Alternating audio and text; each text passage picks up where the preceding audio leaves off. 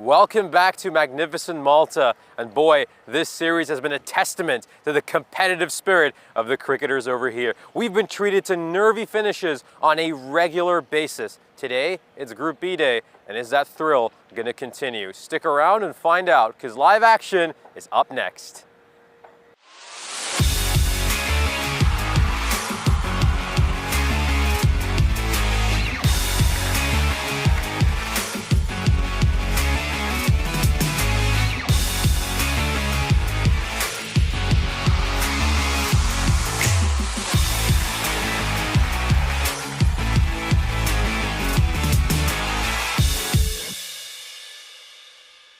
This European Cricket Network event is proudly brought to you by HCL Software and Bizaway.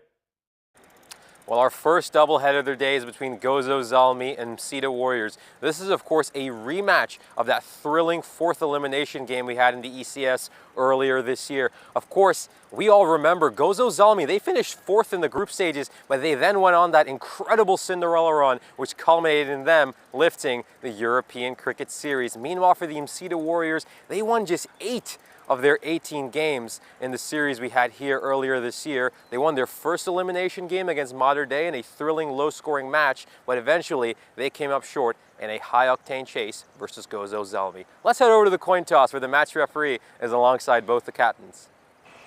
See that's a call. Tails, hits. Is tails, yeah. So as we just saw, they won the toss and have decided to bat first. Gozo Zalmi, of course, we've got to keep our eyes on some of their key batters. They've got the likes of Varun Prasad and Zishan Khan, who are very important players for the Malta national team. And of course, Ali, who was the 4th highest run getter in the ECS we had here earlier this year. In the second innings, though, they might have a few concerns because they're without Bilal Khan, who was their leading wicket taker at the previous ECS. Meanwhile, for the Msida Warriors, they're missing a key bowler as well. No Shijil Joy for them, so they're going to have to find a way to get some new sources for wickets in the first innings. One thing they can rely on, though, is they've got the ever-reliable Rocky Dhawan behind the stumps, who's nearing 900 career ECS T10 runs. Let's head back to the commentary box where we'll go over yesterday's games. And now it's a chance to look over match 9 and 10. Of course, our first doubleheader yesterday was between Gezira United and the Southern Crusaders.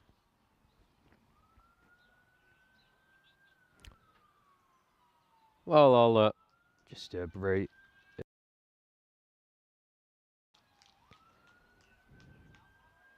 Well, it can be a very quick chance just to, well, I can just tell you how the games went. So, match number 9 was taken by the Southern Crusaders by 4 wickets. Of course, they managed to restrict Gezira United to just 80 runs. And then the Southern Crusaders, in a slightly nervy game, made a bit of a meal out of chasing that target. It came down to the final over where the Southern Crusaders won that game by 4 wickets. And match 10, the second game of their doubleheader, was a very competitive one too. But let's have a look at the first ball. This one is played away. It's going to be a dot ball to start off. Then, of course, match 10 between Gezira United and the Southern Crusaders was a much more comfortable victory for the Southern Crusaders. They once again restricted Gezira United to just 79 runs. That they managed to chase that one down fairly quickly in just 6.2 overs. Oh, this one is just angled around the hip, and it's a good start here. I think I like the way he's bowling. First up, I think Ajin Sonam is certainly making an impact.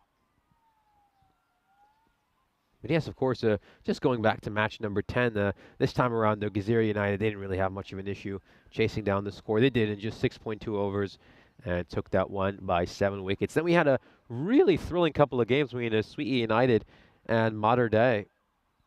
We'll talk more about that after this third delivery. So far, Gozo Zalmi 0 for 0.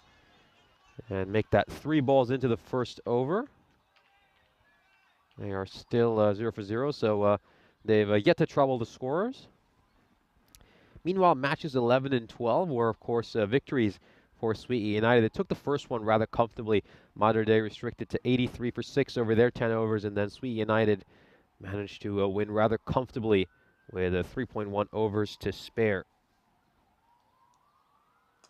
Oh, this one is played away, and it's going to go the distance. So an incredible shot by Zishan Khan. The first runs of the morning. They're now 6 for no loss into the first over. Of course, 4 balls have been bowled so far this over. Of course, we'll have the graphic up for you shortly, but I'll keep you updated with the score as it is available to me at the moment.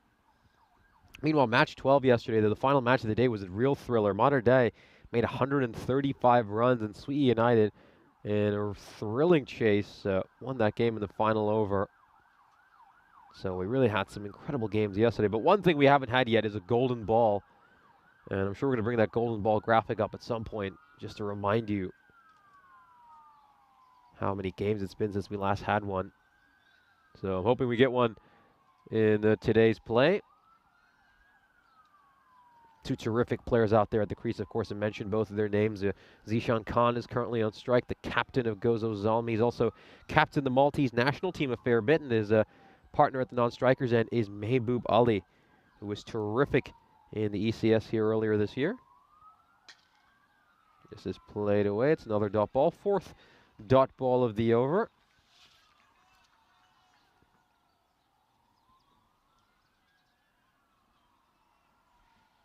But yeah, just going back to some of the incredible stats that Mehboob Ali had. He batted in 16 innings in the ECS here earlier this year, made 568 runs, averaged 35.5, and a strike rate of 261.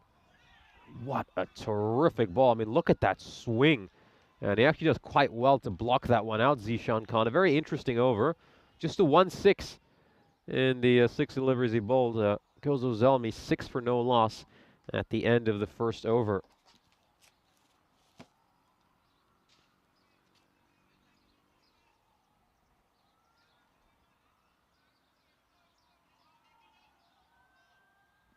Let's have a look at the fantasy dashboard of this game. Of course, Gozo Zalmi playing them Cedar Warriors, a rematch of the 4th elimination game from the knockout stages. As I mentioned, of course, that game was a high-octane chase.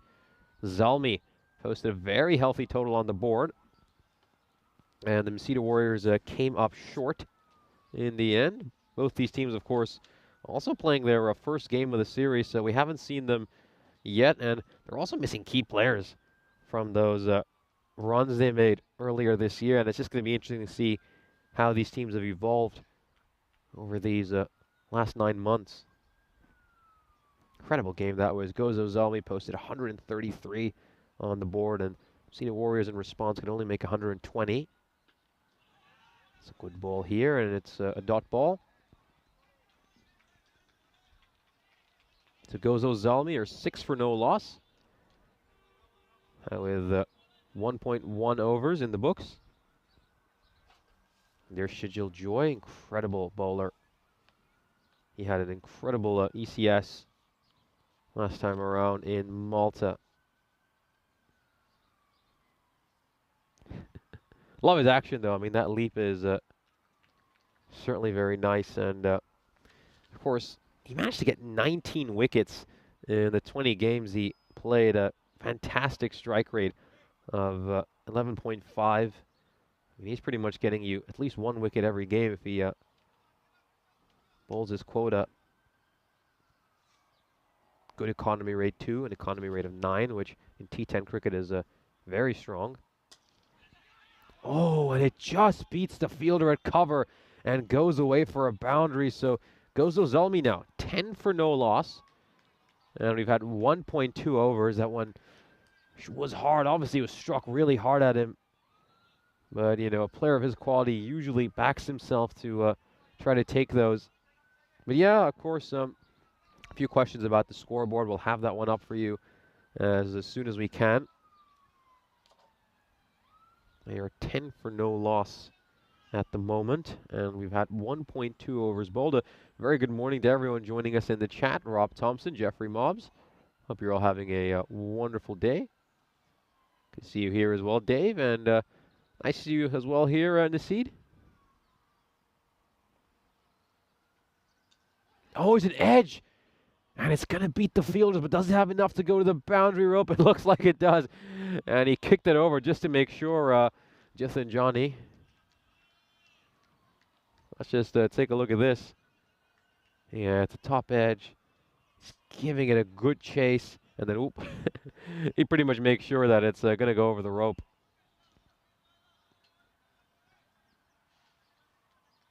And they are 14 for no loss right now, and we've had 1.3 overs. So, again, I'll just keep you updated with the score. Of course, this is the official score that I'm telling you. We've had a.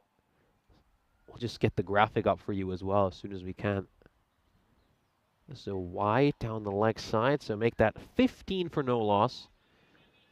And we've had 1.3 overs so far.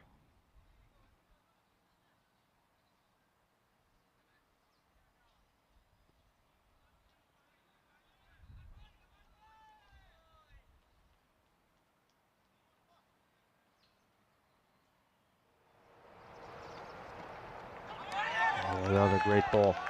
Wonderful length as well. I mean, this is the kind of length you want to bowl early in a T10 match. It's a heck of a length, not easy to play. And to make that 15 for no loss with 1.4 overs having been bowled so far.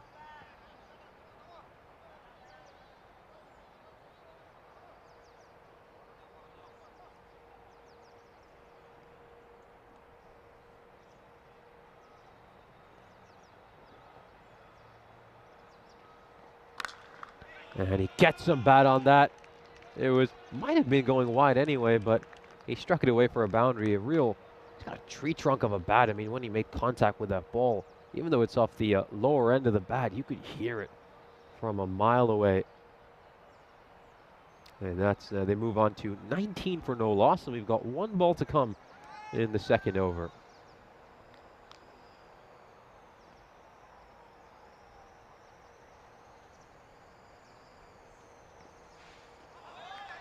Yeah, this is going to be another wide to make that 20 for no loss. And we've had a 1.5 over so far. Of course, a couple of wides have been bowled this over.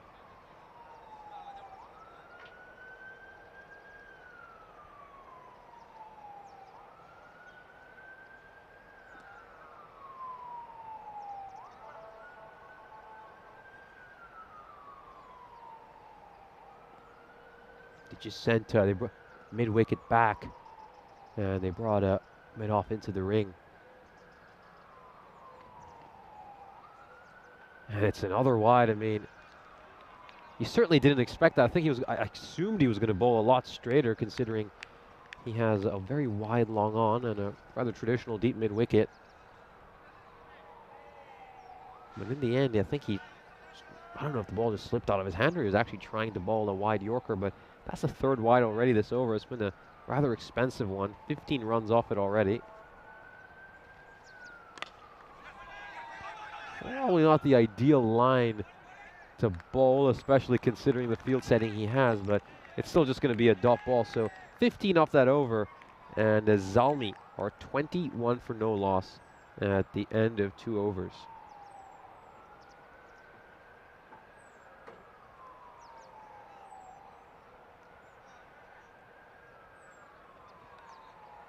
Not much running between the wickets early in this innings. Of course, it's a power hitting team. And all their runs so far have come from boundaries and wides. And it's going to be Soman against Zishan Khan once again. Of course, Soman, you'd have to say he won the first battle, giving up just 6 runs in that first over. Of course, here's a chance to look at the win predictor. Gozo Zelmi fancied as massive favorites in this game, 78%. Field setting is a fielder out at deep mid-wicket and fielder at deep third. This one is going to evade the fielder at mid-on. And it's going to be the first single we've seen so far this innings. So 1 run over there as they move on to 22 for no loss, 2.1 overs into the innings.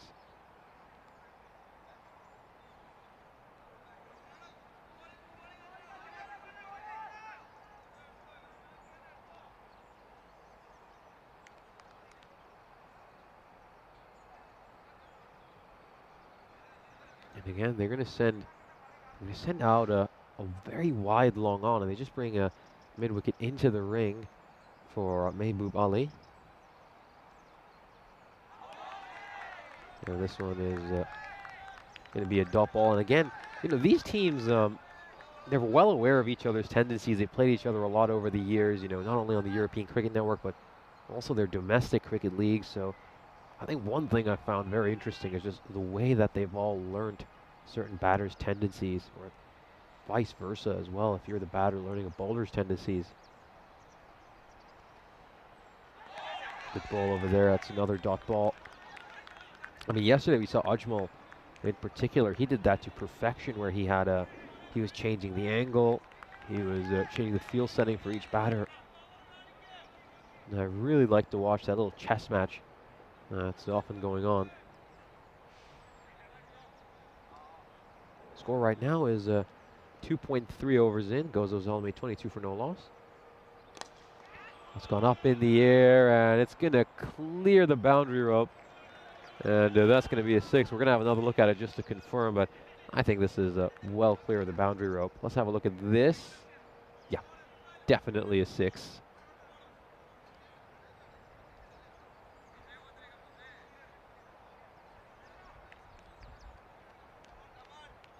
And it's now 28 for no loss.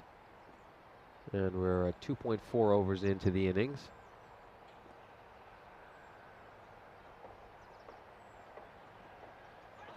Oh, and he goes for a big heave over there. It's a good little change up there by Soma. Just took some pace off the ball. And that deceived Ali. And of course, they get to see the scoreboard back up. As you can see right now, Zalmi still fancied as 74% favorites.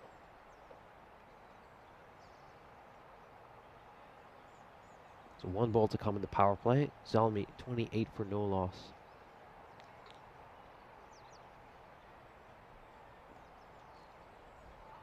Goes a big heave again, Ali, and we come to the end of the power play. Fairly decent one from Cedar Warriors' point of view. They've kept the run rate under 10.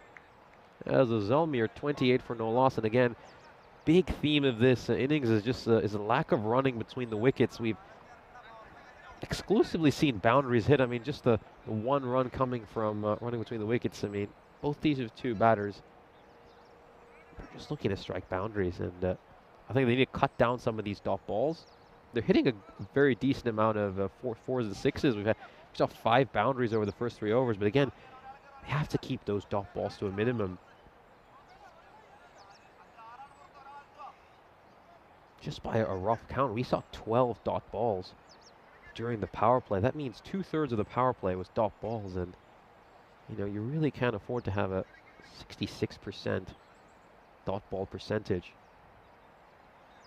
Again, they're both power hitters. They back themselves to hit the big ones, especially someone like Zishan Khan. I mean, it's really good running between the wicket. I mean, we've seen that in T20 cricket when he's played for the Maltese national team.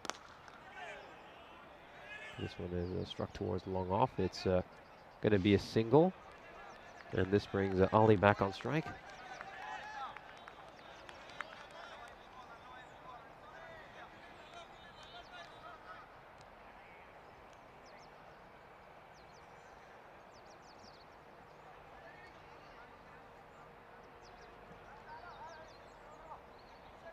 Of course, with the power play done, that means fielding restrictions have been lifted. And the fielders outside the ring are currently stationed at deep 3rd, long off, long on, deep mid wicket, and deep cover.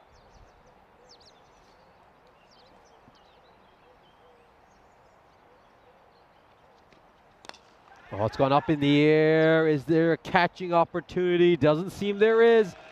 Ali clears the boundary up. I mean, this is why he doesn't bother running between the wickets, because he just backs himself to clear the boundary more often than not. This one, for a second, you just wondered if it had the distance. And he does manage to clear it in the end. So Ali moves on to 24 of 12.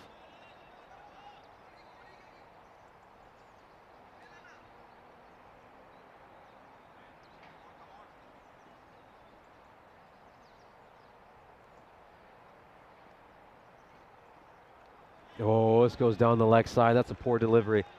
That's a real poor delivery by Joy, who's just struggling with his line and length so far this match. I mean, fine legs inside the ring, bowls it wide down the leg side. All he needs to do is just get a little bit of bat on it, and it's going to go away for 4. can't bowl like that to a quality batter.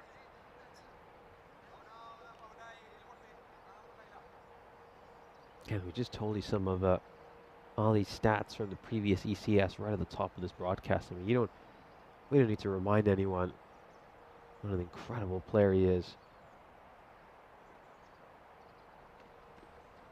Takes some pace off that ball again, but I think he read that slower one.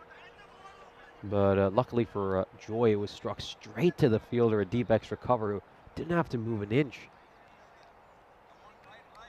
Came straight to him at a nice height as well. First single that Ali has taken so far this innings.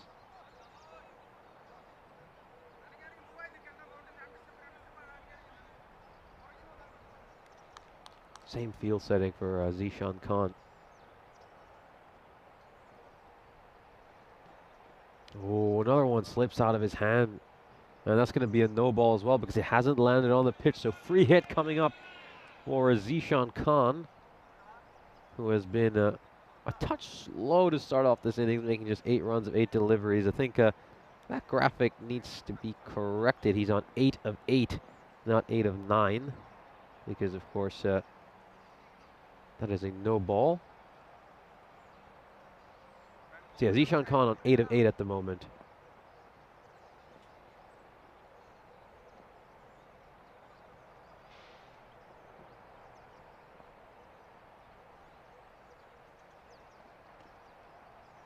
Yeah, he just watches that one. It's going to be another wide, so lots of issues with extras for Shijil Joy.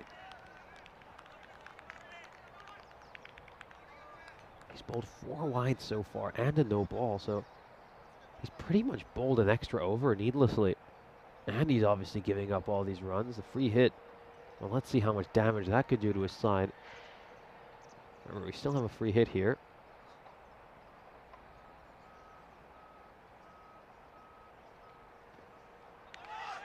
It's finally a legal delivery there, and I think Khan will be disappointed that he's missed out on one.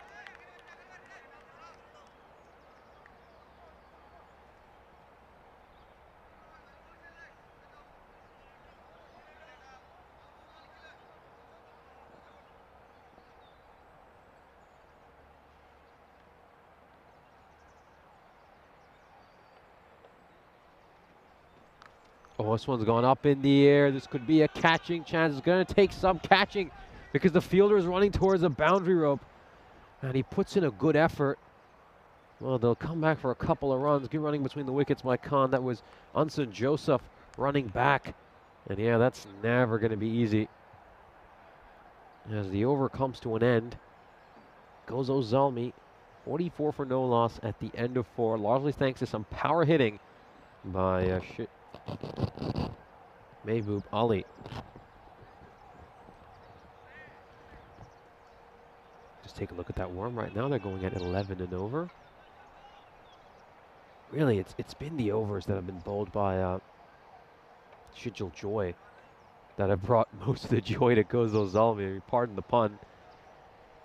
I mean, Anjan Sonam in overs 1 and 3 bowled terrifically. Gave us just 13 runs across those 2 overs, but Shijil Joy's overs costing his side 32 runs. And very strong on the offside as well, Gozo Zalmi. 32 of their runs off the bat coming in that direction.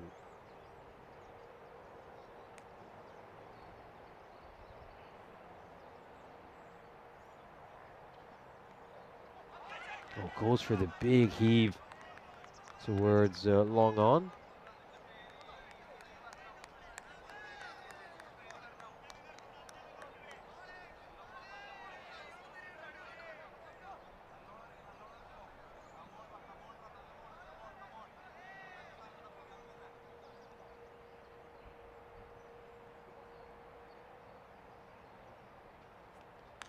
Oh, it's an edge.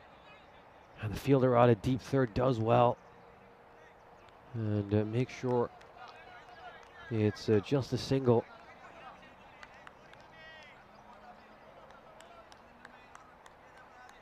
He's just stationed very fine, that fielder at deep third. So he's done well to get across and cut it out.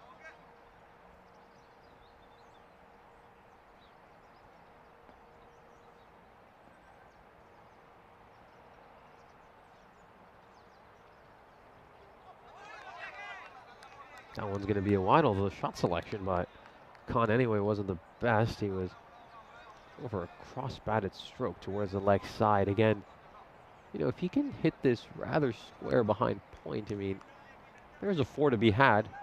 It's just a case of being intelligent. Again, Zishan Khan's a very good cricketer. We've seen that in the past. Just hasn't quite been able to find his groove. That one was rather close as well.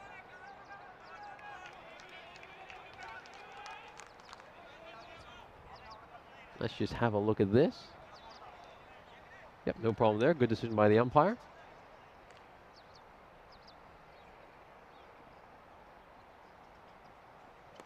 Oh, this one's popped up in the air. This should be a more regulation opportunity. Still going to take some catching. Oh, and a little bit of miscommunication between both the fielders. And you can see Zishan Khan's not too happy with himself. He doesn't like the way he's been playing so far. You just see the fielder. He was backpedaling. The man was running in from long off. Of course, that was Shijul Joy and Ajin Sonam involved in that little moment there. The two players who bowled the first 4 overs, but they couldn't come up with the goods for their teammate. And this one, don't worry about any fielding for that. It's an absolutely clean hit. It hits the base of the fence straight down the ground. And he's really powering them right now, Mehboob Ali, while his partner has a few jitters at the other end. Look at that one. Great hit. You can just see he's blessed with so much power. 53 of 30 for this partnership. Oh, it's another edge. This is going to go to a fielder. Yes, it will. Very well taken catch. That was not an easy chance. And it's the danger man, Mehboob Ali, who has to depart. So this is an enormous wicket for the Warriors. And Zalmi will be absolutely devastated, having lost one of their key batters. And we saw him get lucky a few balls ago where an edge just like that went away for a boundary, but that wasn't the case here. This one is really, really well taken by the fielder out at deep third as the first wicket falls for the Zelmi. They are 53 for 1 halfway through the innings.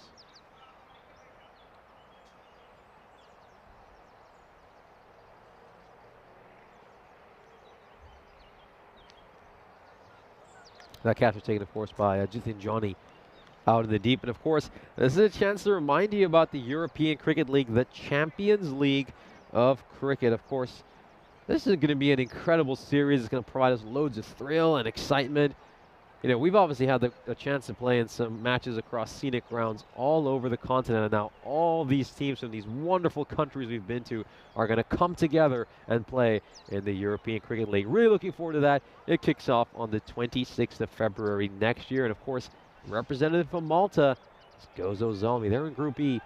They'll be playing their first game on the 9th of March, so keep an eye on that if you're a Maltese cricket fan.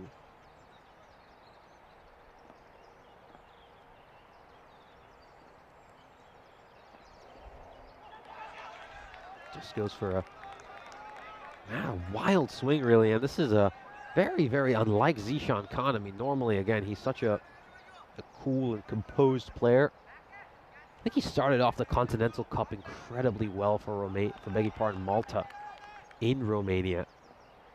His form just kind of fizzled away, and a lot of that carried into the ECC as well.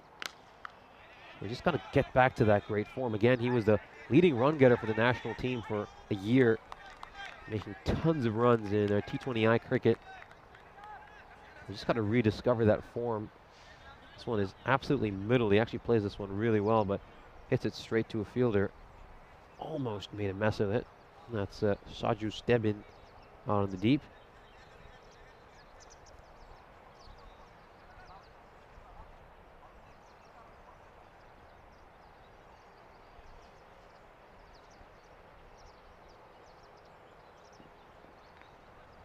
And he's just going to help this one away. And it's going to be a single, so he gets off the mark here. Prashath again. Prashath, another very important player for the Malta national team. These two have batted alongside each other a lot, not only for this club, but also their country. Prashath, of course, made an incredible average at the ECC. We'll mention that after this ball. And he finally gets a hold of one. Plays that one one-handed. His hand came off the bat at the end, and it's a 6, and a much-needed 6 for Zishan Khan. Let's take a look at this. Bit of a tennis forehand stroke, and he manages to get one over mid-wicket.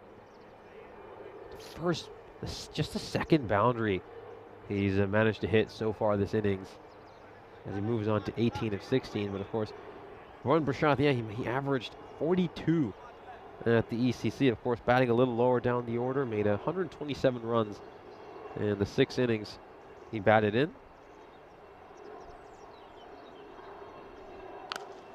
Oh, absolutely crunch. What a beautiful sound off the bat. And looks like Zishan Khan has managed to find his groove. In just a couple of balls, he has completely turned things around. Amazing sound off the bat. And he's on to 24 of 17. So, again, that's how quick it is in T10 cricket to turn around your form. He was struggling a lot until then, but now he hits 2 big 6s. And he's looking in some great form.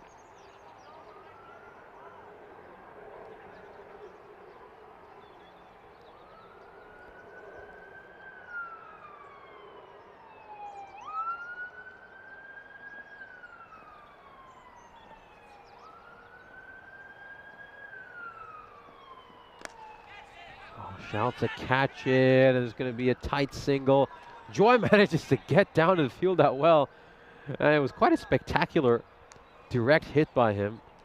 But it's not going to matter too much as, of course, Prashant got back into the crease very, very safely. Let's just take a look at this.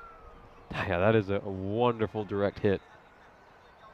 But Prashant was well in.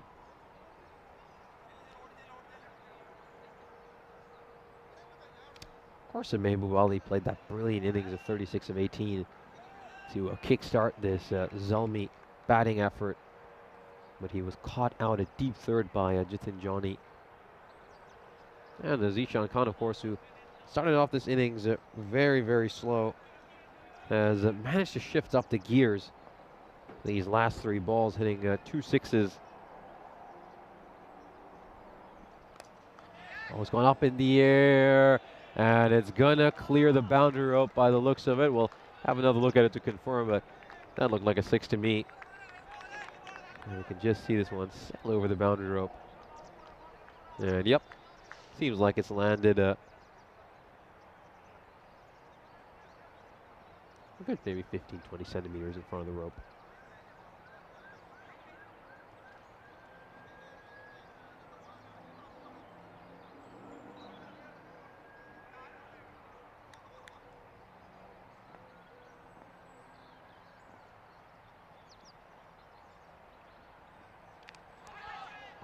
Was there anything there? Is there a little edge? Doesn't seem there was, based on the keeper and the bowler's reaction. Yeah, doesn't look like there was.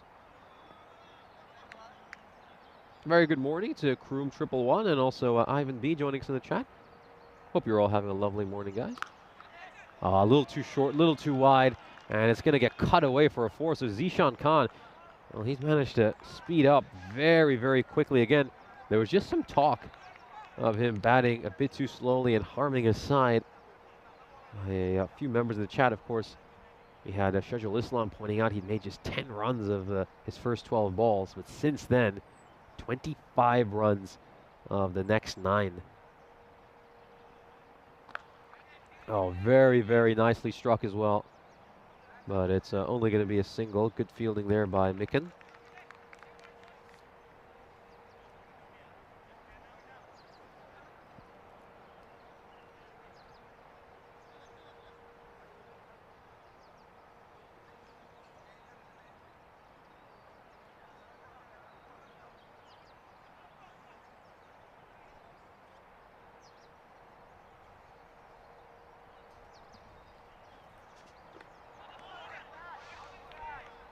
Top ball over there.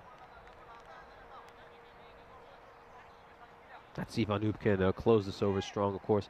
He's had a pretty decent bowling effort so far. Again, I think against a strong team, you wouldn't mind your bowler going for just about 10 and over if he can get an important wicket along with it as well. This time he goes a bit too straight, and that's slightly going to spoil his figures. Yep, he's just angling it into the pads, and Prashant doesn't have to do too much other than just help it around the corner, and it goes away for a boundary. So they're going along at a very nice rate here, Gozo Zalmi.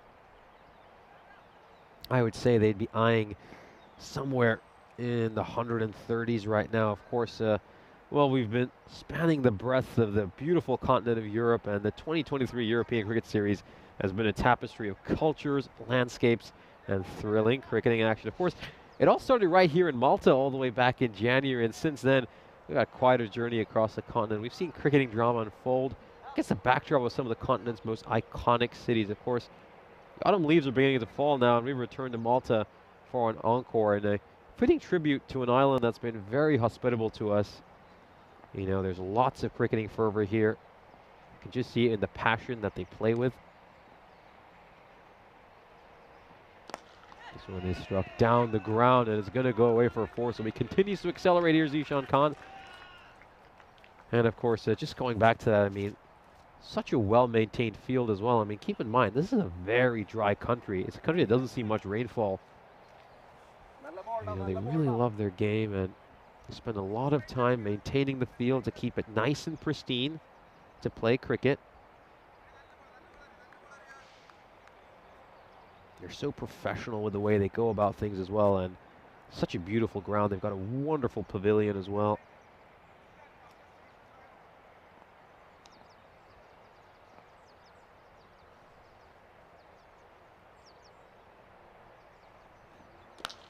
This one is struck away, and it's going to go for a boundary. So Zishan Khan racing on to 44. And again, for a guy who started on 10 of 12, and was looking a little bit hapless out there, swinging and missing at tons. He had poor shot selection. Now he's just playing his natural game. He's found the groove. He's hitting it towards the offside as well. You know, we saw him early in the innings trying to batter everything towards the leg side, but yeah, maybe some of those early ECS jitters have gone away, and now it's back to the Zishan we all know. You know, full toss. And he'll be annoyed he's missed out on that one. Really, really annoyed. Again, it's very strange because if he hits that any square, it's going away for a 4 because there's a huge gap between the fielder inside the ring at square leg and the fielder at cow corner.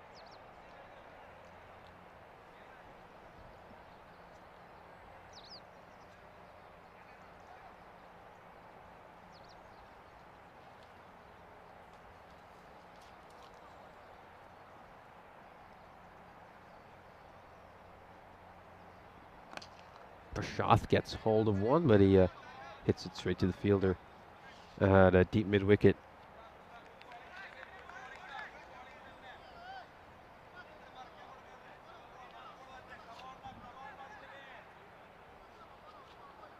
Zishan Khan coming back on strike. He had an okay ECS. I mean, I'm sure he'd have wanted to do better. He averaged 26 runs at the ECS. He did make one big half century when he was undefeated on 59. Had a very healthy strike rate too, 216. Personally, I think the format he's best at is T20 cricket. Let's just have a look at this ball. Oh, his inside edges went onto his pad. I mean, in T20 cricket, he's been so good for Malta. I mean, you look at his stats over the past year, they are mind-boggling. Just the epitome of consistency for them. I think the great thing about him in T20 cricket is just the way he paces his innings.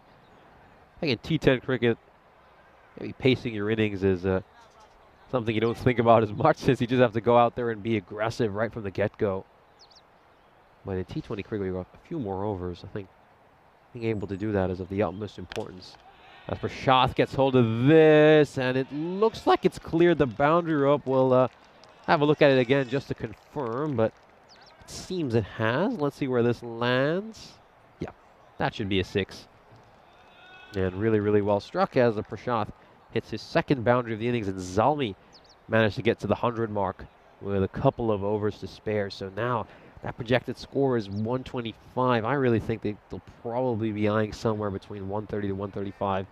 Getting 15 and over And the last couple of overs isn't entirely unattainable. Of course, I wonder if the captain is going to introduce a sixth bowler into the attack, because his two options so far, Unsen Joseph and Shaju Stebin, both of whom were very expensive. The two of them giving up a total of 31 runs, which obviously would be all Gozo Zelmi would need to get to the 130s. And yeah, they looks like they are going to stick. And the previous bowlers, or actually no, that's not Stebin who's bowling. That's Sajith Sukmaran.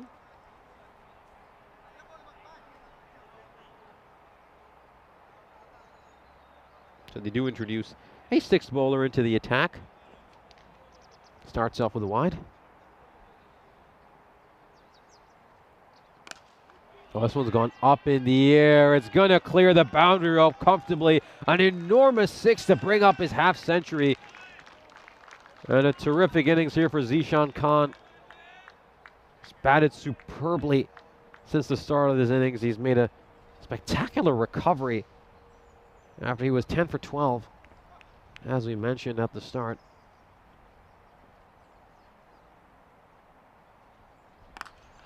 Oh, this one is struck away. Shouts of catch it. And that's just going to be one run, of course. Oh, very good morning to Jeffrey Mobbs, and of course Dave joining us in the chat as well. Good to have all you guys over here.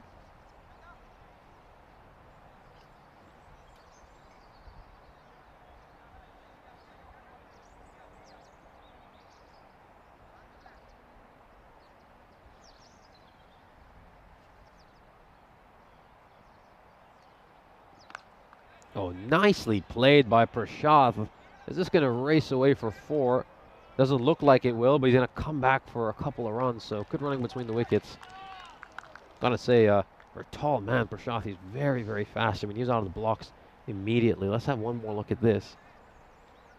Yeah, good running over there, but he just played that to perfection. Of course, Nasir Hassan makes a very good point. He points out that the time penalty could be something they need to watch out for. Well, of course, I'll just mention this point after this ball. A nice change up there by Sukmaran. Took some pace off that ball. If they fail to bowl 9 overs before the time clock expires, then the side has tacked on 5 penalty runs. But yeah, 1 minute and 30 seconds should be more than enough to bowl a couple of deliveries. Oh, this is hit for 6. And it is a huge hit. And it goes into the parking lot. Oh my goodness. Oh my goodness. I hope it hasn't struck someone's car. Oh, you can see that the Audi SUV over there. My, you got to be careful parking your car around here. Well, it's the first time we've seen that since day one, and again with a danger man like Varun Prashad. I mean, a left-handed batter who can just smack it towards cow corner with ease. You gotta be very careful. He got a car out at there.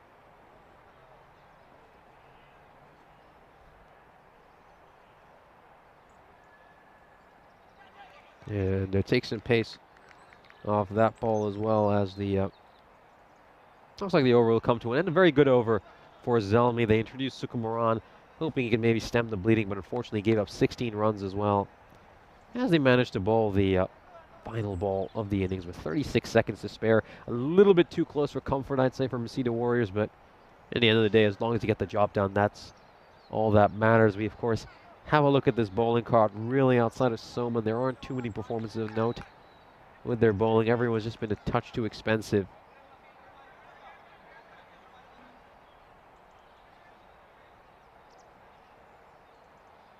And now it's going to be the final over, and let's see who bowls this one. It looks like it's going to be Stebin, who went for 17 in this first over. Oh, absolutely hammered away. This is going to clear the boundary rope with ease, and it's going to be a 6. Huge, huge hit out towards long on. Let's have another look at this. Look at that balance and composure when he hits it.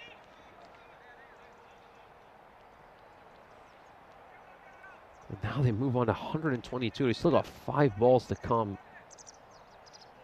So now we're potentially talking about them maybe getting above 135.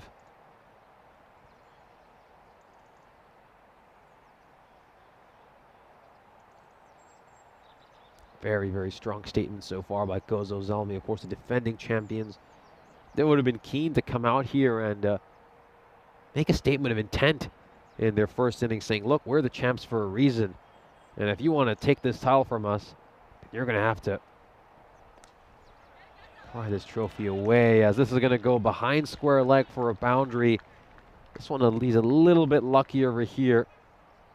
It's more of an inside edge, but it goes away for a 4. I mean, again, when things are going for you, and even the edges fly away for 4s.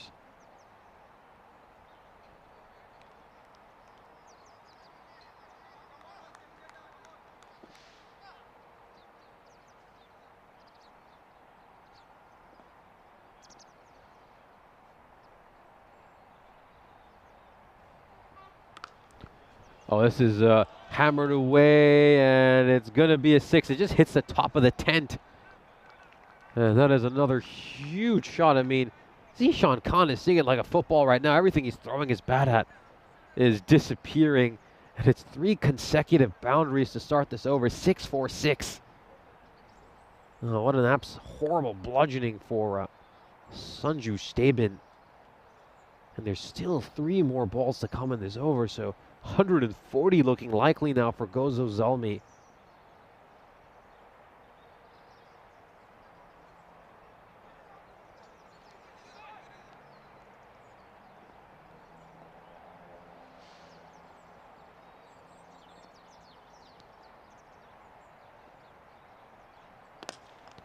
This one is struck towards long on, and it's going to be just a 1 run.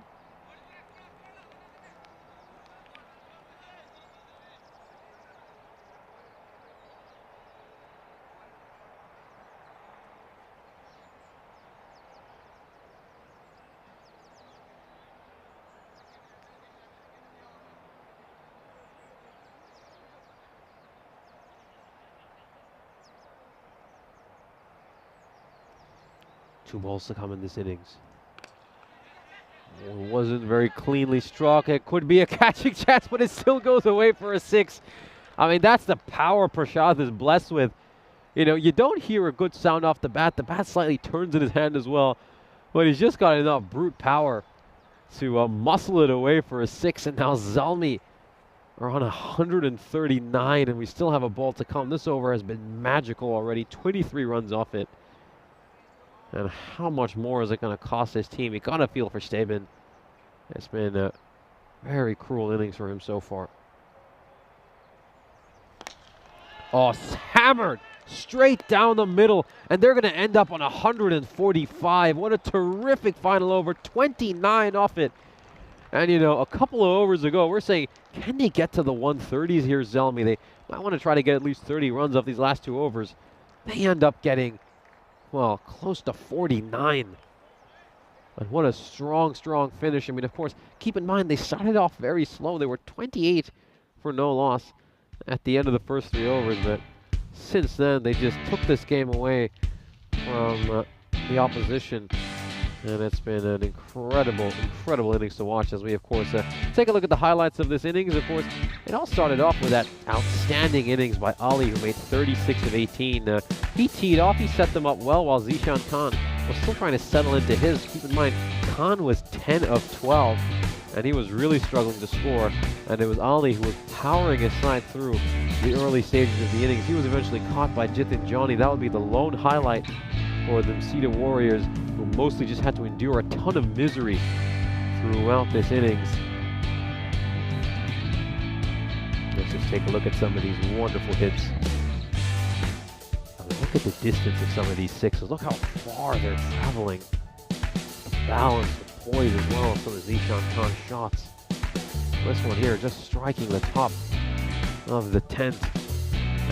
That shot was just remarkable by the shot, wasn't it? I mean, he didn't even middle it, but it still went for a 6, and then, of course, he rounded out that inning with a great straight hit right down the ground, as, of course, Gozo Zalmi ended up on 145. I mean, the tail of the scorecard is rather simple. Zishan Khan, who started off on 10 of 12, ended up with 70 of 32, and that's of course 60 runs off the next 22 balls in his innings. Mehboob Ali was terrific at the start. He set them up well with his 36 of 18, and then Varun Prashad coming in at number 3 and absolutely pummeling the Cedar Warriors bowlers. We then have a look at the bowling card for the Cedar Warriors. Really, only Ajin Soman will be happy with his performance. He gave up just 13 runs in the 2 overs he bowled. Shujul Joy got the lone wicket, but he had so many issues with extras. He bowled 4 wides, a no ball, going at an economy rate of 15.5. Shaju Staven will want to forget that game as soon as he can with an economy rate of 23. They ended up using 6 different bowlers, but nobody really was able to do the trick. So when we come back in just a few moments, Cedar Warriors are going to have to chase down a target of 146. It's a steep task, but again, we've seen some remarkable chases before. Join us again in just a few minutes.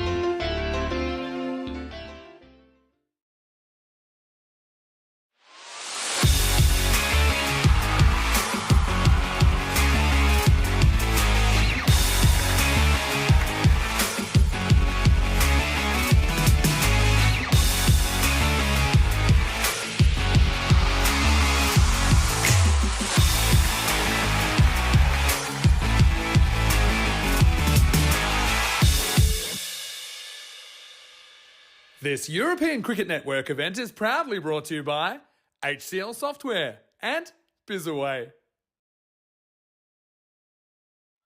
Welcome back for the second innings. We're just about set to get underway. It was a terrific performance in the first innings for Gozo Zalmi, who made 145 runs. Of course, we'll have a look at the win predictor. Zalmi, rightfully so, fancied as big favorites at 87%. They don't count out these Msita Warriors just yet.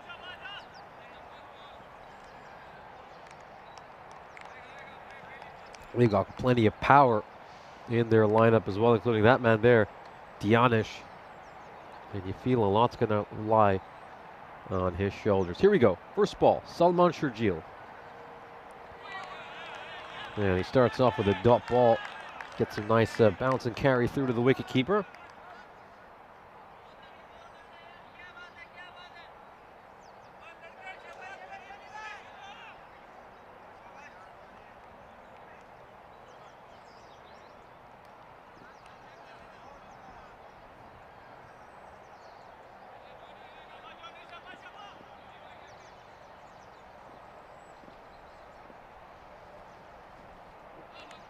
That's also going to be a wide.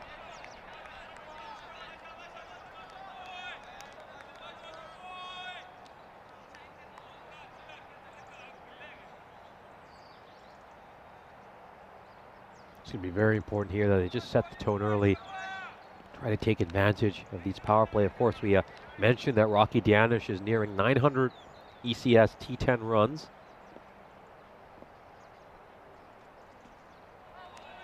Just make some room to try to hit that one away, and it's another dot ball. Again, I don't really think he needs to take a step away to hit that shot. If he just follows the ball, gets some bat on it, he can ramp it over the fielder. There's no protection at a fine third man position. The fielder at deep third is rather square, in all honesty. Understandably so, since a slip is in place. Of course, there's Zishan Khan standing there.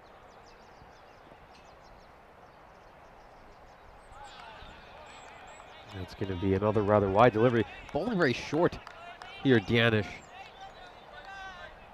I don't know whether he's just hoping maybe he tries to hit one towards deep third and finds that fielder. And yeah, the captain's just gone to have a word with him.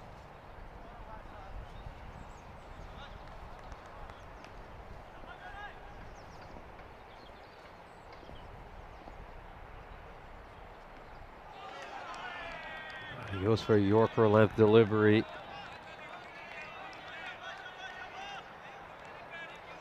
It's a much better one again. He's just got to mix up these short balls with Yorkers.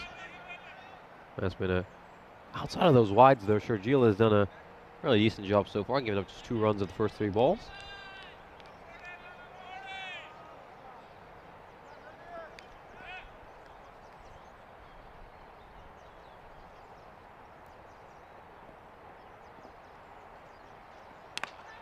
Oh, it just comes off the toe end of the bat. As Dianish just, it's not quite clicking for him right now with the bat in hand. Again, he doesn't have too much time to settle in.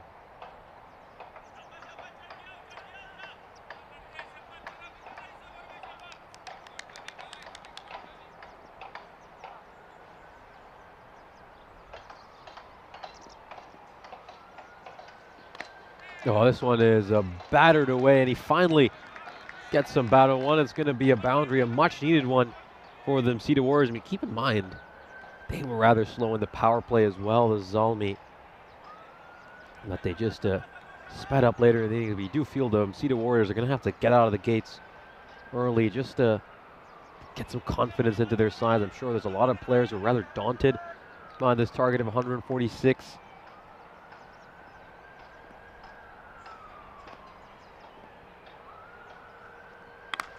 Now this one is hammered away. Does it have the distance to go for a 6? It certainly does. And Dianish makes up for this rather slow start to the over by hitting back-to-back boundaries. 4 and 6 to end the over. That over is worth 12 in the end.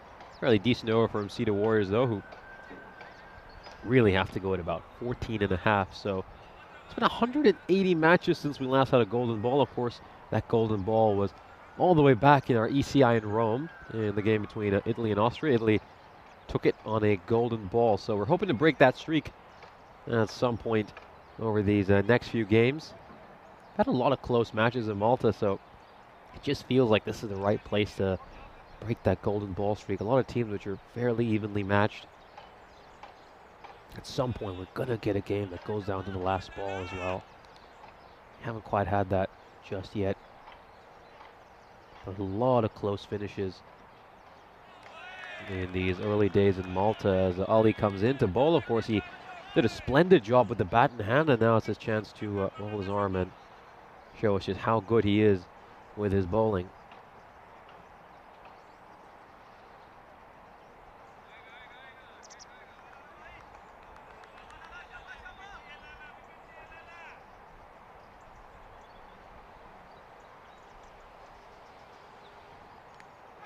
Oh, this one is directed right at his body. And this just going to be one run over here. It's going to be signaled leg byes by the umpire.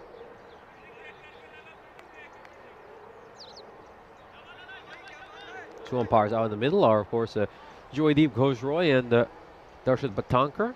Mahila Daub is the third umpire for this game.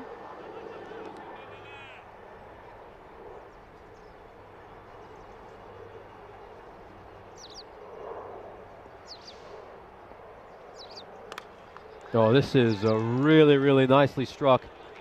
Incredible hit. That is an enormous 6. Let's just take a look at this. Gets hold of it. And again, we just said, you know, the key for this team is Rocky Danish. I mean, he's an incredible player. And if they want to win this game, he's going to have to play a big innings.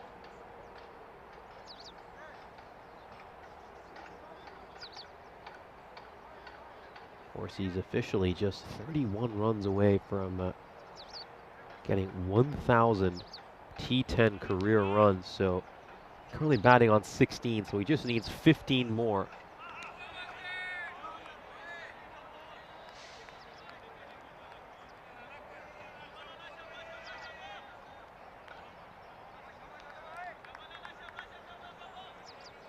Had a fantastic T10 career so far. I mean, he's averaged 160 with his strike rate, and had a batting average overall of 27, which in T10 cricket is a very, very healthy average. I mean, 30 plus, if you think about it, is a very good T20 average. Then you take that into T10 cricket. If you're averaging above 24, 25, you are an exceptional T10 player, especially if you open the batting. You're not going to get too many not outs either. And another short ball here. It's been signaled the 1 for the over. Let's have a look at it side on.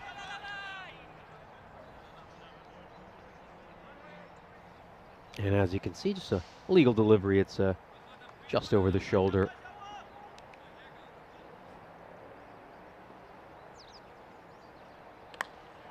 Oh, and this one is struck away, and this is going to be a boundary. So again, some good hitting here by Danish, taking advantage of the power play. Just trying to take some pace off the ball, but Danish read that one really well. He spotted the slower ball coming, and he strikes away for a boundary. So a reasonable start here from Sea Warriors. Of course, they need to go at about 15 and over, but at least they're ticking away those runs at a fairly acceptable rate. So they're hanging in this game well. As we have a look at the standings for Group B, of course, Gozo Zalmi and Sea Warriors playing their first game of this group stage. Today is Group B day, so we're going to see Group B participants involved in all 4 games today.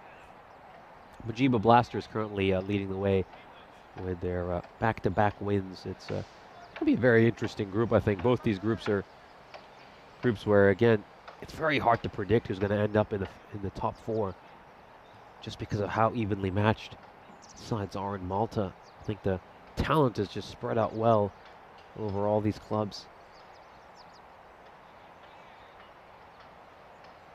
Of course, you do have certain sides who are obviously going to be big favorites, the likes of the Crusaders, Gozo Zalmi, of course. Throw in a team like Sweetie United. Then you got a lot of dark horse teams who could just knock them off on their day. This one is rather wide, a bit too wide by Abbas, who we've seen play for the Maltese national team. Very good quick bowler.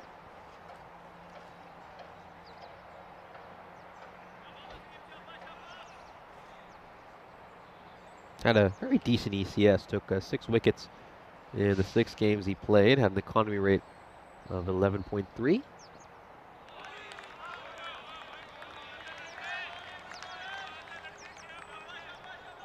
Had 2 3-wicket hauls as well during his time in Cardamom.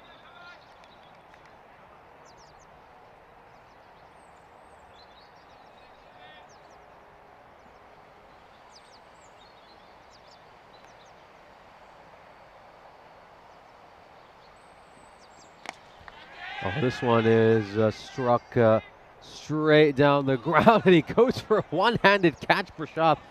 I think he's actually really misjudged that ball because he didn't have to backpedal too much. I think he just couldn't quite judge the height of that ball. I mean, you can just see that if he backpedals a little bit quicker, he could probably make this a comfortable catch. So you could put that down as a drop in all honesty. I know he's sticking out just one hand at the end, but he could have made that catch a whole lot easier. Dianish lives to fight another day. That's going to be another wide.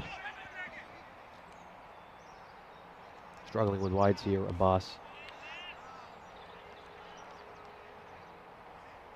I got Patrick Paterson in our chat. I assume that's your pseudonym, Patrick, because you did say your brother is playing for Gozo, but there's nobody called Paterson in the lineup for them. So yeah, it'd be great if you could tell us who your brother is, and tell me whoever he is. I hope he has a great game. Oh, very big hello to you, Helix. Great to have you joining us in the chat.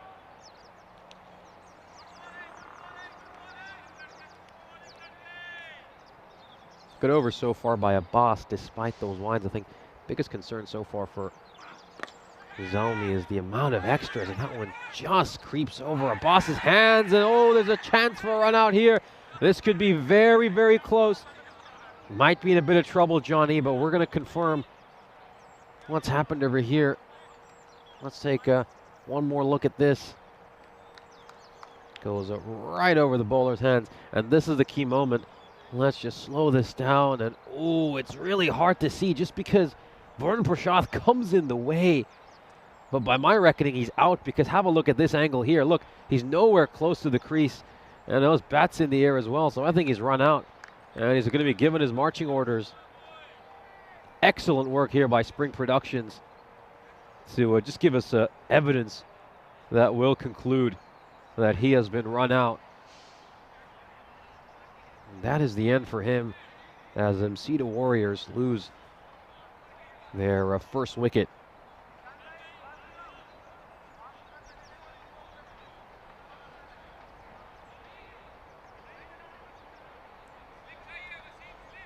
Let's take one more look at that. It just creeps over Abbas's hand, and he's running to the danger end. And he has to depart. Didn't look too convincing, though, mind you, in the 5 balls he faced.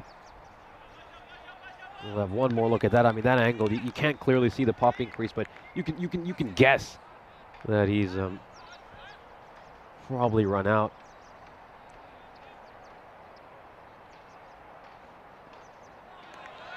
And that's gonna be given a wide. Oh, he's not too happy with that decision, Abbas. I mean, he is really not pleased with that decision whatsoever. Oh, and he might have a case. He might have good reason to not like that one.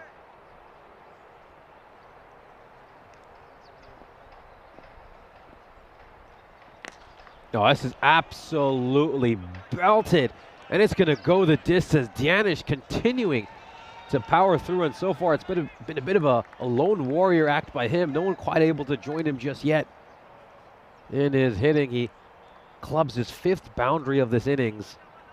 Dianish moving on to 26 off 11. 5 more runs, of course, and he reaches that 1,000 career ECS runs marks, and I'm really looking forward to that. He's, of course, made more than half of his runs this year. It's the most cricket he's played on the European Cricket Network. And this one is going to take a bounce, and it's going to go away for a boundary. So we're just one run away from a big milestone here for Danish. 1,000 ECS T10 runs if he can just knock off a single.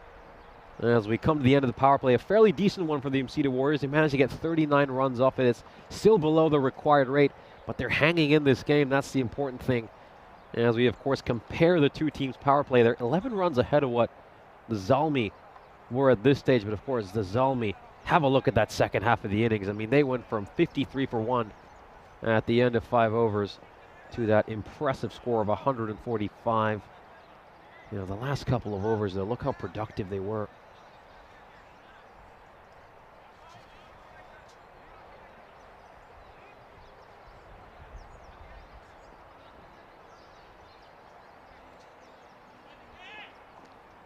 In comes Nikhil Kaushal. He's going to bowl the first over after the power play, so they're introducing some spin. Very good ball to start off. Perfect ball, really, for a left-arm spinner. Just keep it tight to the right-hander, cramp him for room. Have him guessing as well if one's going to turn or not turn. But at least on that ball, it doesn't seem like he's the biggest turner of the ball, Kaushal, so I think just some smart variations and accuracy are going to be the key for him. Oh, he gets a little bit of turn over there. And let's see if he had a case over here for stumping. Watch this closely. Does he get a foot back in time? Well, oh, this is a bit closer than I initially thought. Well, is there anything behind that line? This right here, really, that's the conclusive frame. And it's just a little bit of his foot behind it. It seems like the third umpire has concluded there is. Of course, the third umpire is Mahela Dao, and he seems satisfied that the batter has something behind that line. So it's going to be given a dot ball. Sukumaran survives.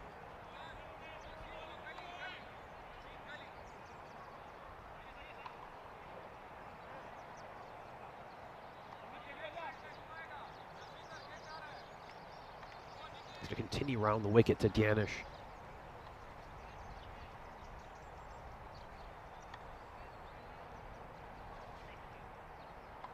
Very good morning to you, Julian. We're just one run away from potentially witnessing a huge milestone. And this one is played away. And Danish is going to come back for the second run. I'm not sure he knows this, but he's now officially on 1,001 ECS T10 runs, so a huge moment for Danish in his ECS career. He's officially on 1,001 runs, the most experienced player in this Mid-innings Warriors lineup, so huge congratulations to him. And he goes for that big heave across the line, and it's going to be a dot ball.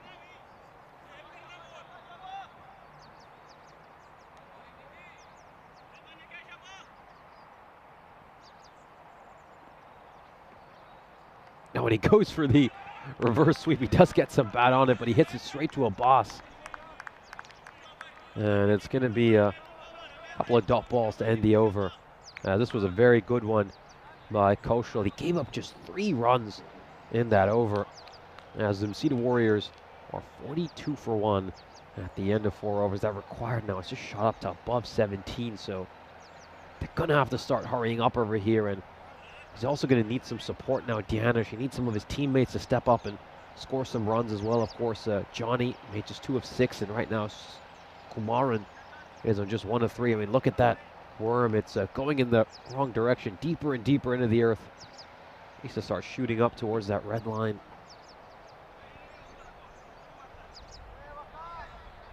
Here comes Mahmood.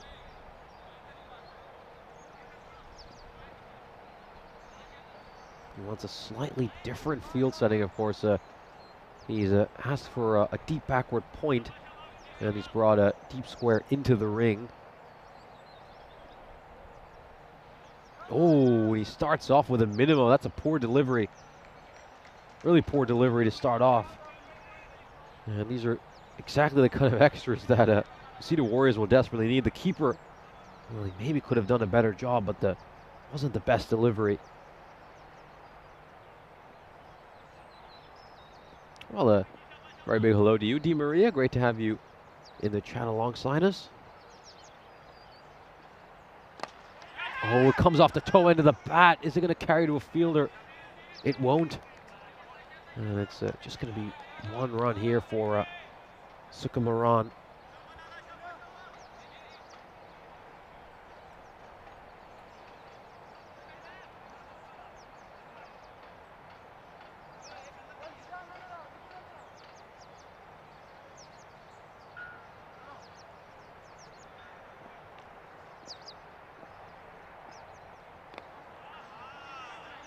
Yeah, this is just nudged away for a single. So he's come back well after that minimo. Mahmoud, he's bowled a couple of good deliveries.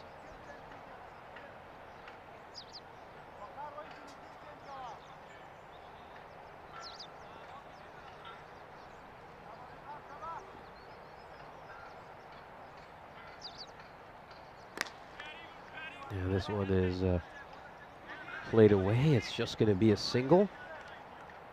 Gotta say, they bowled incredibly well since the power play. The Gozo Zalmi. They've struggled to find the boundary. Not one boundary has been struck off the bat by the Warriors since the power play came to an end. And maybe that's going to be the boundary at last. No, it won't. It's going to be a catch. And it's a huge catch because it's Dianish who has departed. The danger man. He's dismissed on 33. Let's have a look at this. Very well taken catch out in the deep. Of course, that fielder is Jaswinder Singh. And a superb catch in the deep. Really, really good work. And Dianish does manage to cross the 1,000 mark for ECS runs, but unfortunately he's not able to play that big innings his side needed for him to help his team get closer to this target. Let's just have another look at that. Good, well taken catch. Decent innings by Dianish, but again, you know, they needed a special one from Dianish here. They needed something similar to what Zishan Khan delivered for the Zalmi. Now this is going to be a huge task for Sukumaran as well as Soman. Of course, Soman was a lone bright spot in the bowling attack for his team, and they go up in an appeal here. The umpire shakes his head.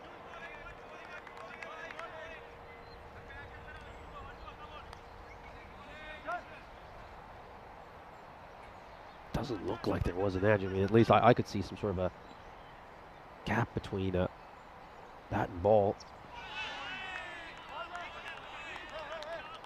Goes for that leg stump Yorker there, Mahmoud, and a good over by him, of course. Started off with a horrendous delivery. That was a minimum, but since then, in the 6 legal deliveries he bowled, gave up just 3 runs and managed to get a wicket. Of course, let's have a look at some of the upcoming events on the European Cricket Network. We've got the great pleasure of being alongside you from here in Romania for the next couple of weeks. But of course, alongside that, we're going to have an incredible weekend of international cricket on the 18th and 19th of November. Of course, the Maltese men's team are going to welcome the Cypriot men's team, while the Maltese women's team are going to welcome the Estonian team. So that should be a really, really fun weekend of cricket. Then after that, we head over to Barcelona. You know, we're going to be starting off with an ECI this time around. A lot of our viewers are accustomed to seeing us close out tours of countries with an ECI, but this time we'll open our tour of Spain with an ECI. Really looking forward to that. And then we have our final ECS of the year in Spain.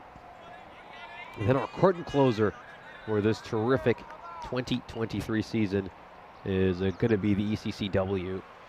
Historic moment for women's cricket. Struck down the ground, really should have been taken by Puneet. I think he's going to be very disappointed he's put that catch down. Puneet Patel really should have taken that one. Let's have a look at this. Yeah, he'll be disappointed he's put down that catch. Oh, it's rather wide. It's a bit too wide.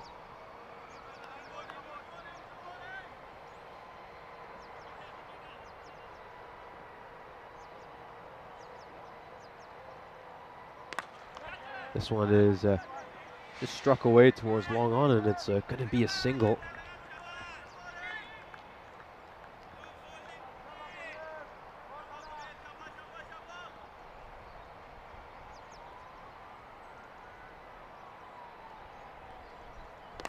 Well, he finally gets a hold of one. They desperately needed that 6. It's the first boundary that's been hit off the bat since the power play came to an end. It's all just been a bit too quiet for them. Of course, just 11 runs off the 2 overs preceding this one. And now 9 of the overs so far. Still 2 balls to come. Let's see if they can string together back-to-back boundaries. No, and it's a dot ball to follow up the boundary. Again, with every dot ball that required was just going to balloon up. I mean, take a look at that. It's now gone up to 21 with just 1 dot ball.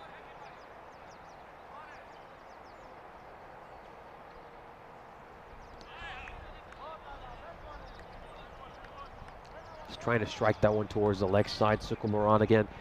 I'd say not the best shot selection with no fielder behind point at the boundary. If he just gets some bat on it and tries to push it behind point, probably going to get a 4. So little things like that, you know, you don't always need to hit everything with brute force. Just intelligent cricket can help you manufacture runs as well. As we take a look at this scorecard again, no contributions of note outside of Rocky Dianish, who made 33 of 17.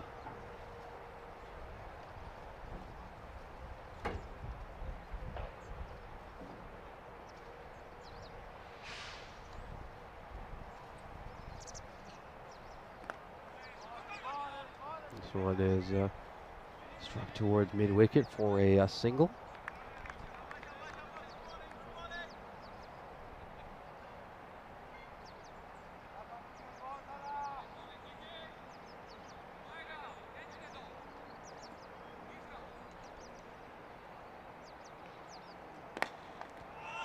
Oh, and this is a good bit of fielding here by Kaushal. Comes across well. Does some good fielding off his own bowling, but pretty, just keeps it simple, really, Kaushal. I mean, not a huge turnover of the ball, but bowls very tight and very accurate lines and lengths. And right on cue, he gets battered for a 6. You talk about a commentator's curse. That's the first boundary hit off his bowling. Really, really good shot, though, in all honesty. That was a very well hit. Got into a great position there, Sukumaran. And he battered it over mid-wicket. Again, they need a whole lot more of those required. Just under 23. Oh, this one's gone up in the air. It's a catching opportunity, and it's taken. That's Varun Prashath that takes that one. Good catch taken by him as the 3rd wicket falls here. Let's have one more look at this. Yeah, good catch. Nice work. See the Warriors now, 66 for 3. In a lot of trouble. Let's watch this one again. It goes up in the air and nicely taken.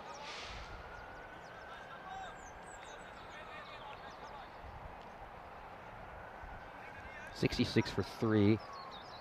We've had 6.4 overs so far.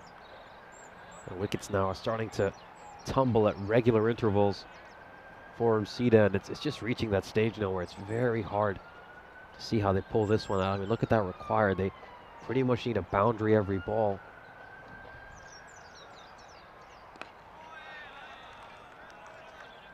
Nicely played. That is blocked out.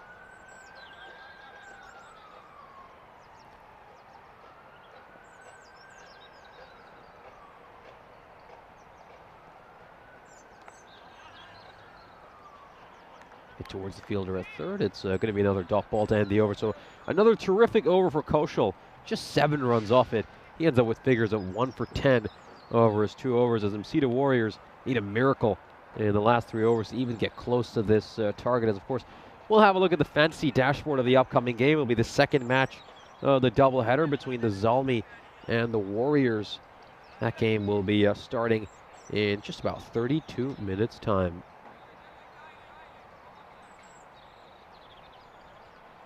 Yeah, a few comments from Helix and Dave about the curse. Absolutely. We've seen a few chatters curses as well, I'll say. You know, I think you guys have just as much of an ability to hex players as I do. Certainly these first few days, I mean, just by my rough count, I think there have been almost as many curses by chatters as there have been by me. This one is on the leg side. It's going to be a wide. Kaiser comes into a bowl. I wonder now if they're just going to start to play around with their bowling lineup a little bit here. Gozo Zalmi there. This is the 7th different bowler they've used. You don't often see that in a T10 game unless the side's in massive trouble. And I think with this result pretty much settled for them, I think they're going to try to give a number of different bowlers an opportunity to bowl.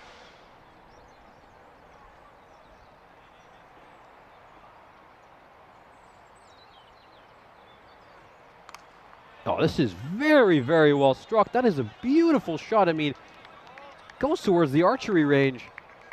And it's a shorter ball. It's fairly decently directed. Maybe lacks the pace you'd want from a ball of that length, but he watched it so well, and he pulled it to perfection there, Soman. I mean, a wonderful shot to get a 6 over there. You do need to keep an eye on the over rate over here. The Zalmi, they've got just under 9 minutes to bowl the remaining 9 deliveries. It should be more than enough time, but again, I think a lot of these teams, though, it's just about getting into good habits, making sure that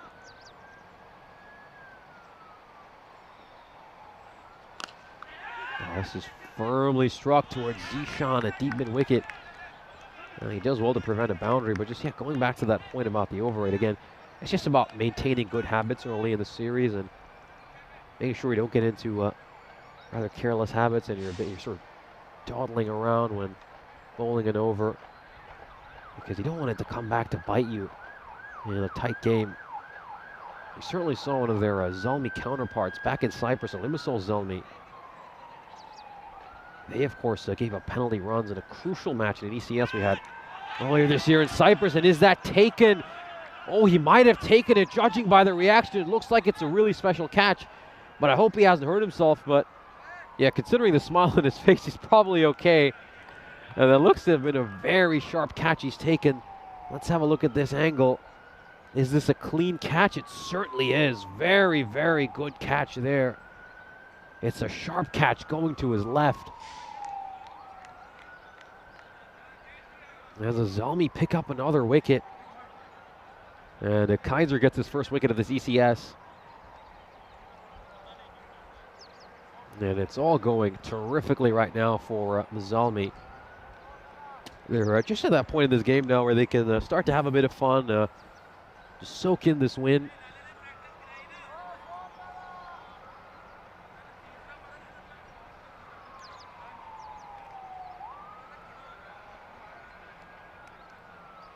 Yeah, as Lawrence is the new batter. That was, of course, Wasim Abbas taking that catch.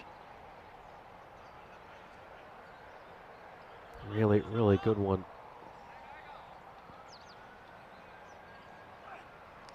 Oh, there's an edge there. The wicketkeeper almost takes a sensational catch.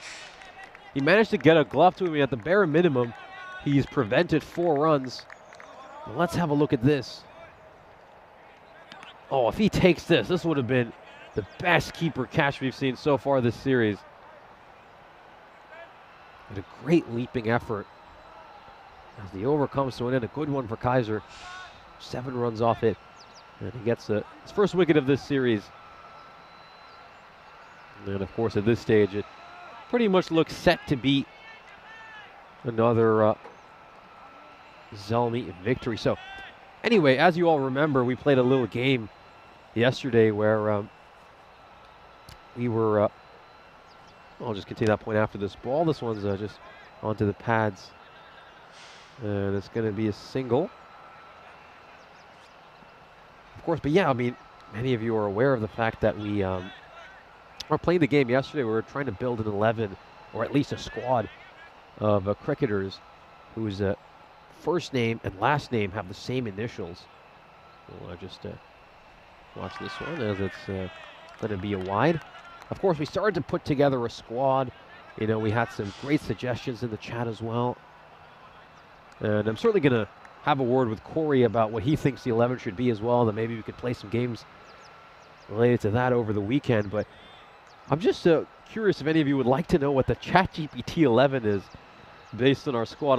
I just put it, you know, put that lineup into ChatGPT earlier this morning, and I was just curious what its response would be. I'll read it out for you guys now that the outcome of this game seems pretty much certain. And hey, I think in the last day today, we should probably try our hand at building another 11 and, you know, have 4 different 11s. So put your suggestions in the chat for what 11 we should build in the final game of the day today. This one is going to go straight to the fielder out in the deep. Good catch there by Nikhil Kaushal. He's had a great game, Kaushal. I mean, he bowled terrifically. Now he takes the catch as well. Another wicket falls here for the Msita Warriors. And he takes it very comfortably. But yeah, just going back to it. So this is the ChatGPT 11. And I use GPT-4 as well because I have a premium membership. And basically it said that it emphasized trying to build a balanced 11.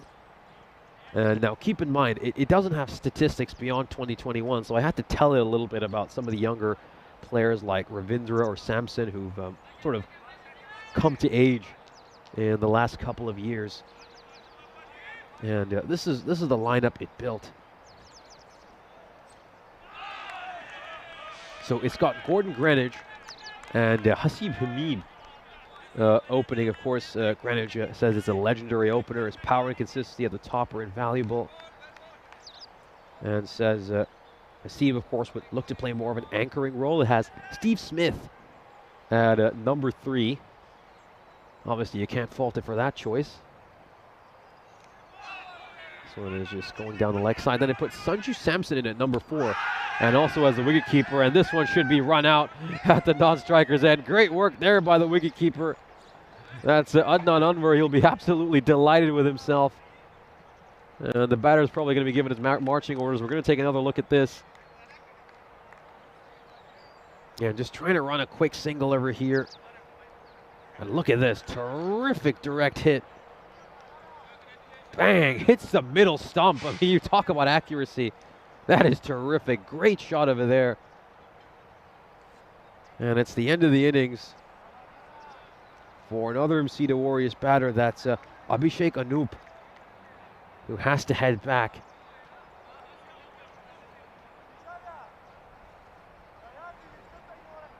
And wickets just continue to tumble for the Msita Warriors. But then, yeah, going back to that ChatGPT 11, it has Graham Gooch at number 5, Liam Livingston at number 6. We take one more look at that. Great run out. I mean, he was absolutely delighted with that one. It also mentions one of the reasons it picked Livingston was for him as a spin bowling option. This one has gone up in the air, and it's just going to be a few runs. So a couple of runs here for the Msita Warriors, who are pretty much facing defeat in the final over. 68 runs needed, so Zelmi closing in on a terrific first victory of this series as we continue to discuss what ChatGPT's final 11 is based on the squad we built yesterday. It basically says that it picked Livingston because of his explosive batting, the fact that he's a dynamic fielder, and also because they would like to use him as a potential spin bowling option. The number 7, it picks Ashton Agar, lists him as a spinning all-rounder. Then the captain, funny enough, it picks Mortaza as a captain and credits his leadership and fast bowling ability. Mehdi Hassan Miraz as the number 9. And then Mitchell Marsh is coming in to bat at 10, and it lists him as a powerful lower order hitter. I mean, again, make what you will of this ChatGPT 11. I mean, I'm sure some of you have different opinions. This one's a rather poor delivery by Sharjeel. It's going to be played around the corner for a 4. And then Ramiz Raja is going to be in the 11, of course. Crew 111 mentioning, I can't believe we forgot Chris Cairns for yesterday's team. Well, I'm just going to confirm if we really didn't have him in the lineup. And yeah, it doesn't seem like we mentioned him. I think we did look past him. I'll add his name to our list. And I'll ask ChatGPT if it'd be interested to add him in the lineup now that I mentioned his name.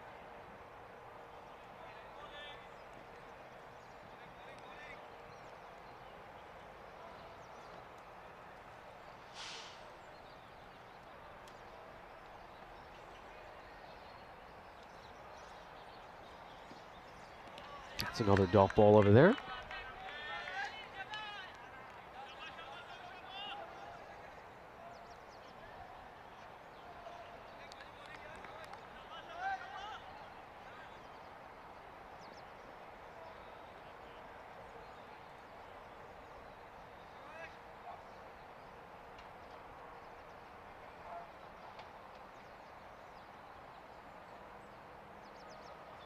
Yeah, what do you think of the GPT-4 lineup? I mean, certainly a very interesting one as this one goes away for a boundary.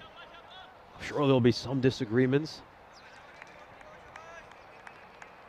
That's nicely struck. As there's 2 more balls to go in this innings, of course. This is the first match of a doubleheader between these two teams, so Mesita Warriors will have a chance to respond in the second game between these two teams. Yeah, they'll be hoping it's a much stronger performance than this. I think it just all went wrong for them. They haven't batted well, nor have they bowled well. And that's probably why they're facing a 50-plus run defeat. Oh, we do have Cowdreys in our lineup.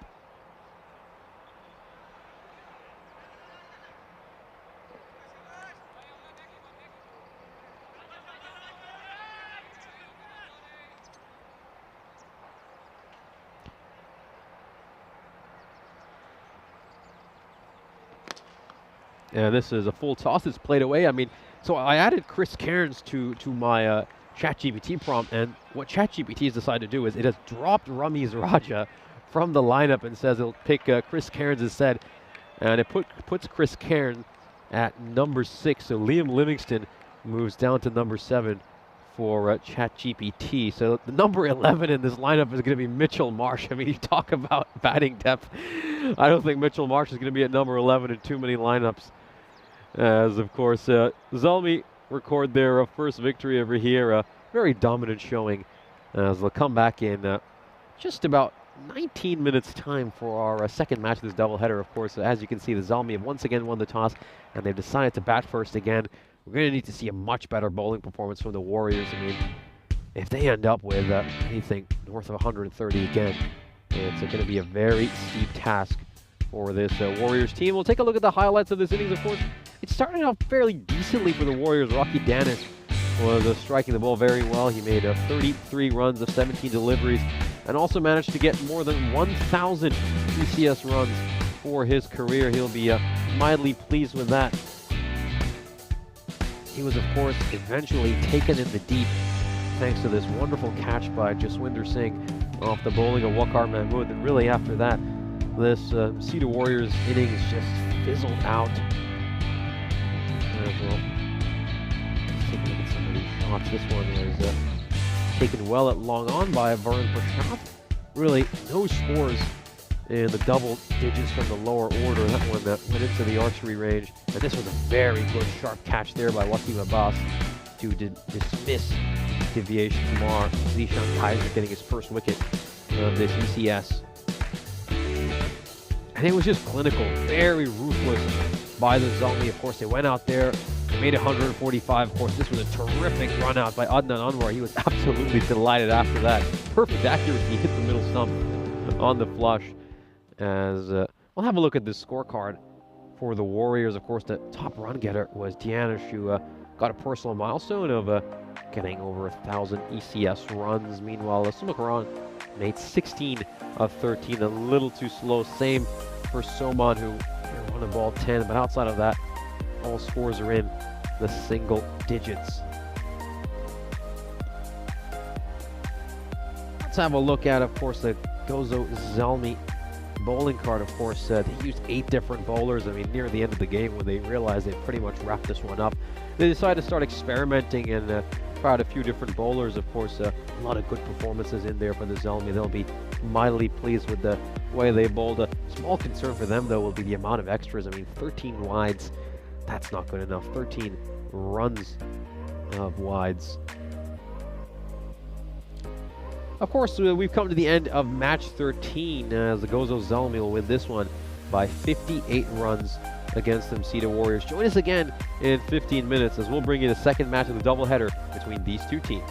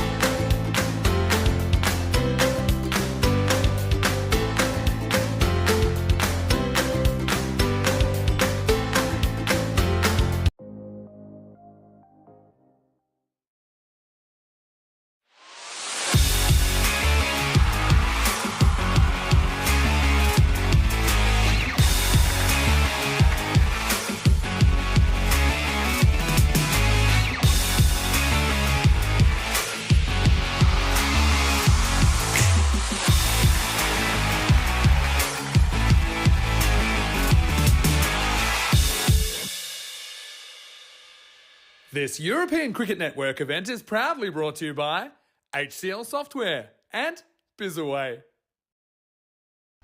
Welcome back for the second match of our doubleheader. Of course, we saw Gozo Zalmi pick up a dominant victory in the first match. They took that game by 58 runs. We're going to need to see some answers here from the Msita Warriors. They're going to have to do a whole lot better in each facet of the game. Let's head over to the coin toss where Mahila Daub is alongside both the captains.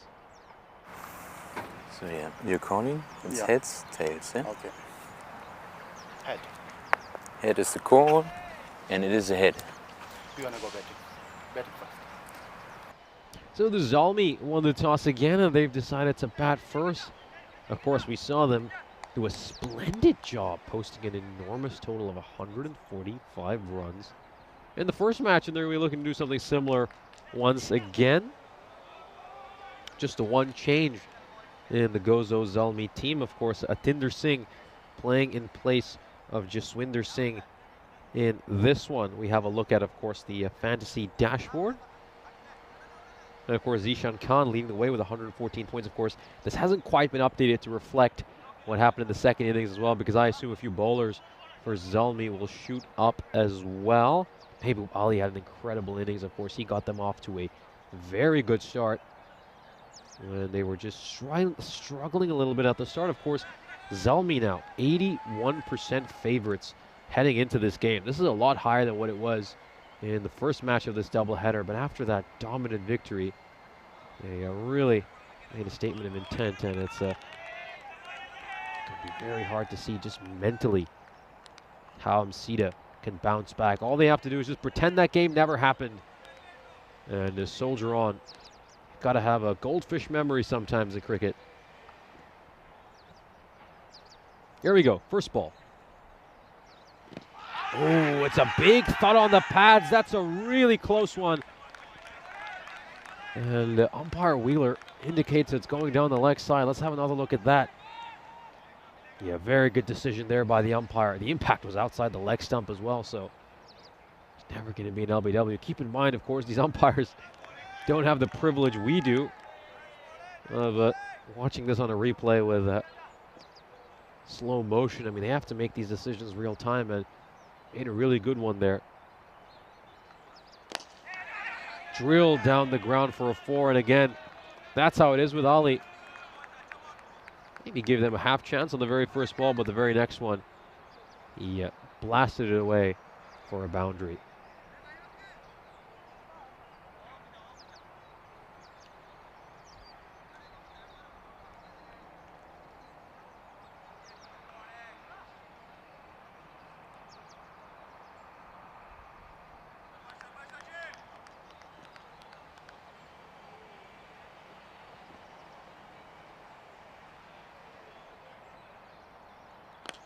Oh, this one's gone up in the air.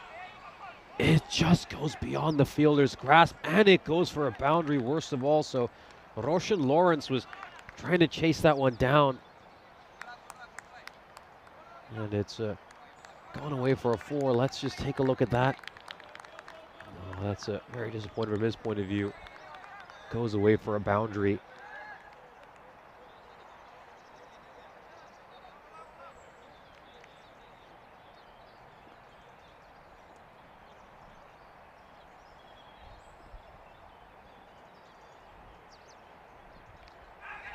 It's a well-directed shorter ball there by Sonu. That's very smart. He saw Ali trying to charge down the wicket, so he shortened his length and he bowled it close to his body, so smart work there.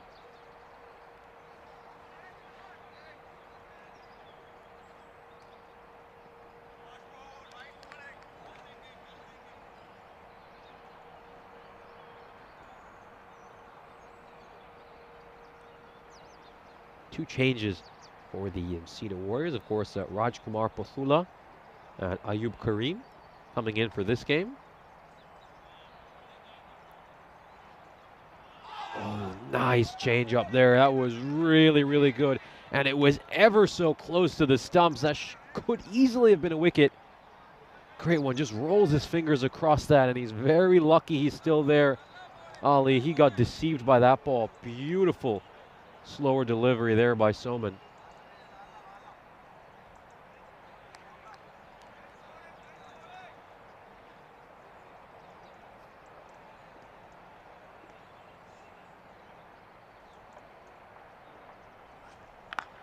Oh, he goes a bit too short and wide, and is going to get blasted away for a 6. So that's what it's like when you bat with Ali. That was Andy House out there. That ball was a bit too close for comfort. Just having a chat with a fan as goes away for a 6. Zelmi, or 14 for no loss at the end of the first over. And of course, there's a chance to remind you, you've got 38 days to go until the ECCW, a historic moment for European cricket. Of course, on the 17th to the 22nd of December, 5 nations, Italy, Spain, the Netherlands, France, and Austria, will battle it out in an incredible showcase of women's sport right at the end of what's been a great year for European cricket. So you talk about closing the curtain of the season, I can't think of a better way.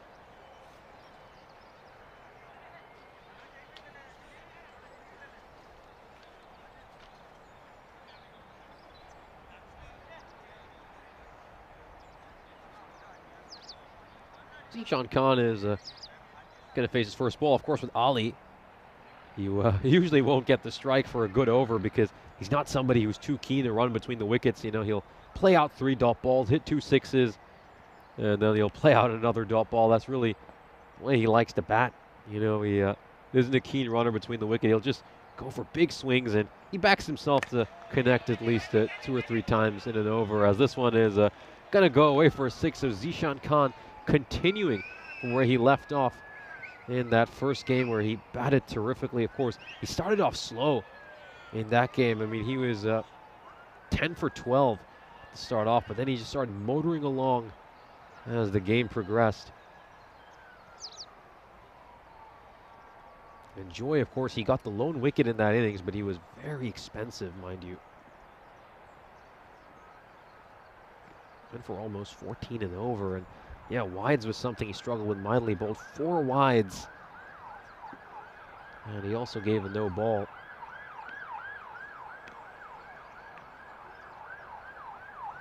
Figures a 1 for 31 over his 2 overs. The first match these two teams played.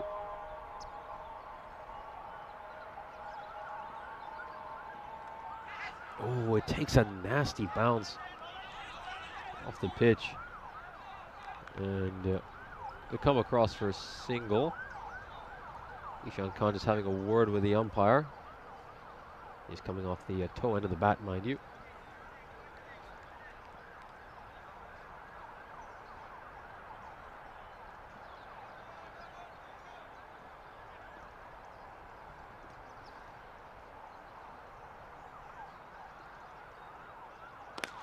Oh, this one is absolutely crunched. And look how far that's traveled. I think it's gone.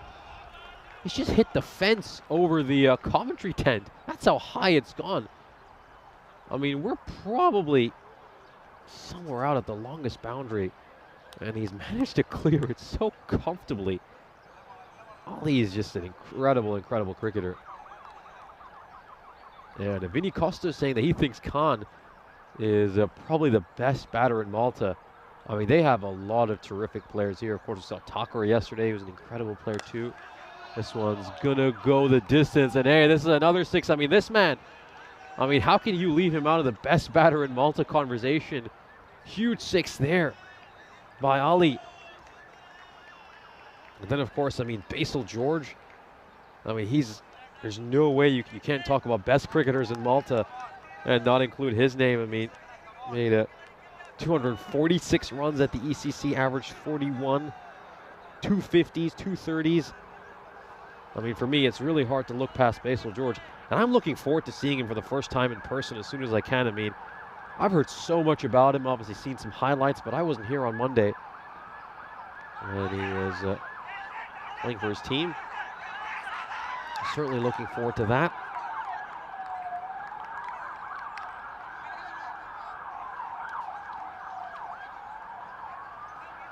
Well, what's happened here?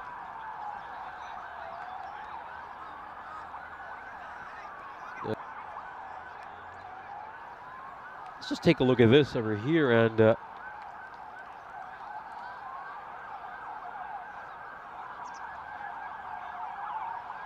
Oh, the umpire signals that one out for LBW. I think it was just rather innocuous because I thought there was no way that could be an LBW. I think at least the batter assumed it wouldn't, but it's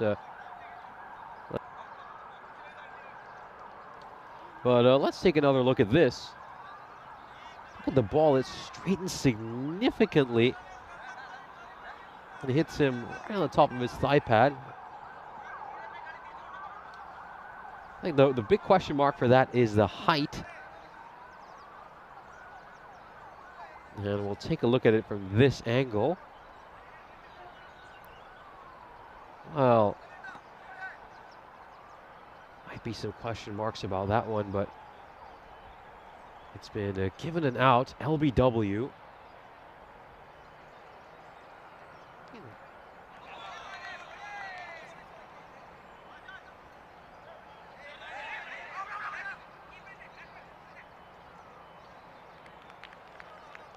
And it's a top ball to end the over. This over, very expensive one for Joy. He gives up 20 runs in that over, but does get that big wicket of Ali. And as we, of course, take a look at the standings for Group B, of course, Gozo Zalmi winning the first game, picking up a dominant victory over there. And the Mesita Warriors, of course, that previous match, only struggled as they, of course, succumbed to an enormous 50-plus run defeat. Yeah, Vinny Costa, of course, pointing out the beautiful late swing in that ball. I mean, certainly did. It straightened a lot. I think the only question mark might have been height, but yeah, having a look at that. You know, again, I'm just looking at the opinions in the chat, and everyone's sort of split. I mean, there's a few who are saying, oh, it's too high. Others saying it's a really good call by the umpire. And again, I think in many of these cases, it just comes down to opinion. So everyone's going to have their own view on that one. As he decides to have a strike at the stumps. Is there half a chance at the non-strikers end? No, there isn't.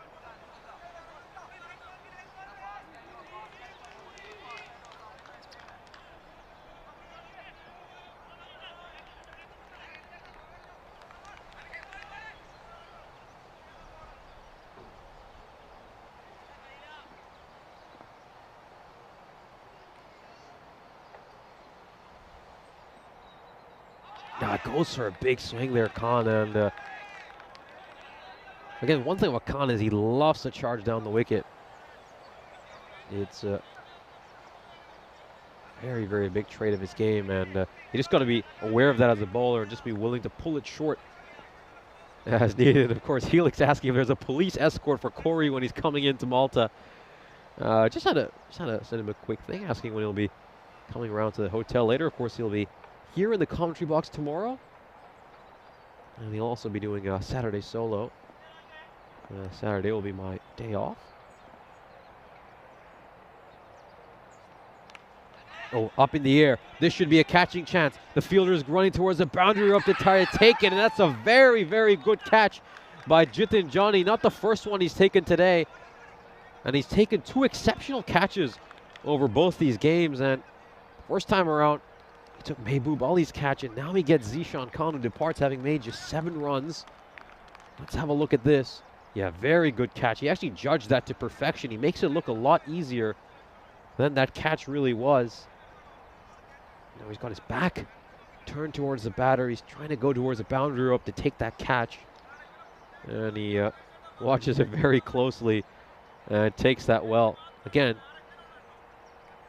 just have a look at how he's going backwards. I mean, that is not an easy catch. He just makes it look so simple. So good work there by Jitin Johnny, as he managed to get a couple of early blows here. Goes Zalmi, but beg your pardon, the Warriors, but Zalmi again, they're a very strong team, so still have plenty of batting depth in there. Obviously, Adnan Anwar, this is a strong batter. Varun Prashath, who batted terrifically in the first innings earlier today.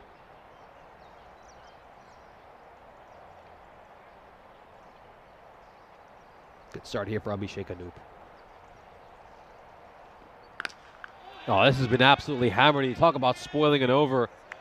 We saw no runs off the first 3 balls, and Prashath comes in, takes no time to settle in, whacks a 6 off the very first ball. That is just a terrific shot. Really, really well struck. It's in his arc, to be fair.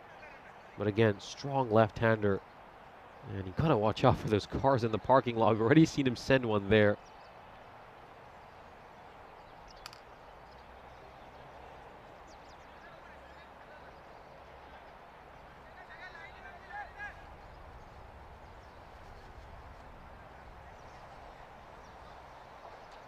Let's see though if the 2 new additions for Msita Warriors, Pathula and Ayub, get the ball later. Of course, they decided to make the change after game 1.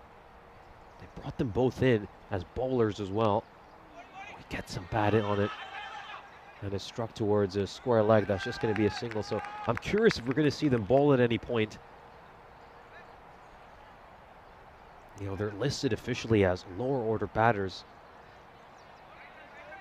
When I say lower order, I mean quite a bit down the order, so you'd expect them to play a role with a batman. Of course, they gave up 145 runs, so it would make sense for the team to maybe make a few changes, try a few different bowlers. Or are they just going to look at that first game as a bit of a blip and just try the same thing again and hope it works out better this time? Yeah, this is struck away for a boundary, so Anwar off the mark with a really, really nice shot. Intelligent shot as well. Knows there's no fielder at the boundary on the offside, so he knows if he can pierce the gap, he's going to get a 4, and that's exactly what he does. Zelmi going along at an incredible rate of 15, but they have lost a couple of wickets.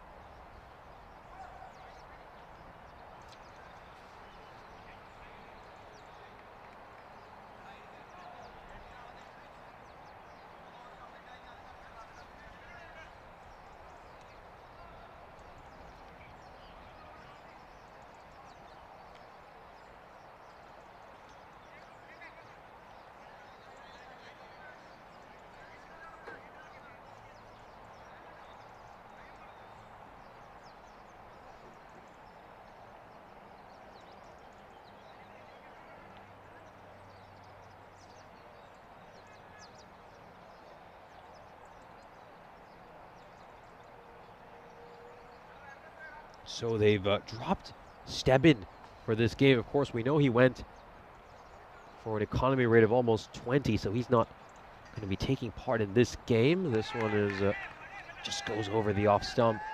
Sukumaran comes into bowl. He obviously had a very difficult time in that first game, so they've decided not to play him in this match, and well, I hope he can recover well and play better in a subsequent game his team is involved in. No Minesh Mathai either. Oh, this one's a huge shot. That is going to be a massive 6. And he's just sent it to the left of the Warriors dugout. Enormous hit. You know, he swivels on the spot and batters it. Prashath once again continuing where he left off in that first innings earlier today.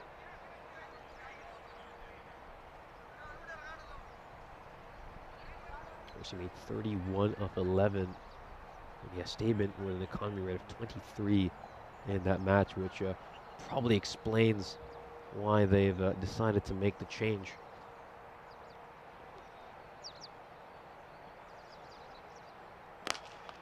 Struck hard down the ground. This is going to be a 4. Smart cricket. He knows there's no long off, so if he beats the fielder at mid-off, he's going to get a boundary. Just a slap right down the ground. And there's no way anyone was getting to it. And I like this by Prashath. You know, he's obviously got the hitting power where he can clear the boundary rope, but he's also been smart enough to know where the fielders are placed. And he's picked out the gaps. Oh, this is going to be a rather soft dismissal. Just reaching out of the wider one.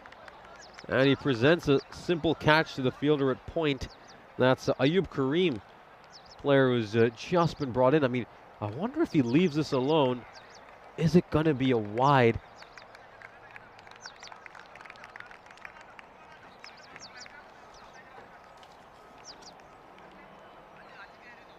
Let's just take a look at this right there. I mean, ooh, if he leaves that, it's probably going wide anyway, so he's needlessly decided to play a shot there. And he's paid the price. And Varun Prashad will be very disappointed. His innings has been cut short. And credit to the Warriors, even though this run rate is extremely high at 15, they've managed to dismiss all three of the dangerous batters in the Zalmi team. Ali, Khan, and Prashad. Of course, Anwar is still there. You just keep plugging away. Again, an ECS team doesn't have the same batting depth as you often see when you watch your national team games. Of course, a lot of our viewers tuning in after joining us in the ECC. That took place last month. Usually, some of these teams can be rather top-heavy, so if you can get a lot of wickets, then you can significantly lower the run rate.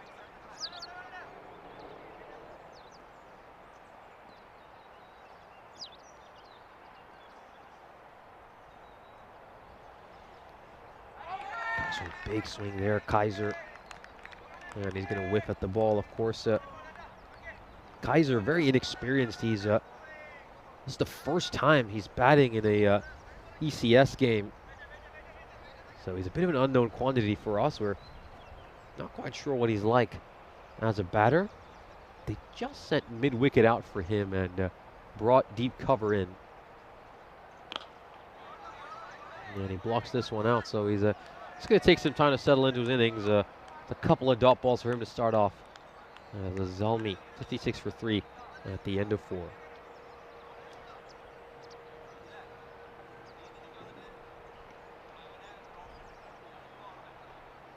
Of course, his strike partner, Adnan Anwar, a much more experienced player. He's made 108 runs in the 9 T10 games so far this year. Of course, his best score being the undefeated 74 against the Bujiva Blasters. Has a very good average of 27 and a strike rate of 196. So again, maybe their most experienced batters have been sent back, but still have a player like Anwar who's more than capable of playing the big innings. And of course, Kaiser, well, we'll wait and see and find out about him more as this series progresses. This one is up in the air. Oh, it's been put down.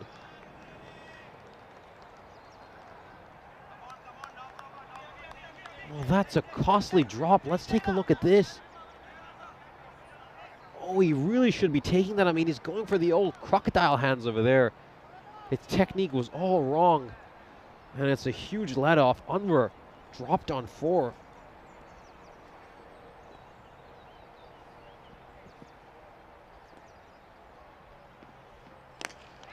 This is struck down the ground. And it's just going to be a single. Just keep that in mind, though. Anwar dropped on 4.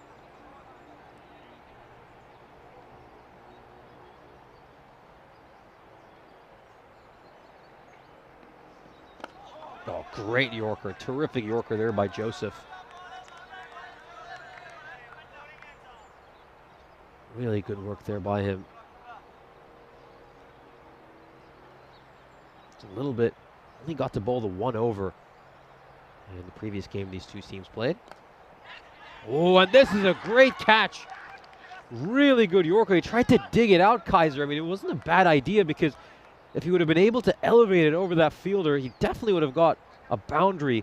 But it's a good leaping catch, and Kaiser, in his first ever batting innings in an ECS, has to depart for a duck. And well taken catch by Ayub Karim. Of course, Ayub Karim brought in for this game. We were wondering if he was going to play a part with his fielding, and he certainly has. He's taken 2 good catches. There is, of course, Derek coming out to waddle for the first time this morning. Let's take one more look at this. Just digs one out, and that goes straight to Ayub Karim. 2 catches for him, and some very, very special work.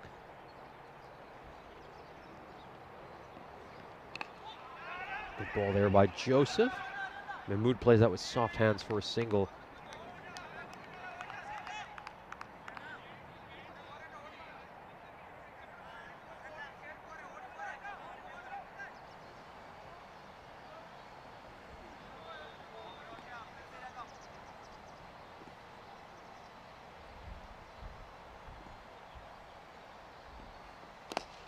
Oh, this is a struck firmly down the ground. Beautiful shot there by Anwar. It's one of the shots of the day. I mean, you just love to see good cricketing shots like that. I mean, a very nice straight drive to pierce the gap. Gorgeous. I mean, we've obviously seen huge sixes, but I love to see strokes like that in T10 cricketers. Of course, it's a reminder that we've got the ECL coming up, the Champions League of Cricket, from the 26th of February. This is going to be a terrific tournament. Of course, Gozo Zelmi, who we're witnessing batting right now, are going to be in Group E, the representatives for Malta. And, of course, they'll be starting their play on the 9th of March. They're in a really strong group with teams like Forfarshire, VOC Rotterdam, PSC Rijbergen. So it should be a very exciting group, of course. That's a tough group. I mean, of course, Vinny, when he was here earlier, he claimed that group is potentially the group of death.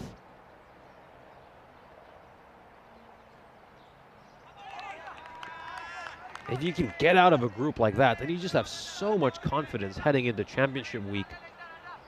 Just because, you know, all of a sudden you just back yourself and you're like, you know what, we can run the gauntlet.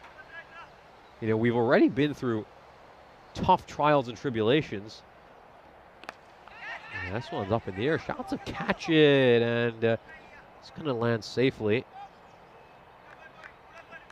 But again, if you could just get out of a group that tough, and all of a sudden, championship week doesn't seem all that intimidating.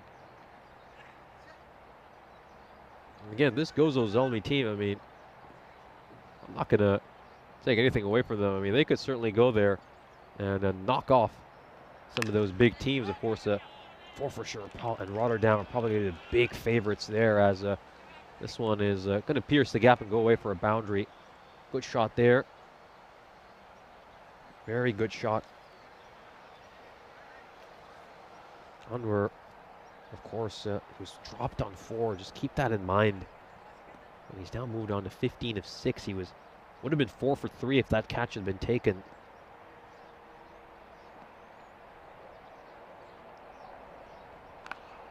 This one is hammered away. It's going to be a boundary, so 4 more runs for Anwar. Moves on to 19 of 7.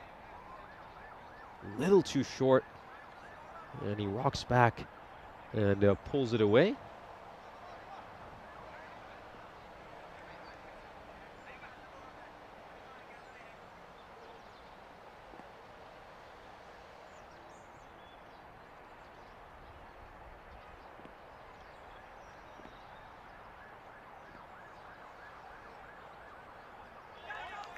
Big head over heave over here, but just completely whiffs at that one. Just need to keep an eye on that clock, mind you. It's just ticked to under 13 and a half minutes. They've got that much time to bowl 3.1 overs. It should be just about good and okay. If they can get through those next few overs quickly, as very nice shot there by Anwar again. You know, it's not just about over-hitting the ball every time in T10 cricket. He's smart. He knows the third is inside the ring. So he just uses the pace of the ball and plays it away for a 4. So very good innings here by Anwar. He's on 23 of 9. As that run rate is still very healthy, just under 13.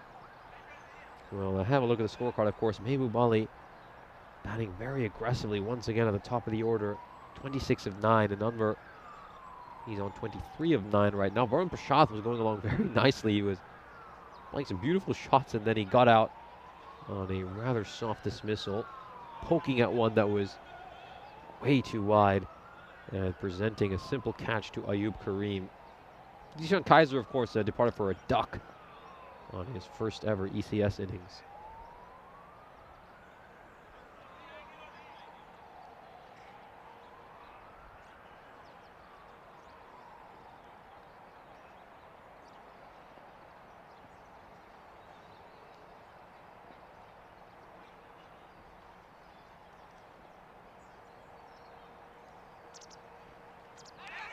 This one's down the leg side.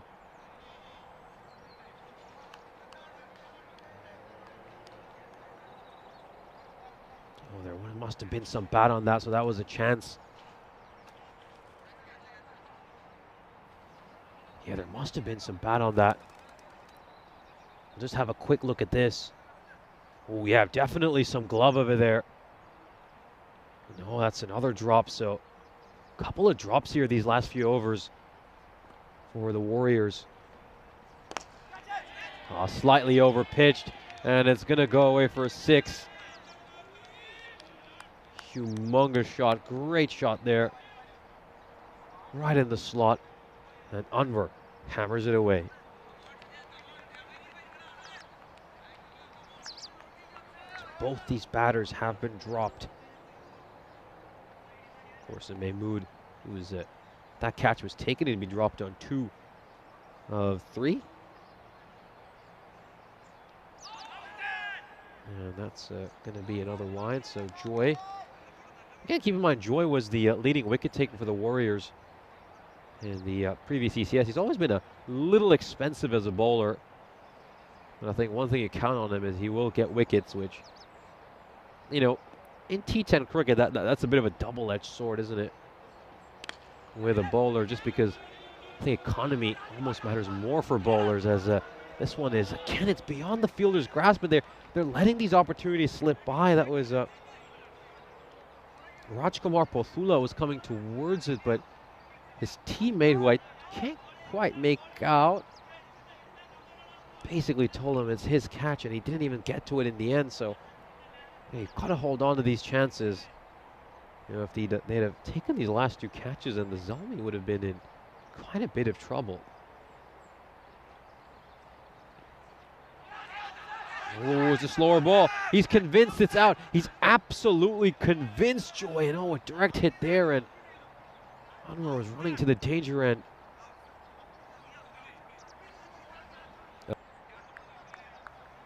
Let's take a look at this first. Slower ball. And then he decides to have a shot at the stumps. I think his foot was back. We can take another look at that just to confirm a direct hit here. And I think he would have still been safe. Let's have one look at this. I don't think there was an edge. I think the umpires made a good decision here. And then, does he put his foot back in time? Well, he got his heel down, and it certainly looks like he was safe.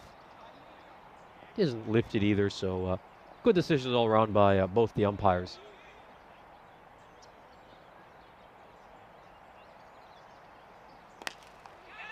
And shots of catch, and it's out to mid-wicket. Of course, the umpires for this game are, of course, Tim Wheeler, who's currently behind the stumps, and out at square leg is Yash Singh. The third umpire is Joydeep Ghosroy.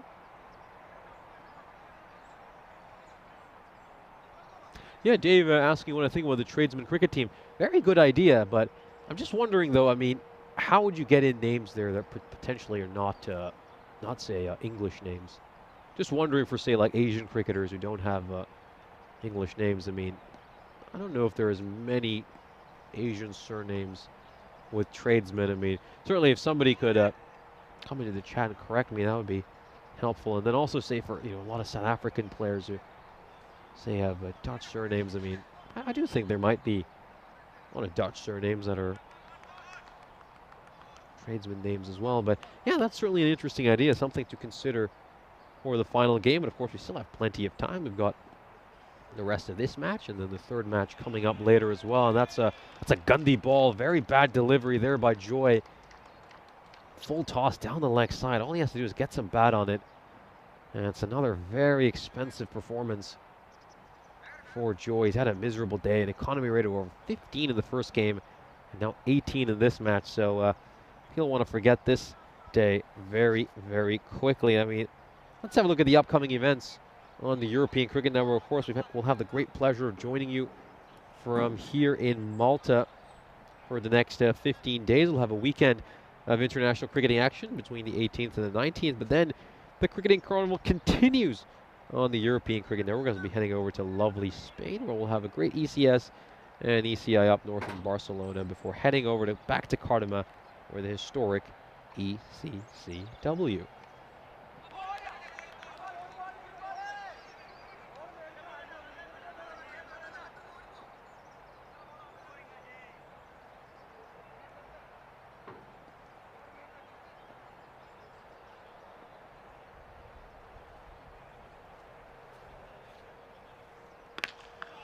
Oh, this one is absolutely belted. It's gone for a 6, an enormous hit. And Mahmoud finally gets hold of one. That is really, really well struck. Impressive shot.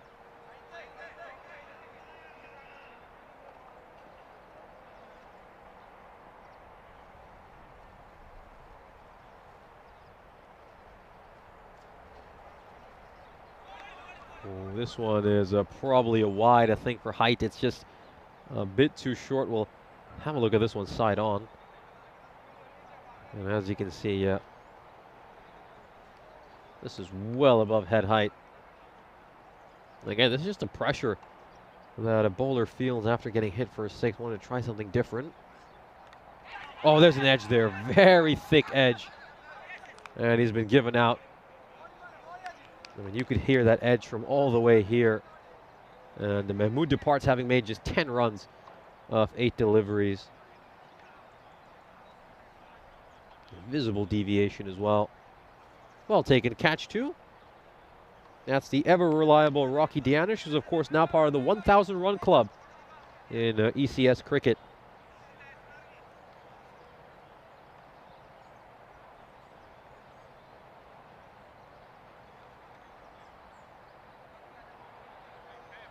That's the out over there.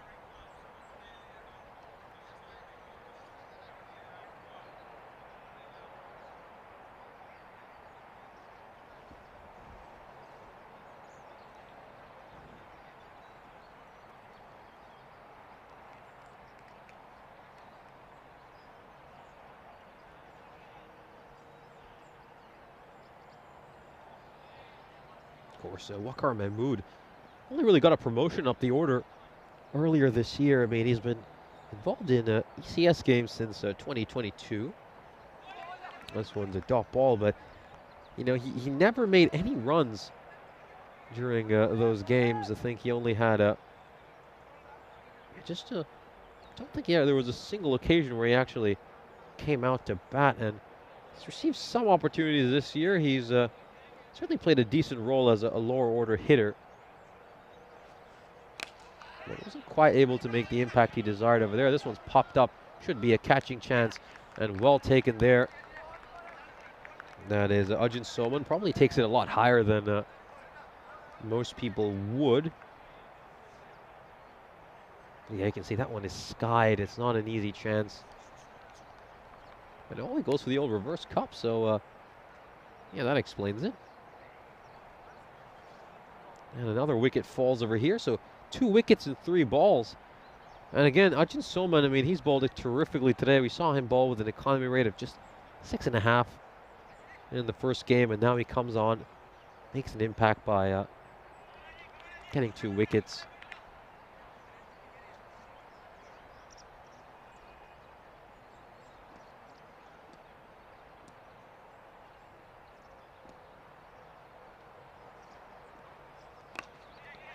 Oh, and this one's been hit away. Where is this going to land? It's going to go straight towards the fielder. So 3 wickets and 4 balls. He's unfortunately not going to be able to deliver his hat-trick ball, since this one is the final ball of the over. Let's take a look at this.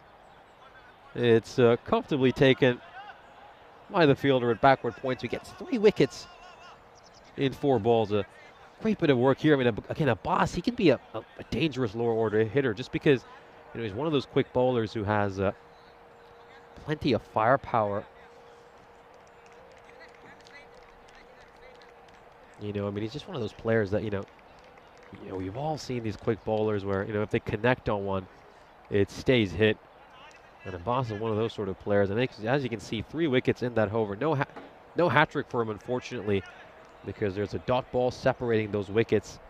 And he also won't get a chance to bowl the hat-trick ball since his spell has come to an end, as this one is knocked away by Anwar to bring Singh back on strike. I should say it's on strike for the first time.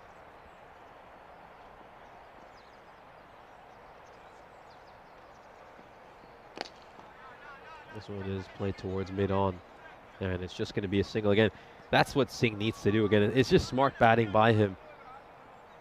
You know, Anwar, he's mostly been at the other end, watching while wickets have been tumbling in front of him. So Singh just needs to be smart over here. But this one is well struck, but struck straight to a fielder is now. Anwar departs as well, so they're just sort of falling apart at the end over here. Gozo Zalmi, the 4th wicket that they've lost in the space of 9 deliveries. Let's have a look at this.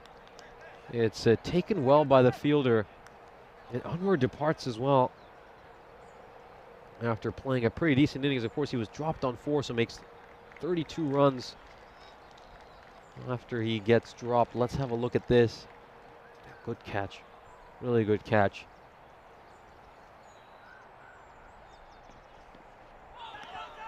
That one was very close to the stumps, and now it's the lower order here, and it's been given out.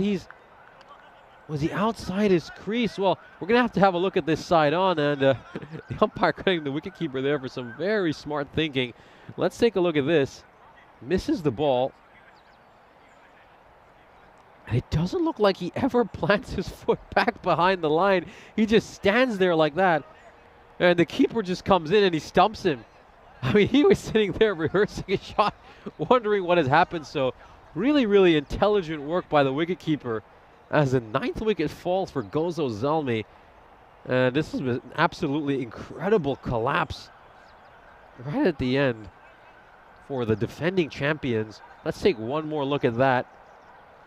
And, you know, he's just standing there on the tip of his toe. And he's just pondering what has just happened. And the wicketkeeper, I mean, full credit to Rocky Danish. He's a very experienced campaigner. He sees that. And he comes over and gets rid of him. So great work over here. And that's the end for Farooq Mughal, who gets stumped in the most bizarre of circumstances. A golden derrick for him. And this has been a really, really remarkable collapse right at the end. It's another one that's gone up in the air. This is a catching chance as well. Are they going to bowl them out? Oh, it just slips out of his hand on the way down. I mean, it would have been quite a blot for Gozo Zalmi to get bowled out. Let's have a look at this. It goes up in the air. It's been skied. Oh, he actually got his hand to it. And then you can just see he somehow is holding on to it with his fingers. But then once he makes the impact with the ground, it just slips out.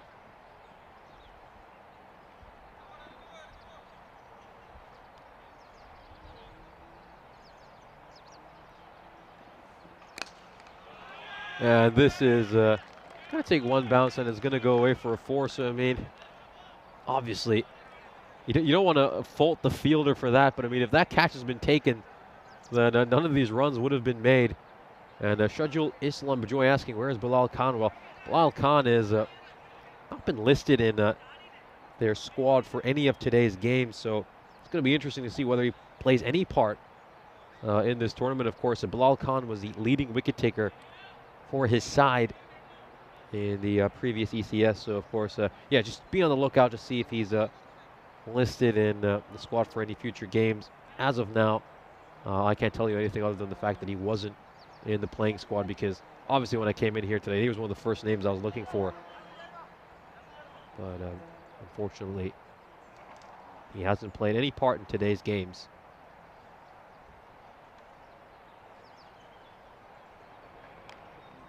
Bottom edge through to the keeper, so Sukumaran is going to bowl this over.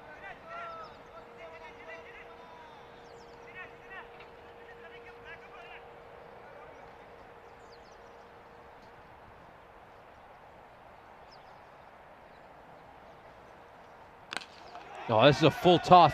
It's blasted away. Absolutely blasted. And again, it's a good thing it's just hit the base of the concrete wall over there, because again, we saw Prashad send one into the parking lot in the previous game.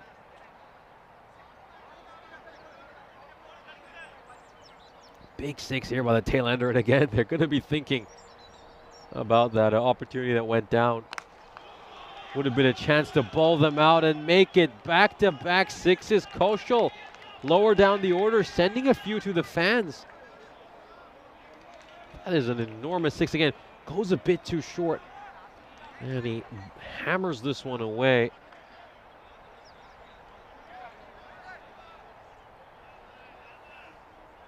Gozo Zalmi, despite this late wobble, still look on track to get to a very good total. They make this 3 sixes in a row. It's another full toss. It hits the top of the pavilion. And Koshal with some late innings fireworks. Well, you gotta say the bowler's kind of lost his head over here. He keeps bowling full tosses, but don't take anything away from Koshal. Number 11 stepping up and hitting 3 sixes in a row.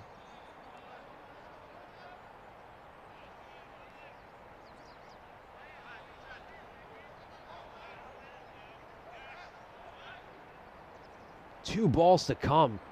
How long is he going to continue this 6 hitting streak?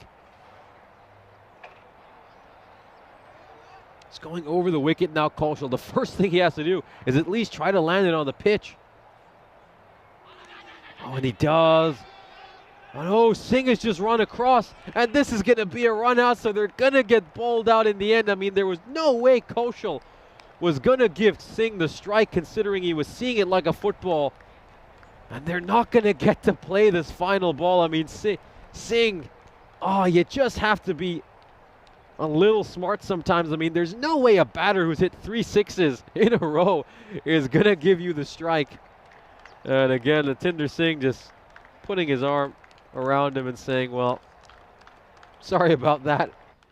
I thought we might try to pinch a single. I mean, in most situations you would, but not when a guy's hit 3 sixes in a row. I mean, I could totally understand him wanting to keep the strike for the final ball. We'll, of course, take a look at the highlights of this innings. Of course, it started off with Mehboob Ali once again batting superbly, making 26 of 9. Hit 5 boundaries, 2 fours, and 3 sixes. Just a remarkable hitter. And then he was given out LBW there. That one just striking him on the thigh. He was depart having made 26 runs. Zishan Khan would follow shortly afterwards. Nitin Johnny taking another good catch. That really doesn't do justice to how good a catch that was, because he didn't see the ground he covered to get to that spot. This would be a very soft dismissal of Varun Prashant after he batted superbly. Ayub Kareem would be inserted into the lineup, and he'd take 2 catches. Of course, we saw him take both of them there on the replay. Of course, Waqar Mahmood. Let's see a thick edge go through to Rocky Dianen behind the stump. Some good catching in general by the Warriors. They did put down a few opportunities, just an inopportune moment. For example, Anwar dropped on 4. He would go on to make 36. This was a very comical stumping. I mean, he just never grounded his foot behind the line, and then right at the end there, number 11, Nikhil Koshal, hitting 3 sixes in a row. He missed the 5th ball of the over, and he's thinking, well, let me face the final ball. I've hit 3 sixes. But his partner, Atinder Singh, ran to the other end, trying to pinch a single. And the innings came to an end. Gozo Zelmi bowled out for 126. You don't often see a team bowled out in T10 cricket. We'll have a look at the scorecard. Bit of a collapse from the lower order. I mean, you look at this scores of it's 4 ducks from batters below 4. That won't impress Gozo Zelmi, because at one point they look set to maybe reach 150, but then Nikhil Koshal coming up with those 3 consecutive sixes at the end. And that means they still end up with a very good score of 126. So it's going to take some chasing for them Cedar Warriors. Let's have a look at the bowling card again. Most of the bowlers were rather expensive. Soman, he went for an economy rate of 10.5, but he did pick up 3 wickets. And then, of course, Joseph, he was the pick of the bowlers with figures of 3, 4, 15. The first innings comes to an end as Gozo Zelmi are bowled out for 126. Let's see if Cedar Warriors can put on a strong showing with the bat. Join us again in just a few moments.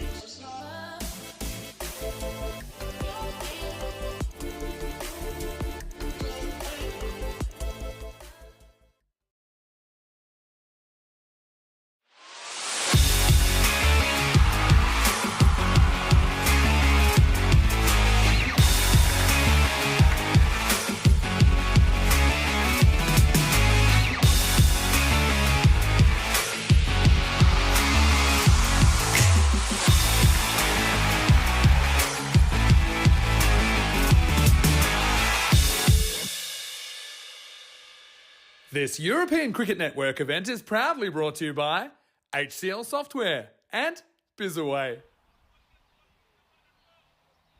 Welcome back for the second innings as Gozo Zalmi were bowled out for 126 in the first innings. Still a very healthy total here for them, as of course we take a look at the win predictor. They're still fancied as 75% favorites, and rightfully so, one would say. Cedar Warriors really, I think they're going to rely on Rocky Dianish to play a big innings here for them.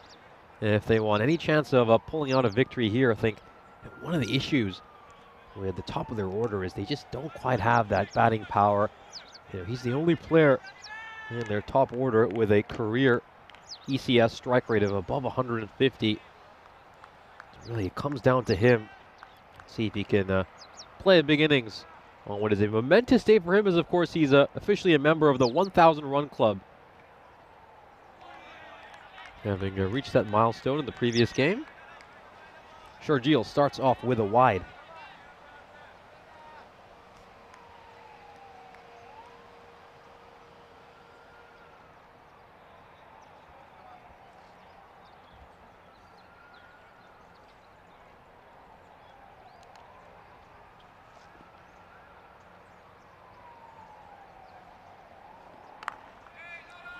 Oh, very, very nicely played there by Dianish. Does this have enough to go to the boundary? A terrific fielding effort.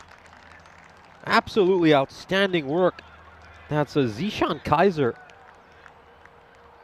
who's covered lots of ground, and look at this dive. I think he's done it clean, but we'll have a look to confirm. Yeah, looks fine to me.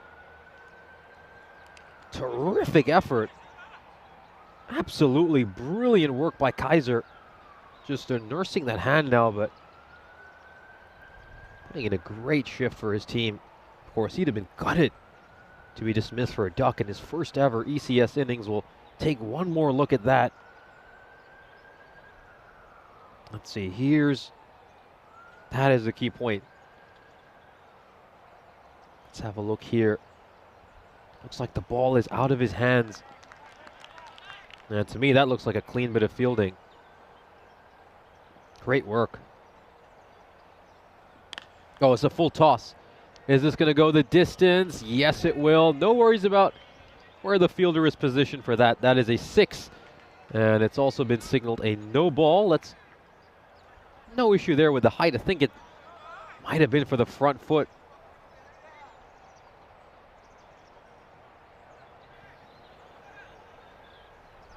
Let's take a look at this. Oh, no, well.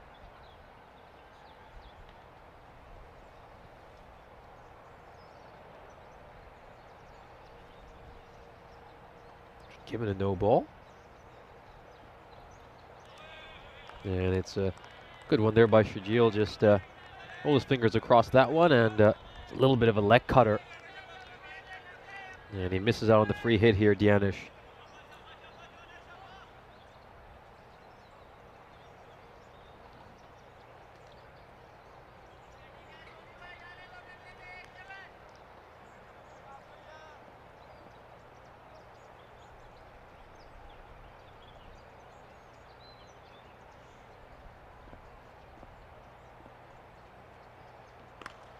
This one is hammered away, and it's going to clear the boundary rope with ease.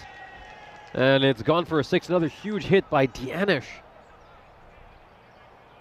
Make that 16 for no loss for his side. He comes down the wicket and plays a terrific shot over square leg. A very big hello to KG1, Twilight, and Wayne. Great to have you guys joining us.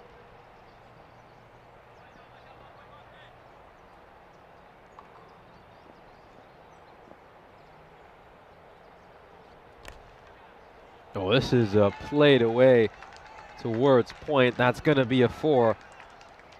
So some very nice stroke work here by Dianish. Again, what I love about this is that, you know, he's obviously shown us he has brute force, but he's also just playing very smart cricketing shots, you know, just looking at where the fielders are, picking out the gaps.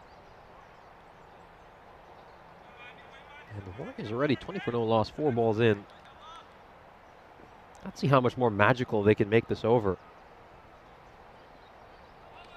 Good short ball. And of course it's a wide. And it's been given the 1 for the over as well. Well above his head. So yeah, again, it's just the pressure, isn't it? I mean, it's not a bad idea there by Shergill to maybe go for the shorter one just to give Dianish something different. He isn't quite able to execute it, and now he decides to change the angle. He's going to go around the wicket. Oh, it's a full toss. This is a rank full toss, and I think there might be some issues here with a no ball as well. Yeah, it's been given a no ball by the square leg umpire for height, so a bit of a nightmare over to start off for Shergill. Yeah, good decision there by the umpire. It comes off the lower end of his bat.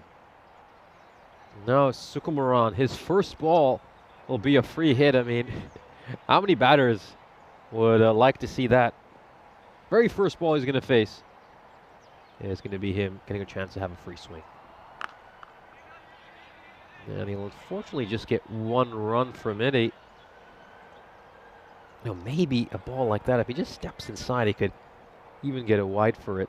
I think that's where you just have to have a little bit of game awareness in T10 cricket. But 24 runs off this over already. Of course, the extras are mounting in this over. 2 wides and 2 no balls so far.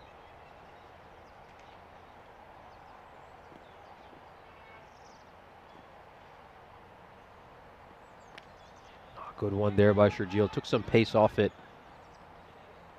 And he bowls a couple of good deliveries and the over, but despite that, it ends up being a 25-run over, an incredibly expensive one, a magical over to start off. And, well, a little bit of magic we're looking for is we want to break that streak. 181 matches since we last had a golden ball. And, you know, I wonder if any of you are getting the tingle. Maybe you're getting the golden ball tingle with this match? You know, it's just that kind of total, isn't it? You know, you feel like you could see a nice little chase here. The Warriors get close. Doesn't it just have them needing 14 runs or 15 runs of the last over? And we come down to a dramatic last ball. They tie the game. And then it gets settled on a golden ball. I have that feeling right now. Oh, this is a good ball here by Ali, just to direct it towards him, hip height.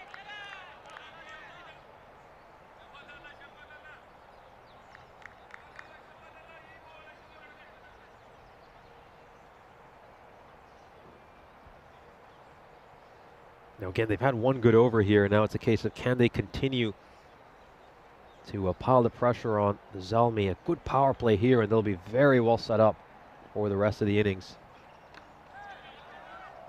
Comes off the outside edge of his bat, and good start to Ali's over.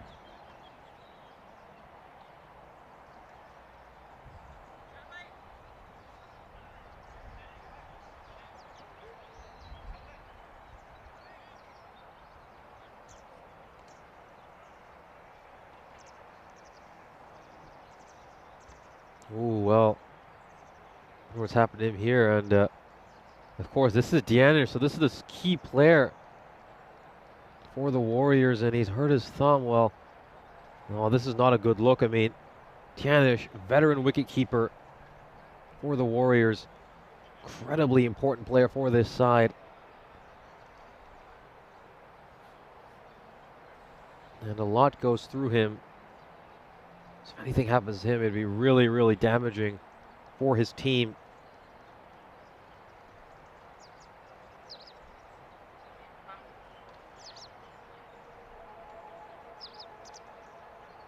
Oh, you do have to feel for him, though. You hope he's gets better soon. I think they're not bringing out, I think Magic Spray's not enough. They're bringing out a medical kit. I think he just wants to get it taped. Maybe get some bandage around it. Looks like he will continue. And he will soldier on.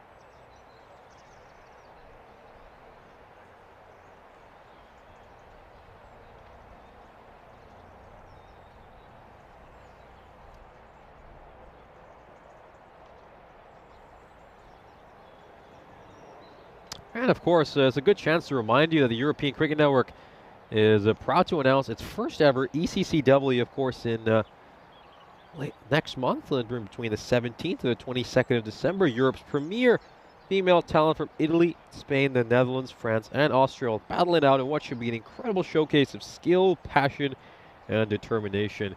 Can't wait for all of you to join us in what should be an incredible celebration of cricket and women's sport right at the end of what's been a wonderful year for European cricket.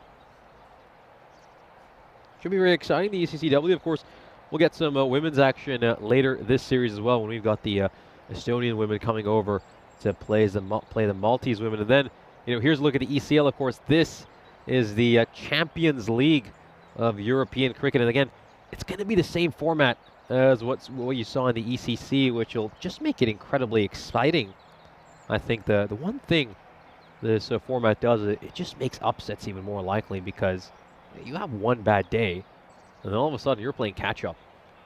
So, we saw this with a number of the big boys, find themselves in a similar situation in the ECC, and could be the case over here in the ECL as well. Of course, got Gina Brescia over there from Italy in Group A.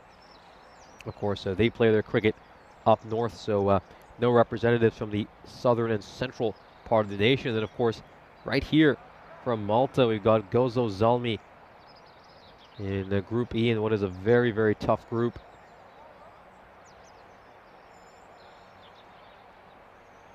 Of course, unlike the ECC, the champions don't directly go to championship week, so Drew will have to go through the group stages.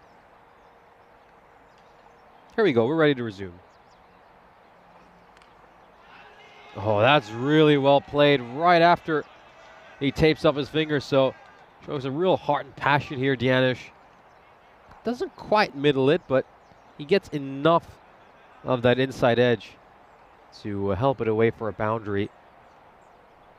Required now, down to 11.5. Dianish just needs to keep hammering away at this rate.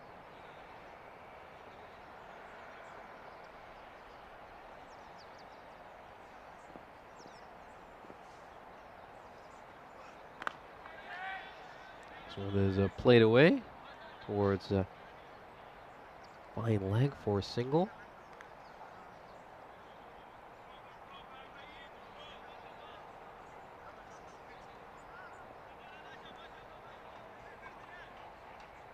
Almost a backward square leg.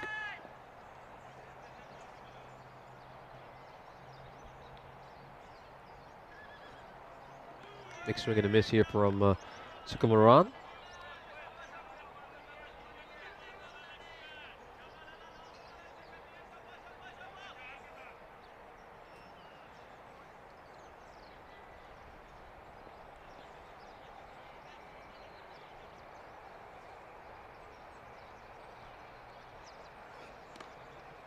Another single. Just hear the beautiful chirping of the birds in the background. I mean, there's no better place to be than a nice morning for some cricket in such a scenic round. I mean, just take a look at that. Beautiful, absolutely beautiful place to play. Of course, we're at the Marsa Sports Complex. Gorgeous pavilion. Of course, just yesterday I saw that, Stephen Harmison once came here to play in a friendly alongside a retired England 11, as we, of course, look at the standings for Group B. Gozo Zelmi, of course, they won their game earlier against some Cedar Warriors. This is the second match of the doubleheader between these two teams. Of course, the format for this series is we basically have 2 doubleheaders each day and 4 games a day.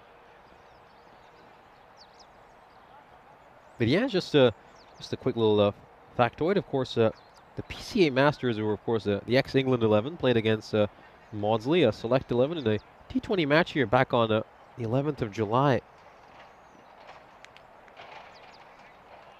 And of course, there's a big picture of Steve Harmison, and of course, there were a number of other big names in the PCA team. Andrew Caddick, Neil Fairbrother, Steve Harmison, Dean Headley, Richard Blakely, Matthew Hoggard, of course.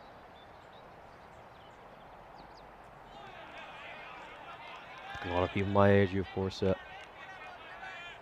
really first became aware of cricket maybe in the 2000s will know some of these names like Harmison and Hoggard.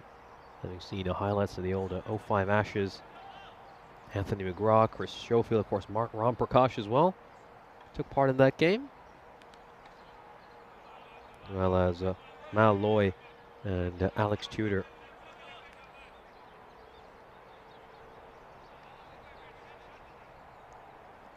Good to see a little bit of history in the pavilion here in Malta. Of course, island that has a fair bit of British influence. Of course, they use 3-pin plugs here and also drive on the left-hand side.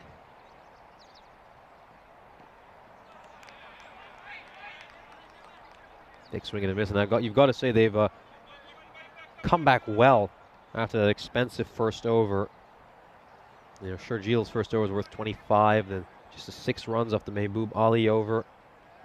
Abbas's over so far, just 2 runs off it, and both of them from wide. So, can they maintain that run rate? Oh, shouts to catch it. This one is certainly not going to carry over to the boundary, but it's going to be a couple of runs.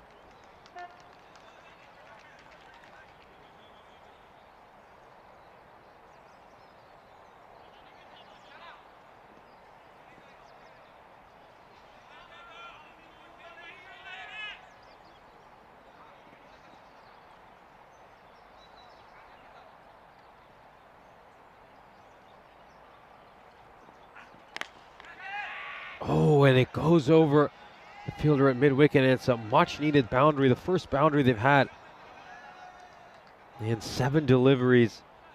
And again, it's all Danish right now. I mean, Danish is pretty much trying to single-handedly drag us out of victory. Beg your pardon, that was Sukumaran who hit that 4.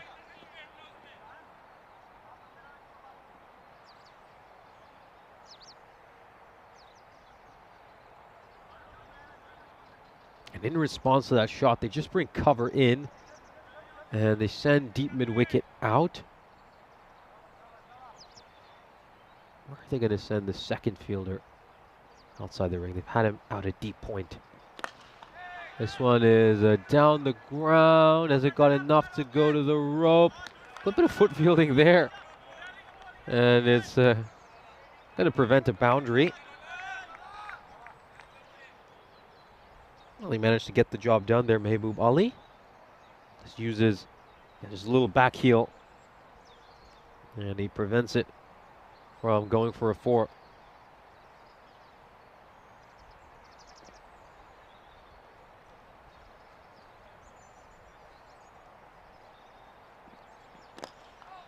This one is just strikes the back of himself. Good ball to end the over there by Abbas. 10 runs off that over, which is pretty much a par over in the T10 cricket.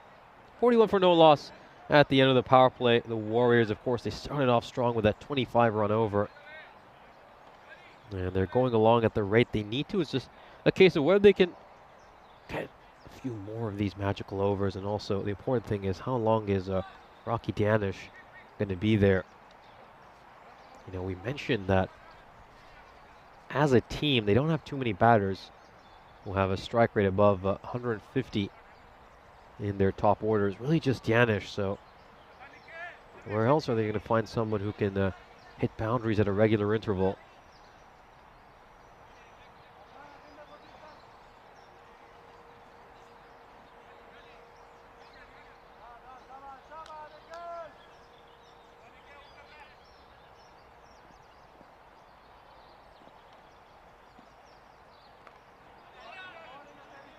Good ball here to start off. Again, Koshal is a very good player, isn't he? I mean, I've been quite impressed by him. I think he personifies the sort of role that you expect from a spinner in the middle overs in a white ball cricket. It's just somebody who can keep things tight.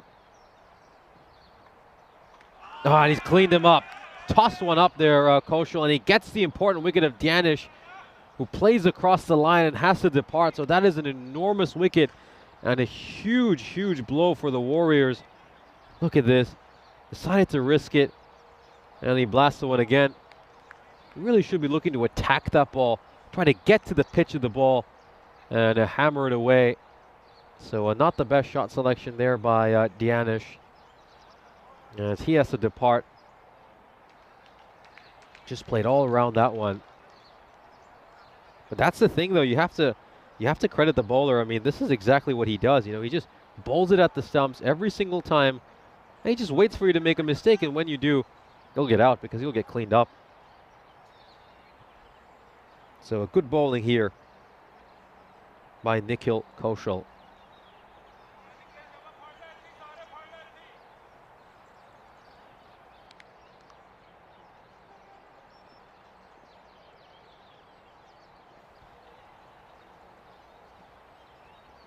Oh, that's a terrific ball. Is it pad first? It looks like it is. And he's on a hat trick now, Kaushal. What a terrific start to his spell. Let's have a look at this closely. Is it pad first or is it bad first?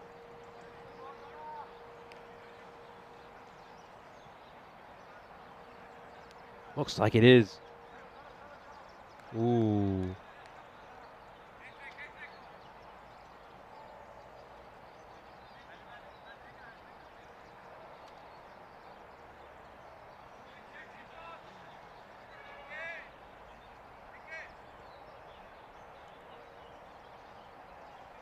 That one is certainly going to be a call, which is going to be debated.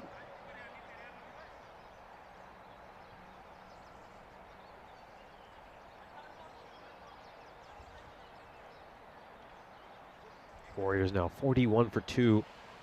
And he's on a hat trick now, Kaushal.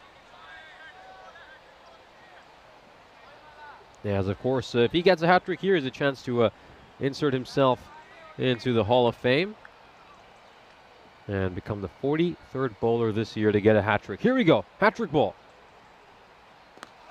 Oh, that is well blocked out. It's a good ball, though, you have to say. It's a really good ball, and again, everything with Kaushal is right on the money. Doesn't overdo it, keeps everything simple.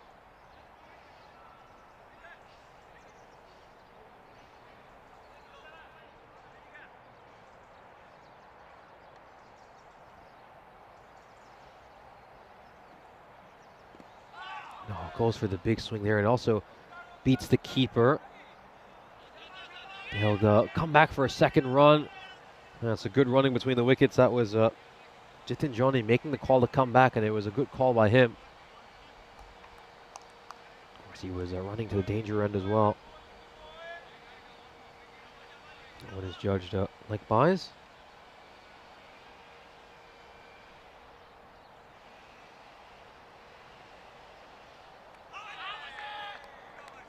Buys in general, mind you, as of course the over comes to an end, and just 2 runs off that over, and they come off by. So Kaushal with some superb stuff, took 2 wickets in that over, didn't give up a single run, and it's a maiden for him. And of course we can just see that Cedar Warriors run rate is starting to nosedive downwards after a very good start, and you've got to say things have just turned against them, as we can just see that Zalmi now 86% favorites.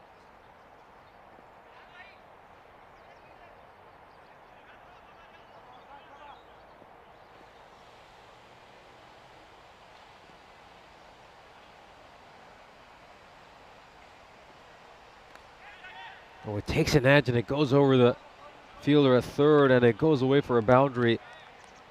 Sukumaran. Let's just take a look at this. Top edge goes away, and it's going to be a 4.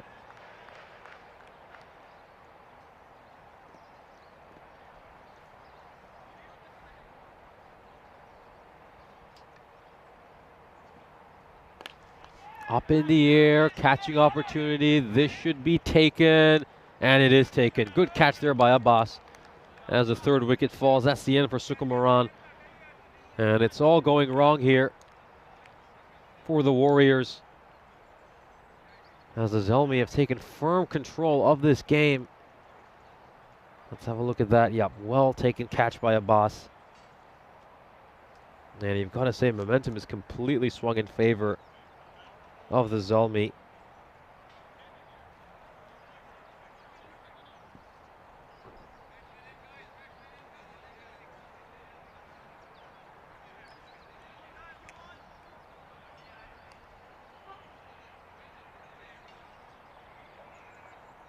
And now we've got two new batters out there. Pothula, who was inserted into this lineup. Of course, two changes for the Warriors in this game were the fact that they brought in Pothula and Ayub Karim in place of Stebin and Mathai. Of course, neither one of them bowled, so you'd expect them to try to play a role with the bat in hand.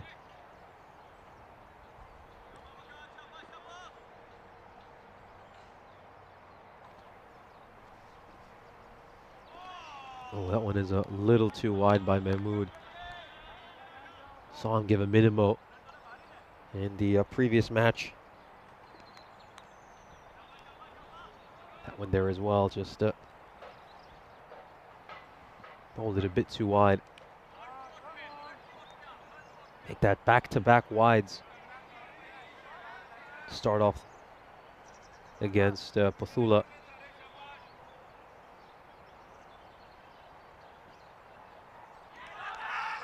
Oh, was there a sound there? The Zalmi are absolutely convinced.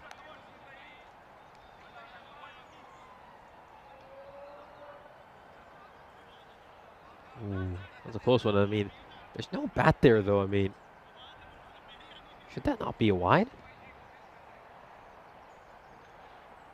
Looked a bit wide to me.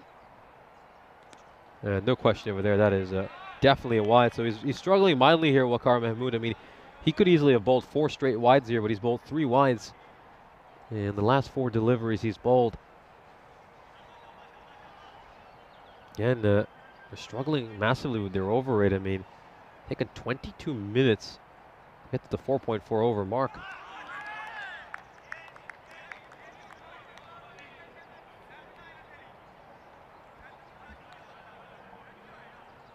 Keep in mind, you've got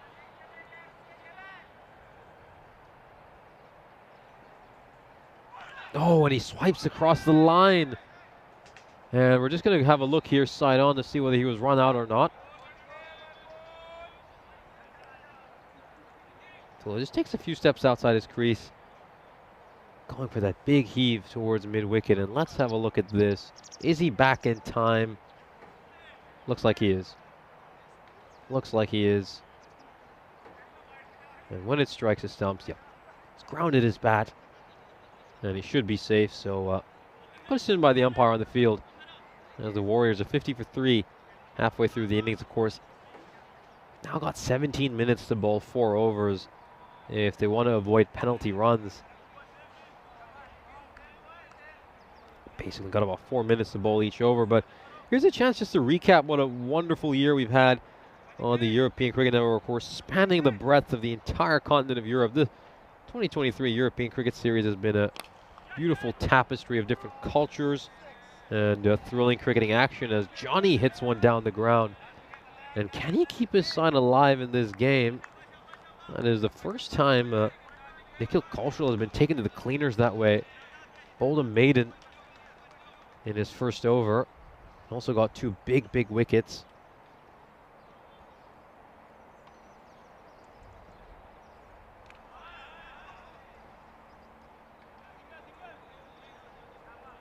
Yeah, there's going to be a run for buys over here.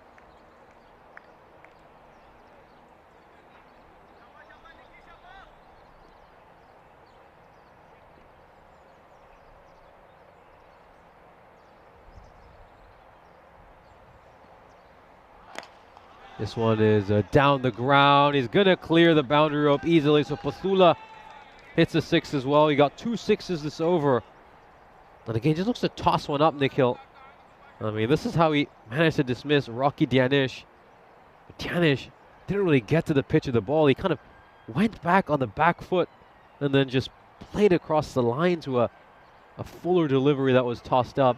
This is how you have to play it. Take a good big step towards the ball and hit right through it. A little bit flatter with that ball, Kaushal. Again, I think that's where he just needs to be a little smart, Pothula, and just step inside and take the wide, because even if he strikes that, you know, there is a lot of protection on the boundaries out there. like he's bowling to his field. Full credit to Koshal. As you can see, there he is, the boundary roamer. Like few T10 batters, they maybe just need to learn a thing or two from baseball hitters who are obviously have to judge the pitch of the ball very well so that they can avoid giving up strikes. As this one is just going to go to the right of the commentary tent. It's another big hit over here. Really, really well struck. It's a bit too full. He's overpitched that one, and it's gone for a 6. So a big over there. I mean, 20 runs coming off that over. Of course, one of them courtesy of a bye. And they really needed that just to keep themselves in this game, the Warriors, and keep things interesting. They're still just a touch below the required. But the important thing is that they give themselves a chance right at the end of the game. 57 now needed of the last 4 overs.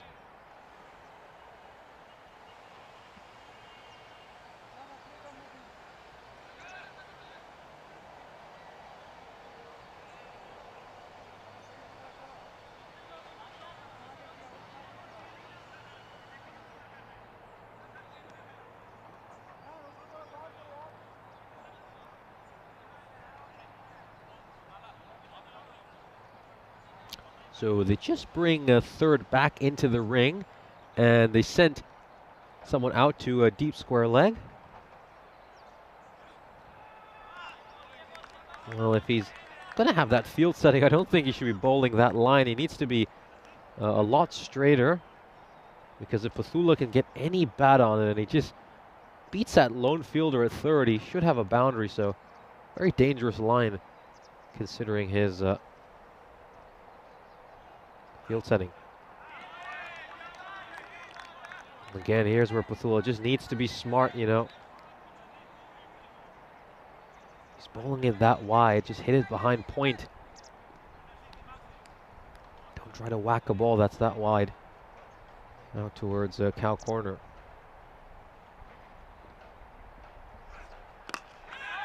Shouts to catch it, but it's perfectly safe, and it's just going to be a single. So good start to the over, just 1 run off the first 3 balls.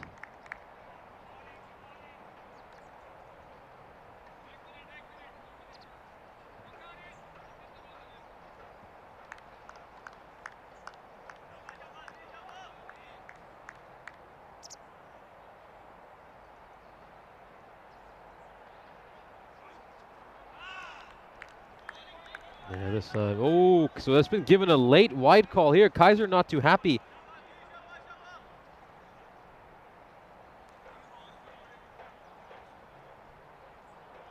Oh, well, you can understand some of Kaiser's complaints. This one is pushed away towards mid-wicket, but again, you know, it's a tough job for the umpires, especially considering the amount of wides we've seen at times, and this one is going towards square leg umpire, who's going to say he'll take a review over here. So let's have a look at this. It's been sent to the third umpire. Is this a run out? He comes back. And now let's watch this. And he's gone. He is gone. And that is a run out. So it's going to be the end of his innings. And he'll be rather disappointed there. Jitin Johnny. His innings comes to an end. And Johnny was obviously looking fairly decent, having clubbed a couple of 6s, so that run out is very costly for his side. We're now languishing at 72 for 4. But yeah, going back to that point, I mean, obviously, you know, we've got the luxury of being able to watch replays in slow motion. It's a difficult job out there for the umpires. It's a really challenging job. And a lot of these bowlers, they're constantly just testing the tram line, because they love to bowl wide Yorkers. They love that wider line. So, you know, the umpires constantly having to make tough decisions again and again and again. And look, players make mistakes so often. And this one is just going to be sent away for a 6, and it is an incredible hit. Really, really well struck.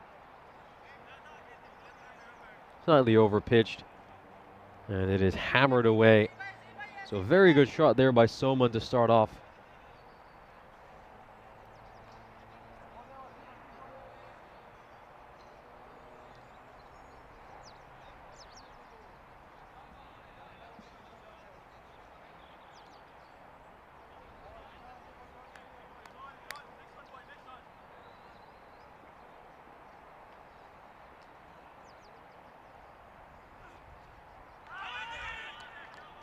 Good ball here by Kaiser as a follow-up as 9 runs come from this over.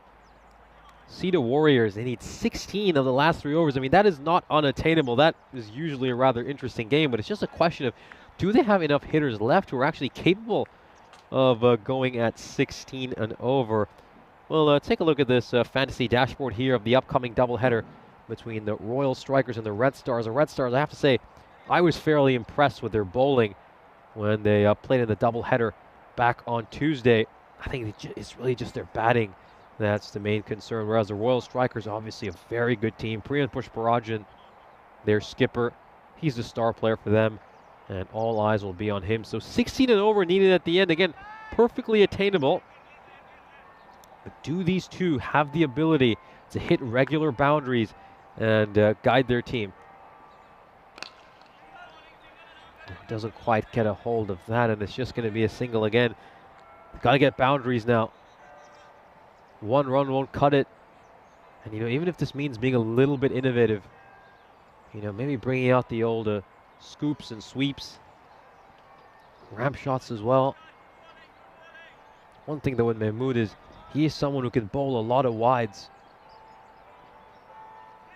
Oh, that's a good ball. He gets it spot on there.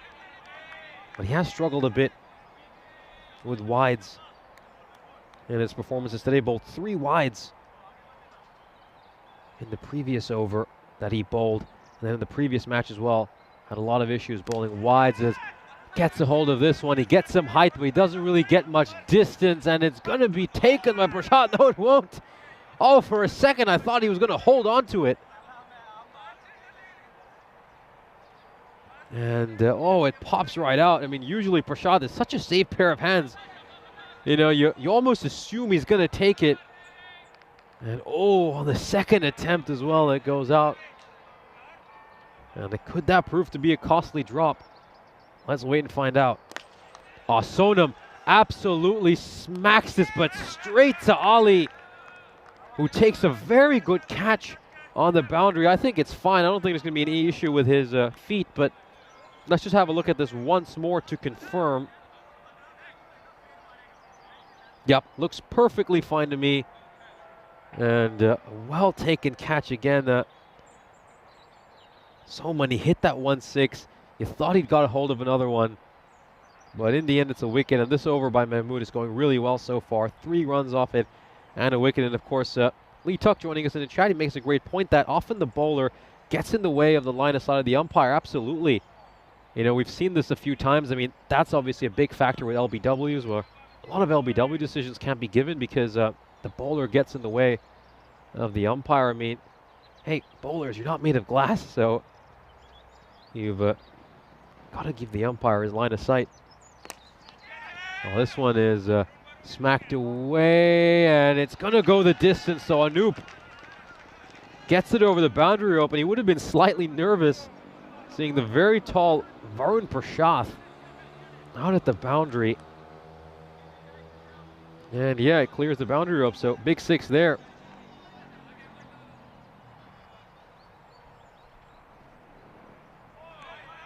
Oh, good ball here, and that one deceived Anoop. And this is a good over for the bowling team. Just 9 runs off it. 39 needed now of the last 2 overs, which is a fairly steep task. They just needed more runs from this 8th over to have a chance.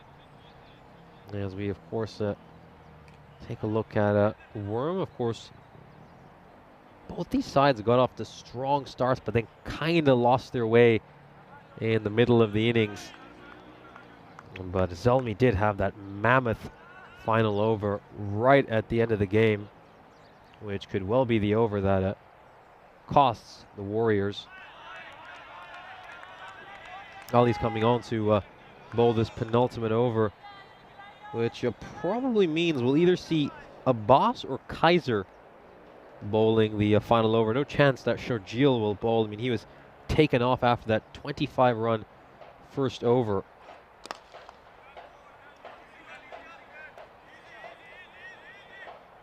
So it's going to be a big decision here for the umpire, beg your pardon, the captain, I should say, whether he's going to give Abbas or Kaiser the final over. But hey, Ali might just do such a good job in this over that it's not too consequential a decision.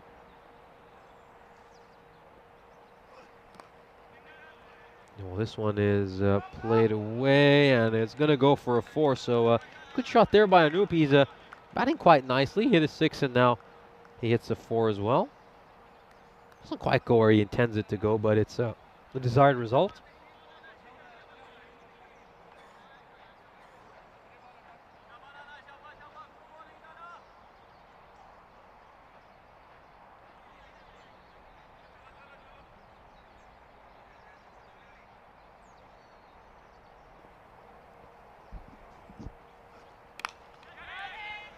Shouts of catch it, and it's going to go away for a boundary. So back-to-back 4s here.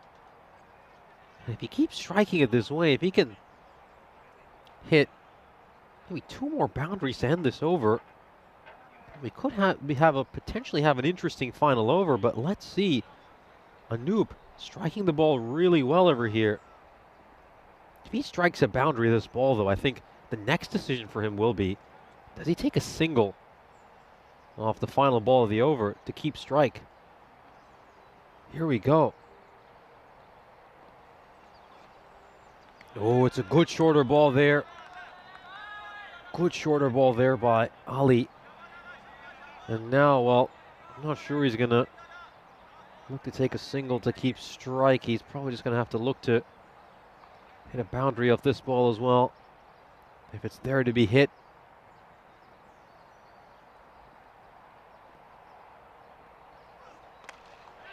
Oh, and he hits it straight at the fielder at fine leg. He will end up keeping the strike. That's not what he intended, though. If that goes either side of that fielder, it would have been a boundary, but that was going to be a tough catch. It was just struck so firmly at him, as the Warriors need 29 runs of the final over. Basically need 5 6s to win it.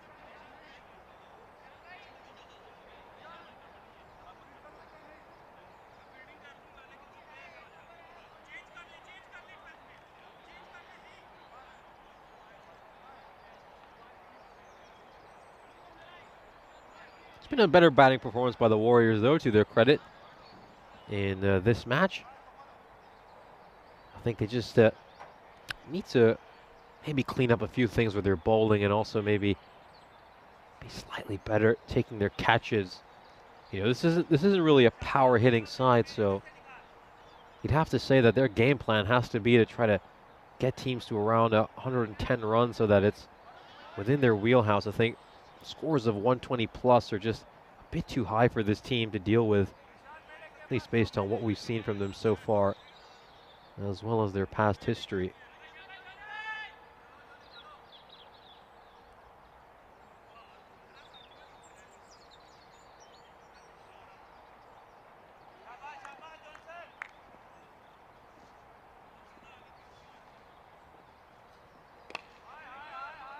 Played away towards mid-wicket. That's going to be a single. Just the 1 run. So let's see if Bathula can hit 5 straight 6s. Interestingly enough, the captain goes back to Sharjeel. I mean, we just said like 4 balls ago, there's no way he's going to give him the ball for the final over, considering he went for 26 when he has Abbas, who's a very experienced bowler for the national team, went for just 10, and then Kaiser as well. This one's going to be a wide, but yeah, he just handed the ball to Sharjeel. And I doubt Sharjeel's going to give up 5 straight 6s, but maybe he's just telling him, look, go back out there, bowl the final over. You're my big strike bowler. I want you to make a comeback just to help his confidence.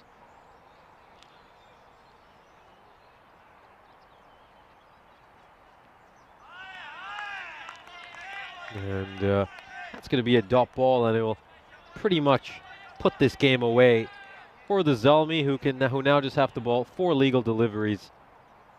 And again, I think it was, considering that this wasn't the highest stakes weren't present in this over, it's a good chance just to get Shergill feeling better after that nightmare first over.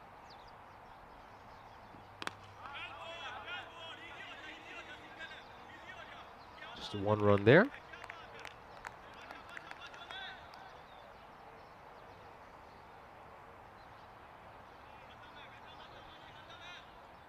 I believe there should be just 3 balls left, with the Warriors needing 26 of 3. Well, so we're working on the scorecard and should have it updated as soon as possible. This one going down the leg side as well. That's another wide. So 25 of 3 by my estimations, of course. That's not an official score. I just want to make that clear.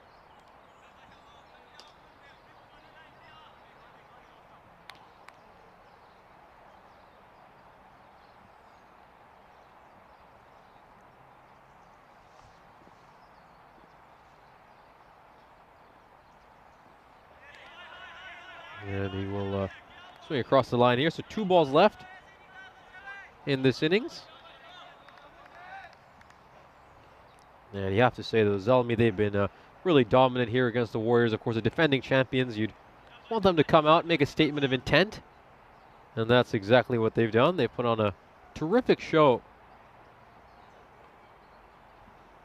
You know, they've been dominant with the bat and the ball, and their fielding has been exceptional as well. This one is struck down towards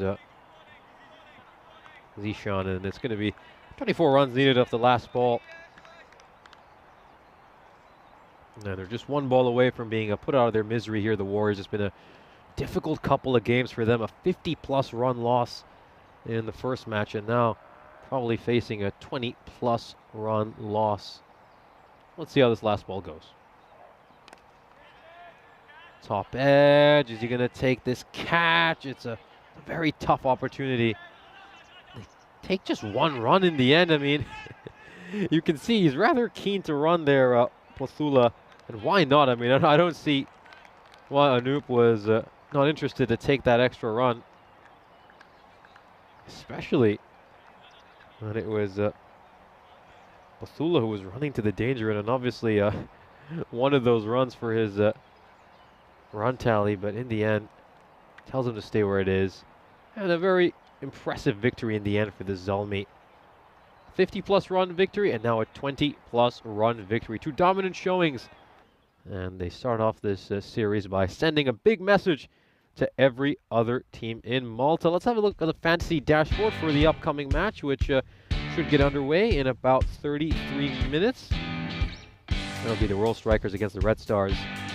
And it's going to be match 15 of our European Cricket Series here in Malta. The second doubleheader of the day. Really looking forward to that game. And we'll take a look at the highlights of some of this innings. That was an incredible fielding effort there by Kaiser to prevent what looked to be a certain boundary. This was a huge, huge moment in the game. They were hanging around until Rocky Dianish was dismissed. Just tossed one up there, Koshal, and then he'd get on a hat-trick, Koshal, when Lawrence was judged LBW. We would see some nice shots by a few players. Of course, Johnny hit a couple of 6s, and as did Pothula right at the end. But again, no one was quite able to hit 6s or boundaries on a regular basis. We'll just spread too far out. And of course, this was a Prashad putting down a catch. And here was Mehboob Ali taking a really good one out at the boundary. As in the end, the Warriors managed to get to 104, falling well short of their target. We'll take a look at the scorecard. Of course, Dianish, the wicketkeeper, the most experienced player in this team, scored 25 runs.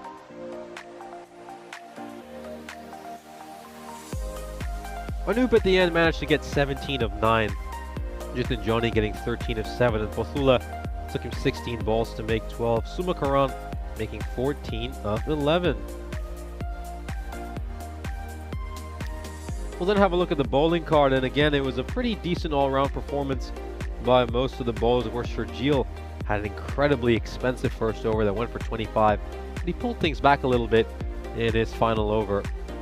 And then outside of that, of course, Waqar Mahmood, 2 for 16, incredible figures. Kaushal, his first over went for a maiden, and then he gave up 19 in his second over. So one point of concern, though, for the Zelmi will be the 15 runs they gave of extra. So 2 wins and 2 to start off for the Zelmi, 2 dominant wins, and they'll be delighted with the day they've had. Join us again in about 30 minutes as we'll bring you our second doubleheader of this wonderful day of cricket.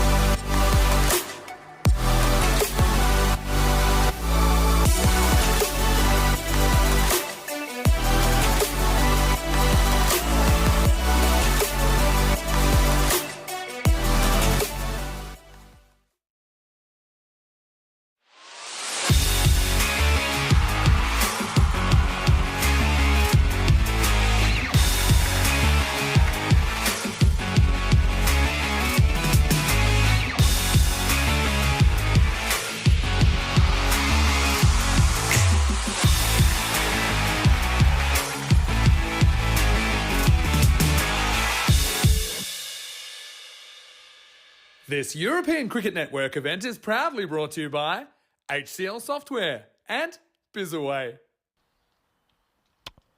Welcome back for our second double header of the day. What a beautiful shot of this gorgeous cricket ground we're going to be playing at here in the Marsa Sports Complex in Malta. You can see the pavilion to your right as we just zoom down and show you a beautiful picture of our playing field. Of course, the Red Stars have won the toss and they have decided to bat first. Here's a look at the fantasy dashboard, of course. Star player for the Royal Strikers is Priyan Pushparaj. And the Red Stars, well, Sobu George made some good runs for them. Back, they played on Tuesday, and I think he played an okay role with the ball in hand as well at times. I think the Red Stars, they have quite a few good bowlers, so stacking up on some of the players who regularly bowl for them will be a good idea. I think most of their concerns really are with the bat in hand.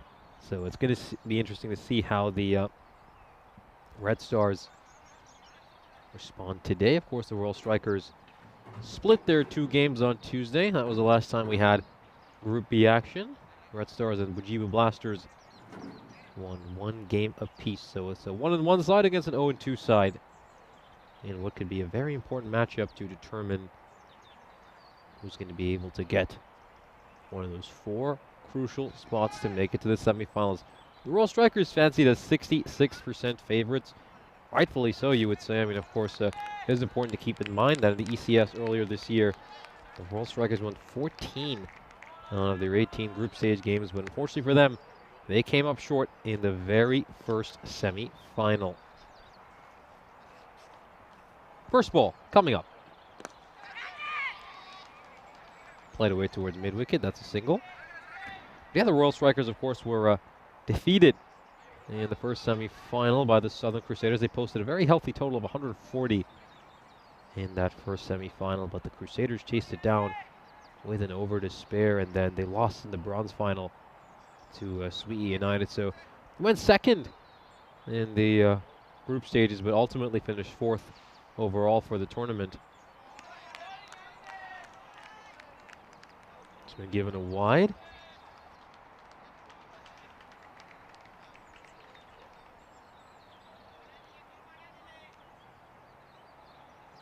Very tight call there. It's a question of whether it just catches a bit of the line along the way. Aloysius bowling this over.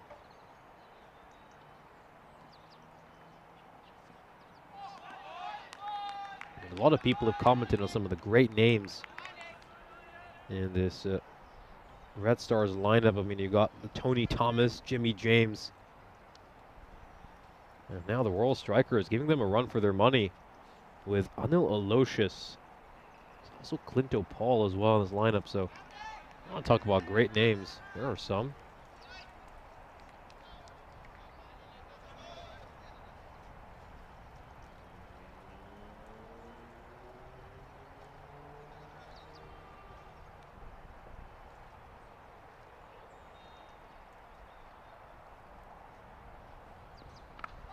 Oh, this one is played very nicely again. Not a very wise ball. There is zero protection on that side. There's not a fielder inside the ring or at the boundary, so it's completely vacant in that region. So anything going down the leg side will go away for runs. And it's struck away for 4, so will George get some runs off his bat.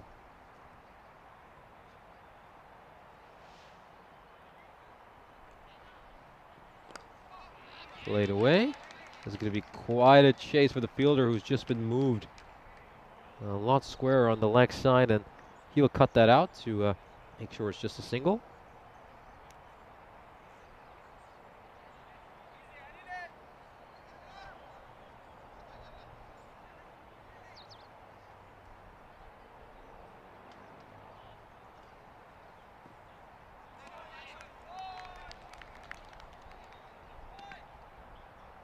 Very decent start, you have to say, about Aloysius. I mean, obviously the 2 wides are going to be concerning for him, but otherwise I think most of his lethal balls have been quite accurate. They've been in a nice channel. Let's see if he can close the over strong. Got a slip in place too. Oh, it's played uppishly, and that's going to spoil the over. That is going to spoil the over. A big shot right at the end of it. And again, this is what wides can do. Those extra couple of balls you need to deliver might be the ones that hurt you. As we see a 6 of the very last ball. The Red Stars, 14 for no loss at the end of the first over. Of course, this is a great chance to remind you that in 38 days' time, we're going to have the Euros of women's cricket. We'll round out this year by shining a spotlight by debuting the ECCW. Between the 17th and 22nd of December, we'll witness Italy, Spain, Netherlands, France, and Austria clash for the ECCW. Going to be a very, very good tournament. We're looking forward to that.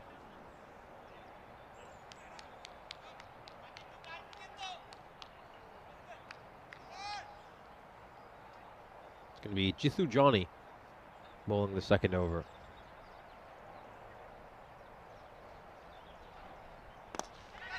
Oh, struck down the ground, and it's going to be a 4. So a good shot by Georgia, straight down the ground. It goes past the fielder at mid-on, and it's really, really well placed. Good cricket here as George moves on to 9 of 4.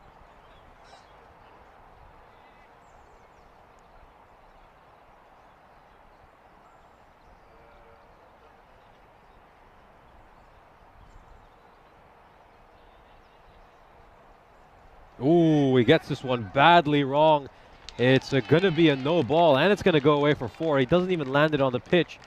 That one just slipping out of Johnny's hand. A miserable start to his over. Ooh, that one's he's made a huge meal of that one. And a free hit coming up here for George. So 9 runs and 1 legal ball has been delivered so far this over.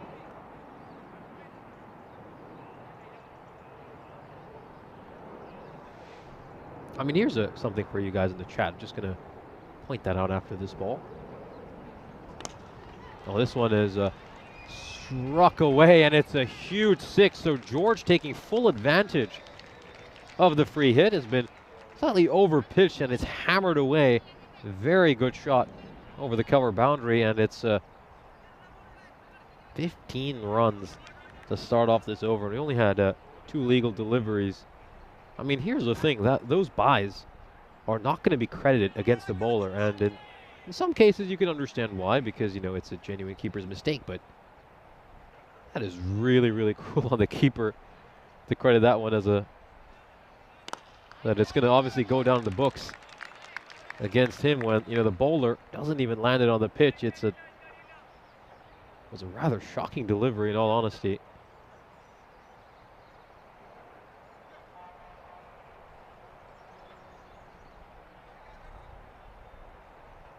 Red Stars 29 for no loss at the end of 1.3 so far. We've had 9 balls delivered. Oh, that's another full toss. Might have to check this one for height. It's going to go away for a 4, but I think we have another no ball here. The umpire signaled it. So 1 more free hit coming up. This is another really poor delivery. Just having a difficult time here, Jithu Johnny. He's got to get it right. You know, he knows he's a better bowler than this. He's mildly disappointed with himself.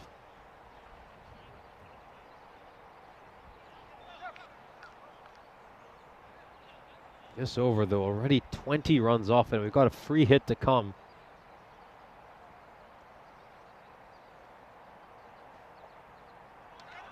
Oh, it's down the leg side. And it'll get this will be a wide and some extra runs for that as well. So, oh, what a miserable over. This is turning out to be 22 off it so far, and this is still a free hit. I mean, Johnny is a much better bowler than this. In the 8 overs he bowled before today's over so far this year, he had an economy rate of 8.5. And of course, his best figures were 2 for 9 against them Cedar Warriors here on the European Cricket Network. So I don't know whether it's just the nerves or the anxiety. He's got to sort things out.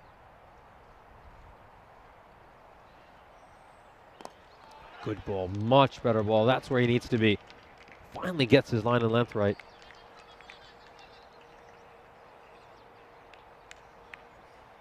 "21 runs off the over so far. Still got a ball to come.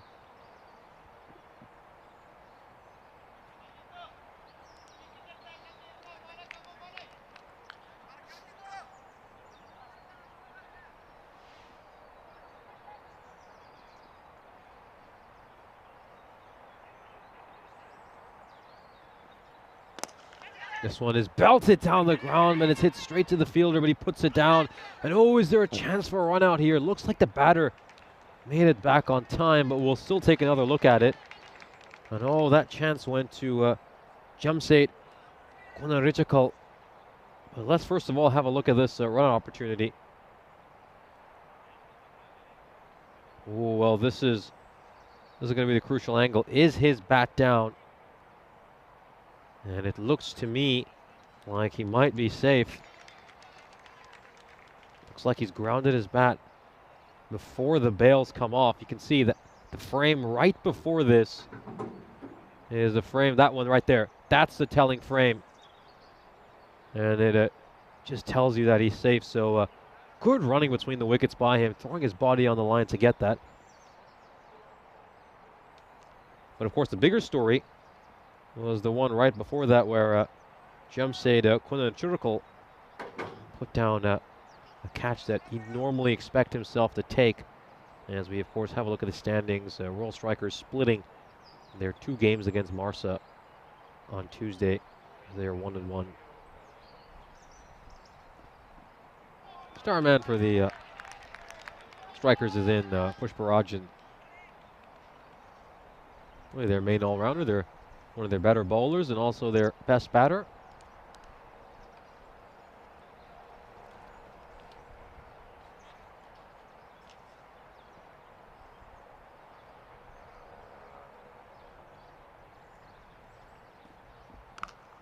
This is play straight to the fielder at point.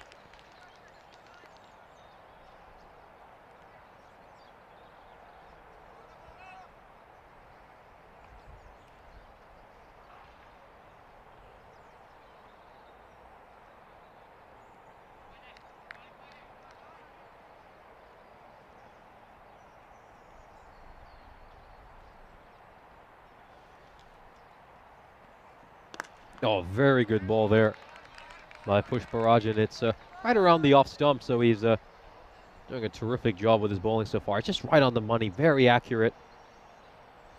And I think now, John, he's just going to have to try to get a little bit creative. Unless if Pushparajan bowls another good ball, maybe take a step toward the offside and try to hit it around the corner. He's going to have to change something up because can't just sit there and see off dot ball after dot ball again. Very good there by Pushparajan. Very intelligent cricket. He knew that John was expecting a certain kind of delivery, so he just pushed one wider. So really, really intelligent stuff.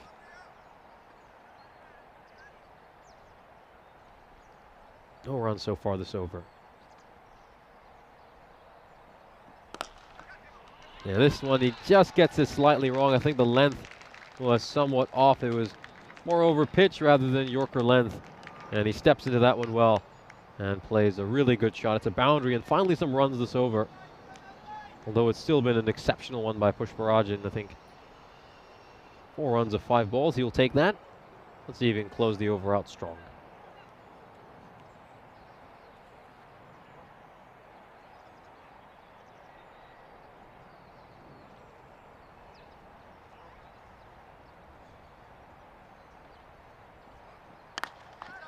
Well, this one is hammered away. And, oh, a great bit of team fielding out in the deep to prevent that boundary. Really, really good. And they're going to get a well-deserved round of applause from their teammates. Let's take a look at this. Just flicks it back there, Adith Rajan, to Anil Aloysius in a delicious bit of fielding. As Red Stars are 42 for no loss at the end of the power play. A very good power play for them. And you can just see now the Red Stars have crept up in the win predictor. Of course, they started off as massive underdogs, but now they are just a little bit ahead, according to the wind predictor. Of course, we're just seeing the pitch just get brushed off after we saw a few dives into the dirt. That big over, though, the second one, of course, the 22-run over, where Jithu Johnny struggled mightily with extras. Hurt his team very bad, both 2 no balls in that over. And mind you, very costly no balls as well, since both of them went for boundaries.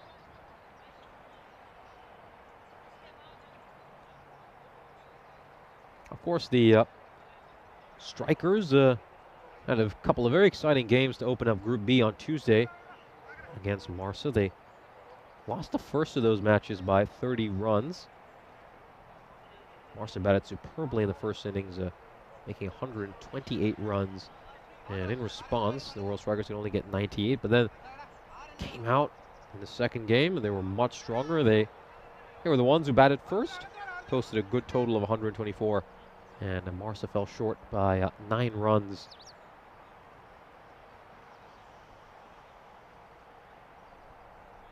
Encore Singh was a star performer in that second game. Well, this is a full toss, definitely a no ball for height, and it's immediately been signaled that way by the umpire.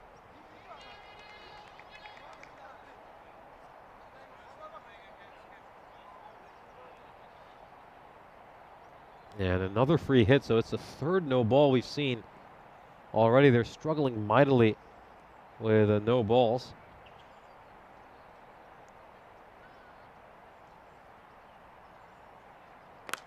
Oh, this is absolutely blasted away. Even if it's taken, it won't matter since it's a free hit. And it's going to be one run. For a second, he looked like he was ready to celebrate. He wasn't aware it was a free hit. Let's watch his reaction again. I mean, he thinks he's taking a catch and he's ready to celebrate. You can hear shouts of, "It's a no ball, it's a no ball."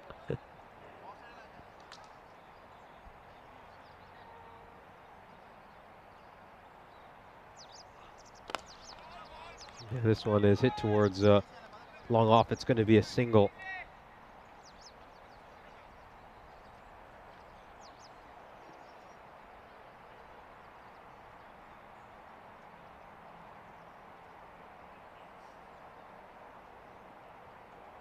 Big thing, though, is no Encore Singh today for the Royal Strikers. And this is played away towards point. It's just going to be a single, of course. He was one of their main performances on Tuesday. Of course, he batted superbly in the second game against Marsa, bowled well too. And not having him available, at least for this game, I'm not quite sure about his availability for the second match. But you'd think if he was available, they'd play him in this game too.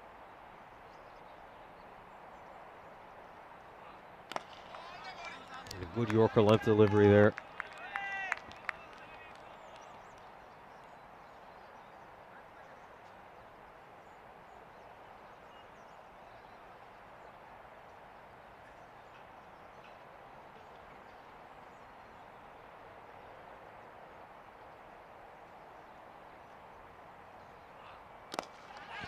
Oh, this is struck very firmly, but straight to the fielder at wide long off, and he takes the catch. Good stuff there, and that will be the end of George's innings. So the first wicket finally falls for the Red Stars. This was a good opening stand of 47 runs, and this is a nice catch taken at chest height. As Sobu George has to depart, having batted fairly well, making 22 of 14, and the Red Stars are 47 for 1 with 1 ball to come. The fourth over.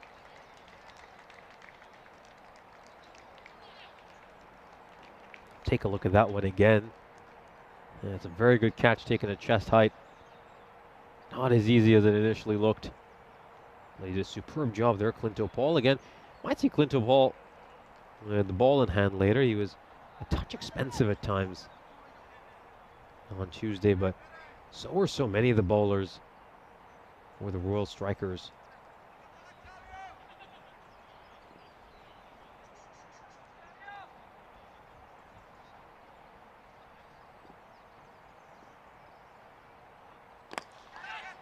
Yeah, this is played away, and it's Clinton Paul's there again to cut that one on. Of course, No Ruben James either for the Royal Strikers today. We know he had a very mixed day on Tuesday. I think he mostly struggled, but he did have a chance to redeem himself by bowling the final over.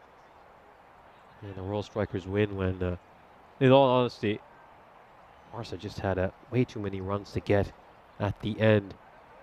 As we can, of course, see that the Red Stars are currently going along at 12 and over.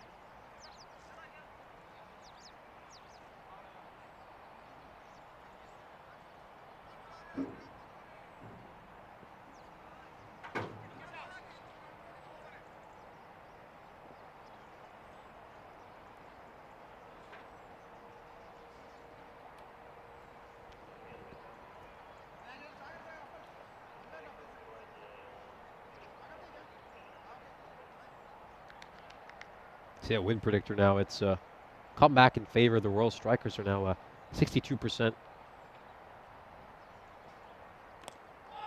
That's a good ball by Johnny. Much better ball. And again, we saw him hit that Yorker length delivery once in the over. He went for 22 in as well.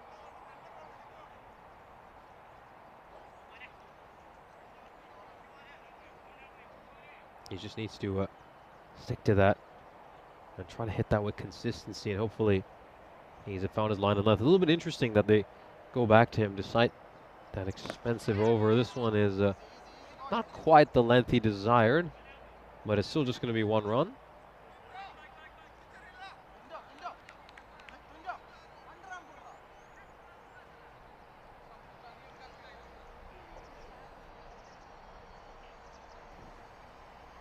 Projected score at the moment, 110.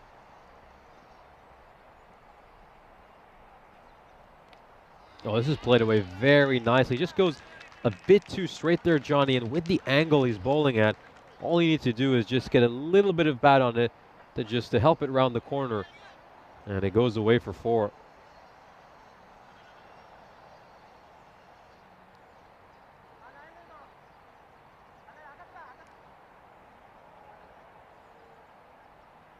Just needs to see to get his line and length right. Maybe even consider going over the wicket. I don't think that would be a bad idea, considering a lot of left-handers do that anyway. To the right-handers.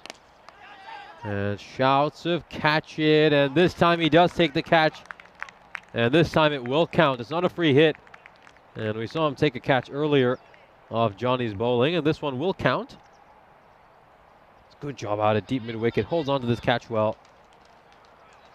And he's taken it, so another wicket falls here. That's going to be the end for John. So both the openers who have batted fairly well have their innings come to an end. And again, really for the Red Stars, the key for them is try to crack the triple-digit mark. They've not quite been able to score big runs so far this series. We saw them have their issues on Tuesday. The key for them is try to get to triple digits. Let's see if your bowling unit can see you through to victory. I mean, I'm personally a little bit surprised that they win the toss and decide to bat first each time. I mean, in general anyway, in white ball cricket, you tend to see teams prefer to chase. As we'll have a look at this ball. This one's a slower delivery. And he's not happy with that decision, the bowler. Let's take one more look at this.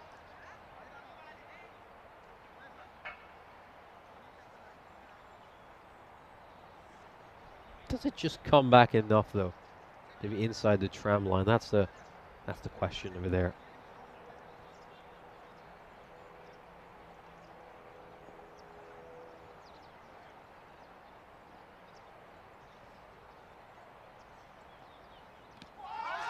Oh, big appeal here, but again, with that angle, it's probably going down the leg side. He's a left armer going around the wicket, and he's bowling from very wide. So, yeah, there's definitely no way it's going to go on to hit the stumps. But the point that, one does need to make regarding the Red Stars is, this is a side who it's played down the ground. Whenever they win the toss, they decide to bat first.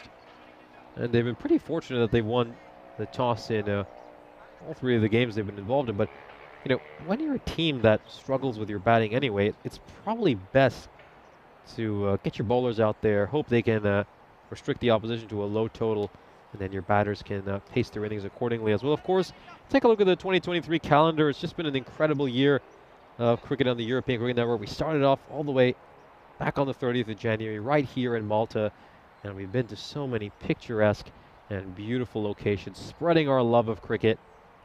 And it's just been an incredible tour this year. We got one more ECS after this one in Spain, and then we round out the year with the ECCW.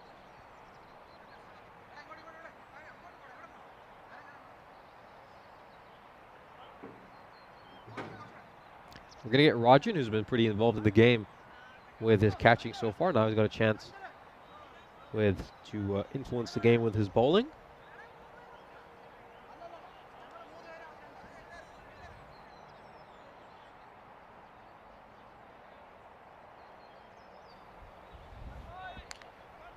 Projected score still at 110, which I'd say if the Red Stars can get to that mark, I think they'd be pretty pleased with themselves and with the quality of their bowling unit. I think they would back themselves to be able to defend a score like that, or at least make it an interesting game again. Looks like the keeper's going to go up. He's just asked his teammate to sprint off and get him a helmet.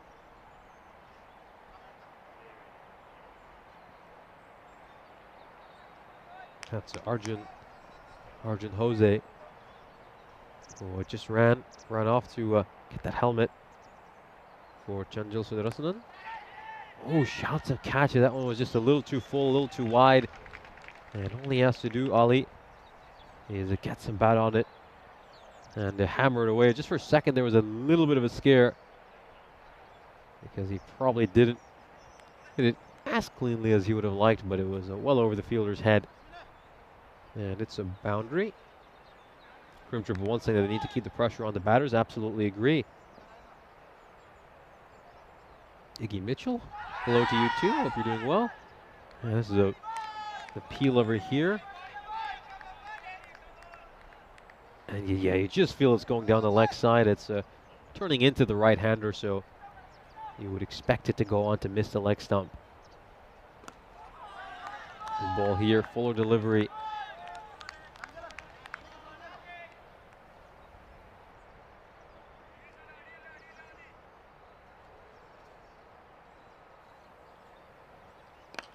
A full toss, struck away. This is going to be quite a chase. And it's just going to be one run here for Ali.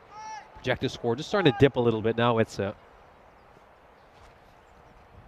down to 104. Iggy Mitchell saying that they're working from home today. I mean, what better way to work from home than also get to soak in some of this cricket as we just see this ball's split long off and long on and gone down for a boundary. It's a lowish full toss, and again, a lot of these low full tosses are not as easy to hit, and he does well to get underneath it. Vijayan.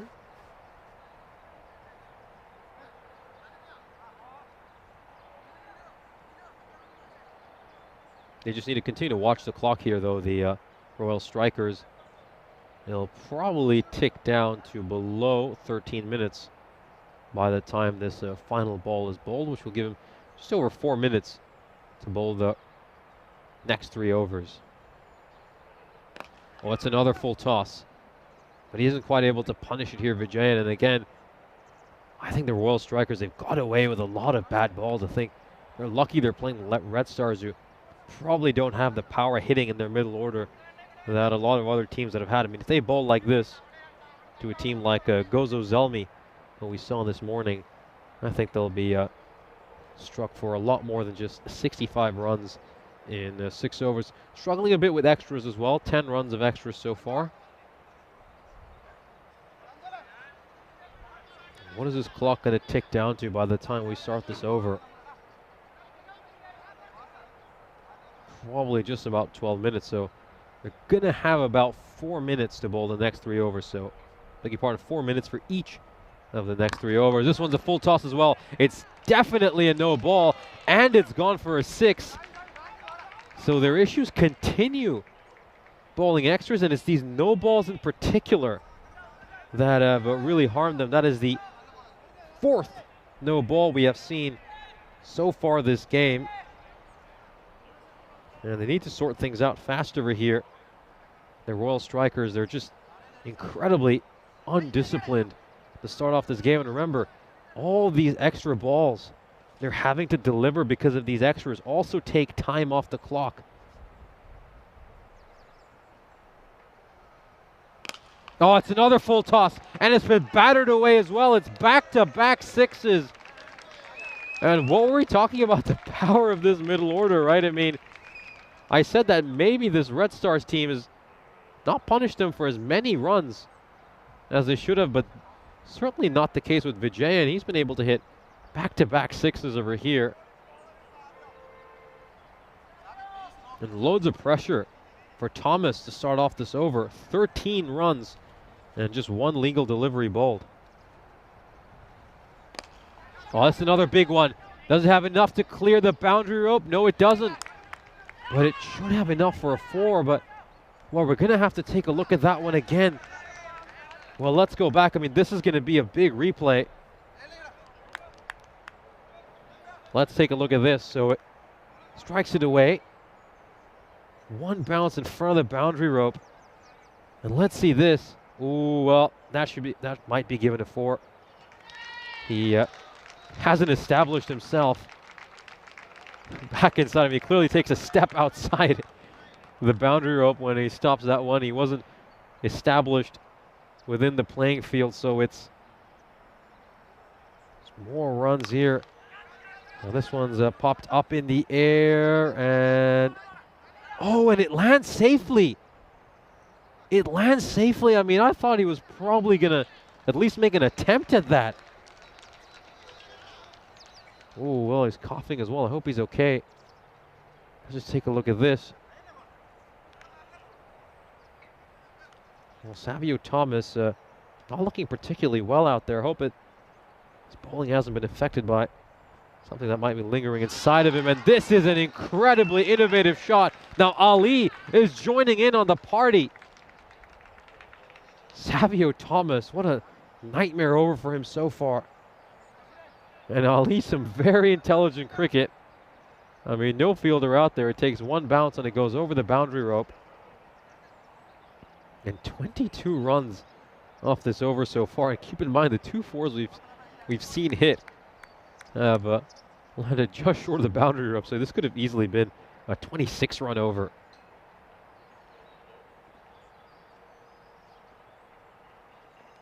Oh, there's an edge there.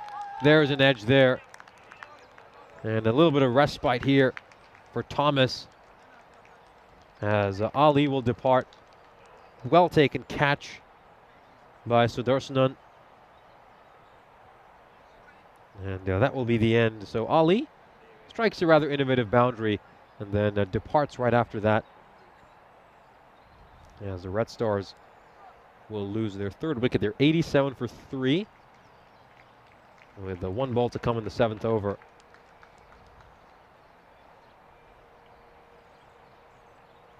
"22 runs of this over so far. They've still got 1 more ball to come, and just keep an eye on that clock, though. That's going to be the big story here. This is going to tick down to below 8 minutes by the time this over is done. Oh, and it's a good thing that it's a dot ball, because if this had gone for a boundary, it would have just taken even more time off the clock. So a couple of dot balls to end the over, a wicket as well. As the Red Stars are 87 for 3, and we're heading into the death overs. Of course, according to the win predictor, we're about 50-50 right now.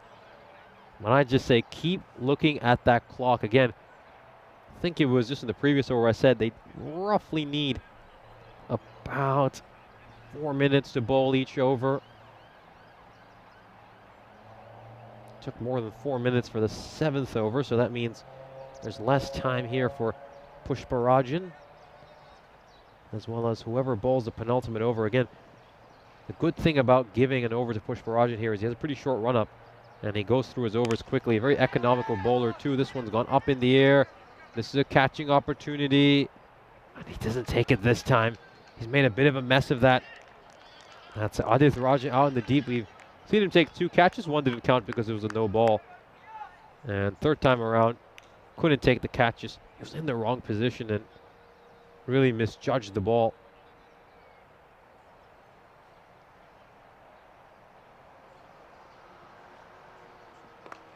Oh, this played away very, very nicely. A poor delivery by Pushparajan. A full toss straying onto the pads. And it's just played around the corner for a 4. Needs to do a whole lot better, Pushparajan.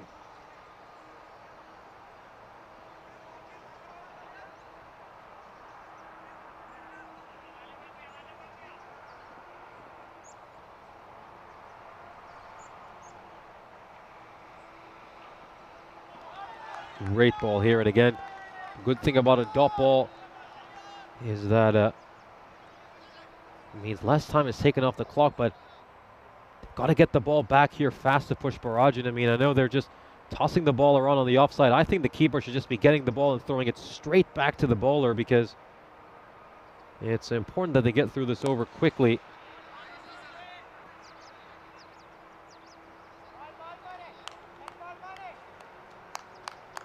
There we go now. So it's another single. This over so far has seen 7 runs scored in it. 2 more balls to come. It just brings a third man into the ring, and he sends out a fine leg. To expect this to be a straighter delivery. That's exactly what it is, but it doesn't matter where you place the fielders when the batter is depositing them beyond the boundary rope. A great hit there by Tony Thomas. It sailed over the fielder at mid-wicket's head. An enormous hit. And that will make it 13 off this over so far. So they're doing very well here, the Red Stars. Again, they went rather quiet between overs 3 to 5 when they made just 19 runs across 3 overs. But in this second half of the innings, they've been tremendous. This one is also going to go clear of the boundary rope.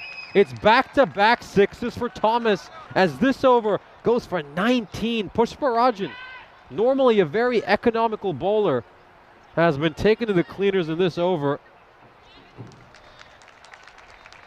And he's going to get some big round of applause here from the Red Stars. Of course, the Red Stars playing in their first ever European Cricket Series. It was just their 3rd match together as a team. And their highest score in the matches they've played in so far is 107. So they're just 1 run short of tying their personal team best. Now here's the thing. It looks like that clock has just been paused for a minute, so because the batters are just addressing some concerns, I think they'll just ask for to bring the broom out just to sweep that part of the pitch. But that's why the clock has been stopped. So it's officially going to be 3 minutes and 57 seconds to bowl this penultimate over if they want to avoid penalty runs. Anyway, let's discuss the upcoming events on the European Cricket Network. Of course, we've still got plenty to come in our thrilling Maltese adventure, but let it be known that our passion for cricket has no seasonal bounds. The autumn might be setting in, but we're still going to be here with you, providing you plenty of cricket. We're a year-round cricket network and will continue to accompany you for another month.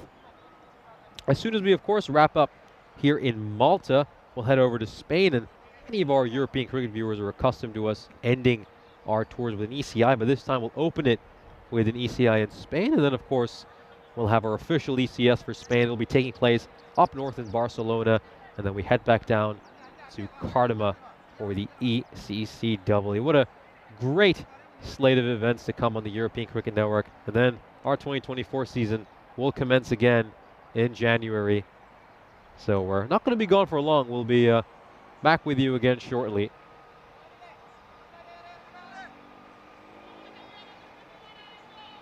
All right, so 3 minutes, 57 seconds to bowl this penultimate over, and it's drilled straight back at the bowler. He's actually done well to get a hand to it. Let's have another look at this. Ooh, well, It also goes on to the umpire. That's rather painful. Of course, the umpire behind the stumps is Joydeep Ghosh-Roy, and he's joined by Tim Wheeler, who's at a square leg. Third umpire is Yash Singh.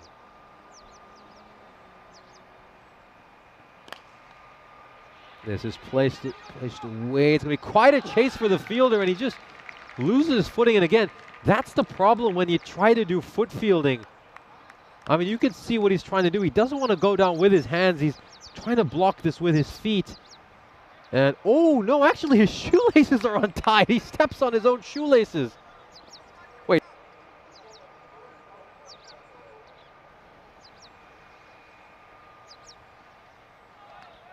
Well, does he step on his shoelaces there? I mean, he hasn't tied his shoelaces in. Well, I don't know if he's stepped on his shoelaces, but he certainly stumbled at some point. But you got to tie your shoelaces at the bare minimum if you're out fielding in a cricket field. This one's going to take an outside edge and run away towards a deep third for a boundary. And this is another over that's been rather expensive so far. 9 runs off it already. And we've still got 2 balls to come. Looks like they should be fine, though, with the over rate issues. Aloysius, he's getting through this over very quickly. Oh, this is a full toss. It's been hammered. It's been sent out of this field. It's gone beyond the fence into the tennis courts. Oh, my goodness. It's bouncing around at that hard court. It's a good thing there's nobody playing tennis there right now. Oh, what an absolutely enormous 6. And it's 15 off this over so far. He's still got a ball to come. And these last 4 overs have been absolutely incredible for the Red Stars. They were 55 for 2 4 overs ago. And they've come out here and absolutely battered the Royal Strikers in the death. And has this one cleared the boundary as well? Oh, yes, it has. It's another enormous hit. And this time, though, at least it hits the netting. It lands right inside them, so it'll be pretty easy to go collect that. The Royal Strikers at least avoid penalty runs by 90 seconds, but let's take a look at this hit again. Back-to-back 6s, 3 consecutive boundaries to end the over. That over goes magical as well. 21 runs off it. The last 3 overs have been an absolute nightmare for the Royal Strikers. 62 runs between overs 7 to 9, and they have turned this game on its head. The Red Stars with this incredible batting performance. And this is a good ball there by Clinto Paul, so he goes to the experienced campaigner for this final over. I thought he might go to Rajan. I mean, Rajan only gave 10 runs in his final over, but instead he decides to introduce Clinto Paul. Paul starts off strong.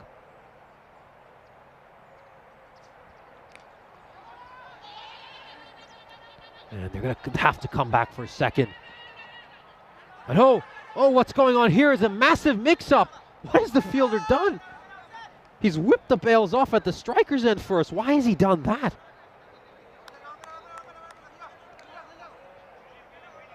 Well, let's take a look at this. Well, there probably was a second run on over here, but Tony Thomas was just not interested. I mean, he's well within his crease, and he decides to whip the bails off. I mean, oh, it's going to be very close. I mean, that split second where he decides to whip the bails off could maybe cost him a run out at the non-striker's end. Let's see over here. I think he's still gone regardless. I think the bails are off there, and it doesn't look like there's anything over the line. So it's been given an out. The third umpire has made his decision.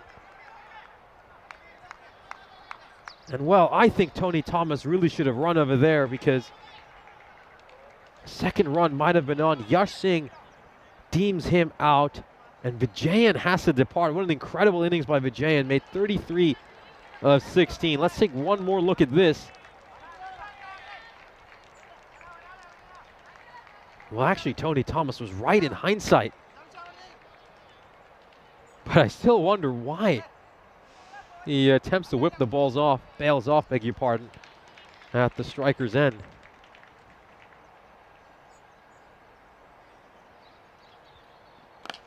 Oh, he's absolutely smashed this one, Tony Thomas. It's gone for a 6. And an incredible hit. Thomas has been absolutely superb. I mean, this will be his 3rd consecutive 6. If you include those 2 sixes he hit at the end of the previous over. 4th consecutive boundary. And oh, that's an edge and it's taken. So really good catch here by Sudarsanan. That was not an easy chance, and both the danger men have to depart. So Tony Thomas hits the 6 and then gets out the very next ball. And of course, Vijayan gets run out, and you just wonder if those 2 little wickets there might save the Royal Strikers some runs these last 3 balls. There's going to be 2 new batters out there. It's going to be hard for them to, of course, hit it as cleanly as Thomas and Vijayan were.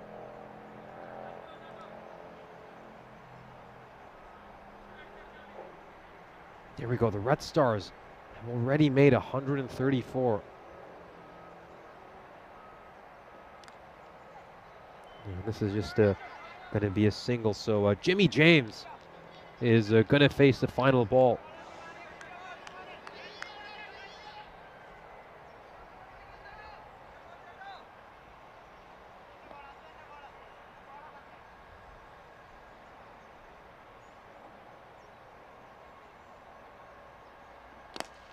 This one, oh, he gets a hand to it.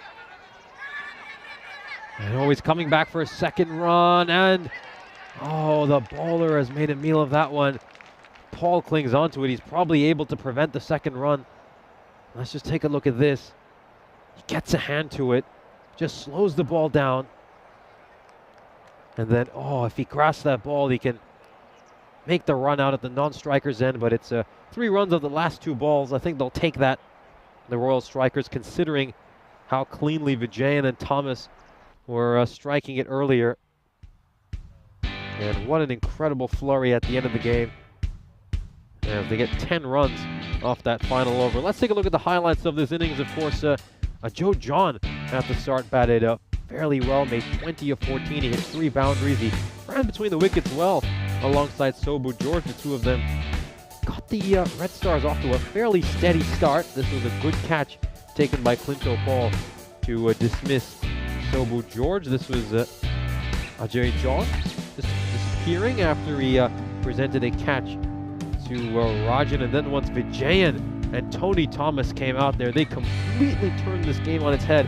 It took them a little bit of time to settle in, a couple of overs, but once they settled in, boy were they incredible. Between overs 7 to 9, they made 62 runs, and that really swung the momentum in favor of the Red Stars. This was a rather funny moment as the fielder stumbled trying to prevent the boundary. And just look at some of these incredible 6s. That was Tony Thomas. He hit 7 boundaries, 5 6s. Vijayan at the other end, 5 boundaries, 3 4s, and 2 6s. And then this one right here, Vijayan getting a little bit too eager to get the 2nd run. And fielder trying to make the run out at both ends, but in the end, shortly afterwards, Tony Thomas would depart too. And they had a chance here to save a run. Final ball, and Clinton Paul just wasn't quite able to grasp it. And the innings came to an end as the Red Stars were 137 for 5 at the end of their allotted 10 overs. Let's have a look at the scorecard. It was an incredible performance. You have to say, good contributions all around, but of course, the star performer is Tony Thomas with 38 of just 10 balls. That's a strike rate of 380. And he's helped his side get their biggest ever score in an ECS. Their previous best was 107.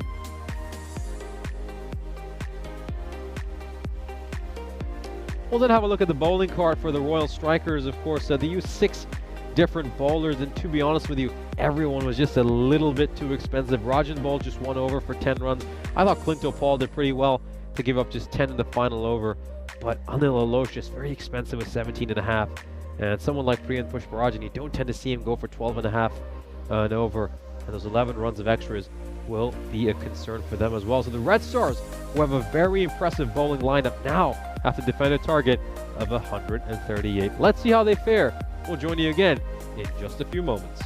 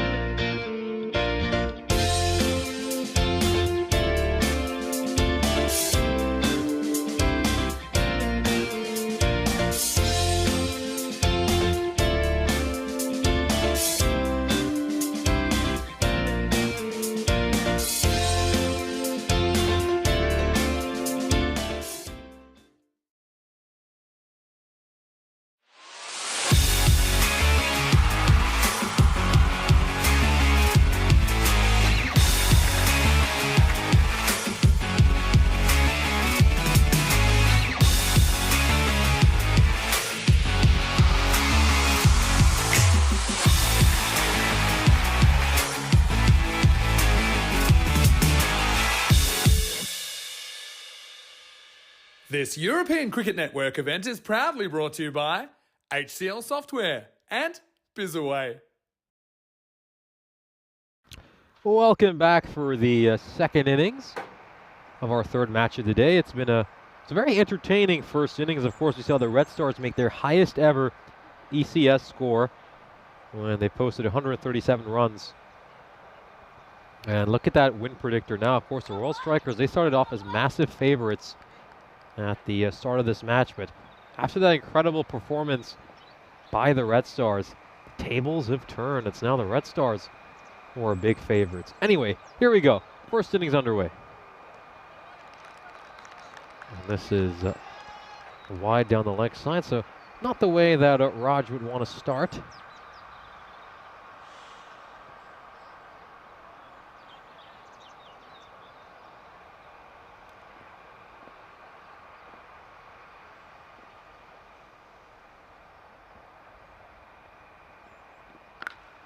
Yeah, this is played away. It's just going to be 1 run.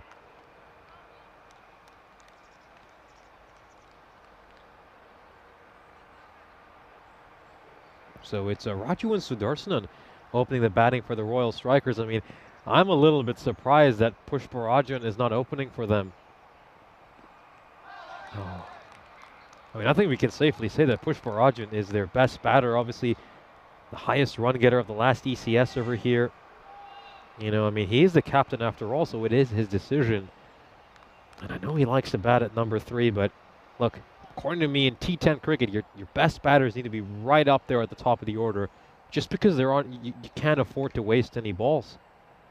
You know, you want your best players facing as many balls as possible. This one is just nudged away for a single.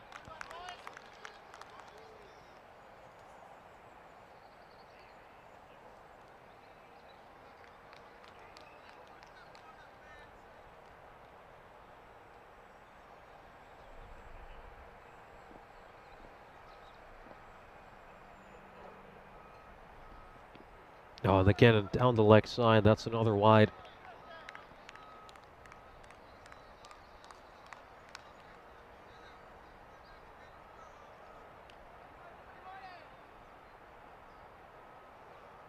So a couple of wides in this over so far. Just, again, he's trying to get that leg stump Yorker. It's a good idea, but hasn't quite been able to execute it the way he would like. That one's just going to come off the pads. He's rather lucky over there that it hasn't gone for a boundary. And I think this is where, you know, if the batter just gets a little bit of bat on it, he can just nudge it around the corner for a boundary.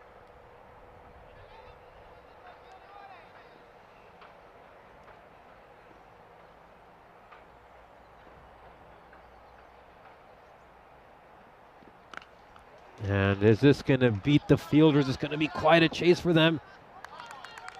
And some good fielding there, a good team fielding effort. That was Abin Sabu who gave chase. And he is well backed up by his partner on the leg side.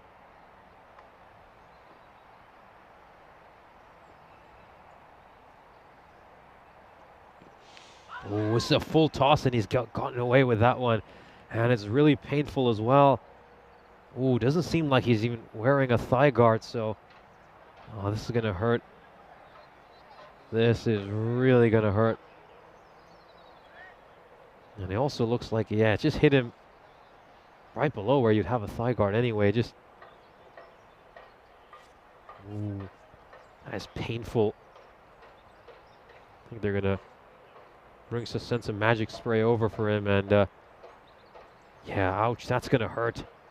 That is certainly going to hurt.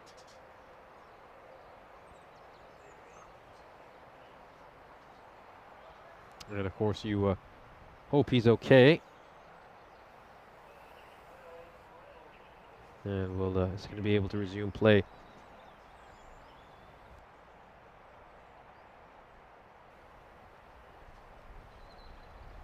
Of course, it's been 182 matches since we last had a golden ball here on the European Cricket Network. I mean, we were really hoping to get an ECC golden ball. Unfortunately, that evaded us. You know, the last golden ball we had was all the way back in September in the ECI in Rome when Italy took an absolute thriller against Austria, and we're hoping to get one soon over here in Malta as well. And had a lot of nervy finishes, a lot of close games. I think a lot of these teams are very evenly matched, but we just haven't quite been able to get a golden ball yet. And I hope we get one soon. And it looks like he's up now and ready to resume play.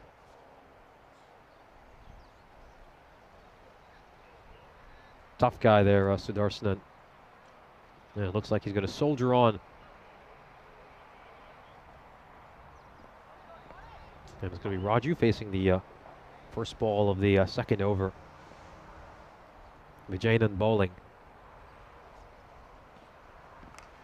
Oh, this is absolutely hammered away for a huge 6 by Raju. Not a good ball by Vijayanan. He's just straying too far down the leg side.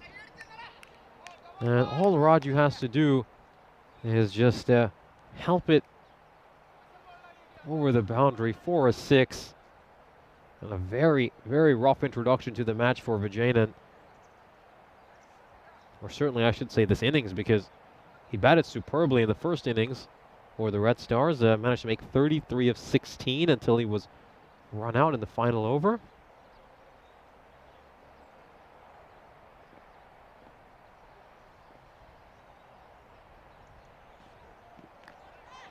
Oh, and this time he's just trying to choke him for room.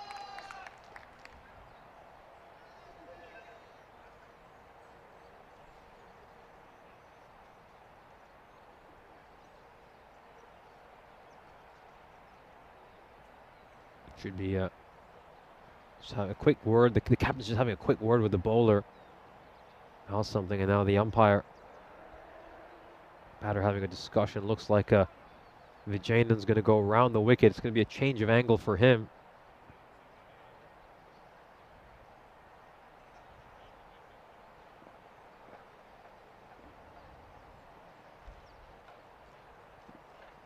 Oh, starts off with a full toss, so the change in angle hasn't served him that well, and it sends almost straight into the scorer's tent. There's Simon Keeling from the European Cricket Network, a member of our Blue Crew.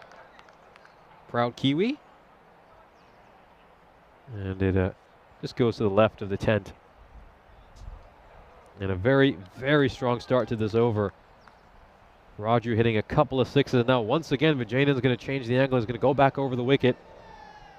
His experimentation didn't pay dividends, so he's going to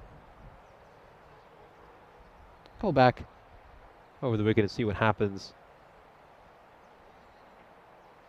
Let's have another brief pause in the game.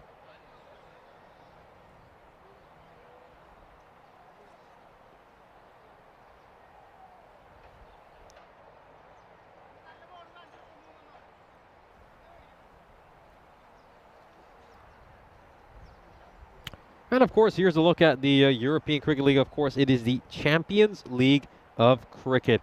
We've been all over this wonderful continent this year. And of course, next year, the very best teams from around Europe will battle it out between the 26th of February to the 22nd of March in an incredible league. Of course, this time around, we're going with the same format as the ECC. So it's going to be incredible. I mean, Malaga, Spain will come alive once again for Europe's Club Cricket Elite. What a great way to start off our 2024 season. Of course, this will be in the second month of the season. It'll be nice and early, though, when it just starts to get a bit warmer. And this ECL promises to be the best one yet. We'll have a blend of raw ambition from eager debutants, some good veteran squads coming back as well. This one's up in the air as well, and it's going to go over the fielder, so it's another 6, the third 6 of the over. Raju clears the boundary again, a bit too short. He gets underneath it, and it's hammered away. Make that 19 runs Raju has of 6 deliveries, and look at that now. Think about how far ahead the Red Stars were on the win predictor at one stage. It's now come down to just 54%. Oh, much better ball here by Vijayan.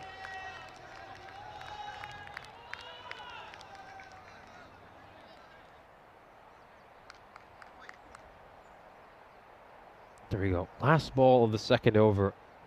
It's important that he closes strong over here.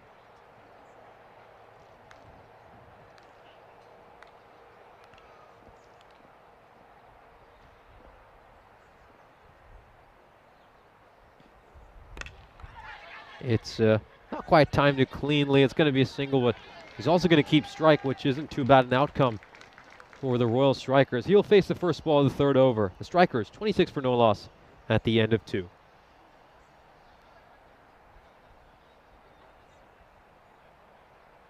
Let's have a look at the standings. So for Group B, of course, Gozo Zelmi earlier today made it 2 wins and 2 when they picked up a couple of dominant victories against some Cedar Warriors, and their net run rate is really, really strong. And now the Strikers, who split their opening 2 games, are taking on the winless Red Stars.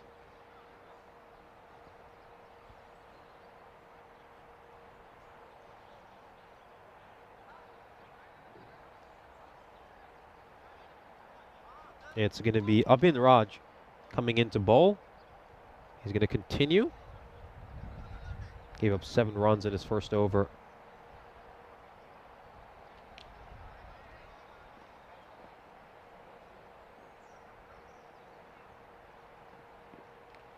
No, it's a good ball, really good ball, but it was an extremely optimistic appeal. Very optimistic.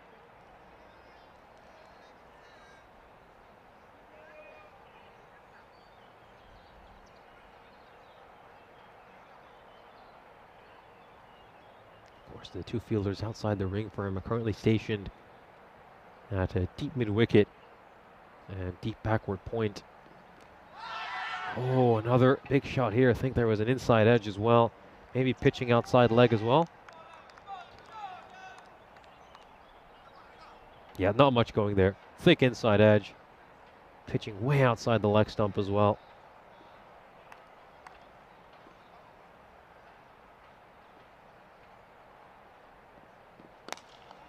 Oh, he just misses the Yorker ever so slightly. And those are the fine margins when you try to bowl a Yorker. You just get it slightly wrong. It's either going to be a full toss or an overpitch delivery. And it's smashed away for 6. And now Sudarsana joining in on the hitting alongside Raju.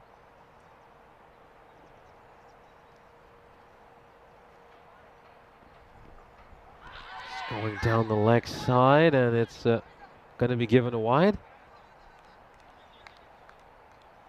He struggled a bit with wides, you have to say, Raj. This is the 3rd wide he's bowled already.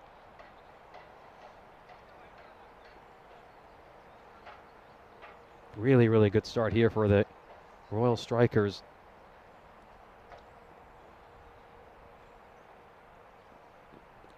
Oh, and he's going for that leg stump Yorker again. And is there half a chance of a run out here? The umpire seems uninterested.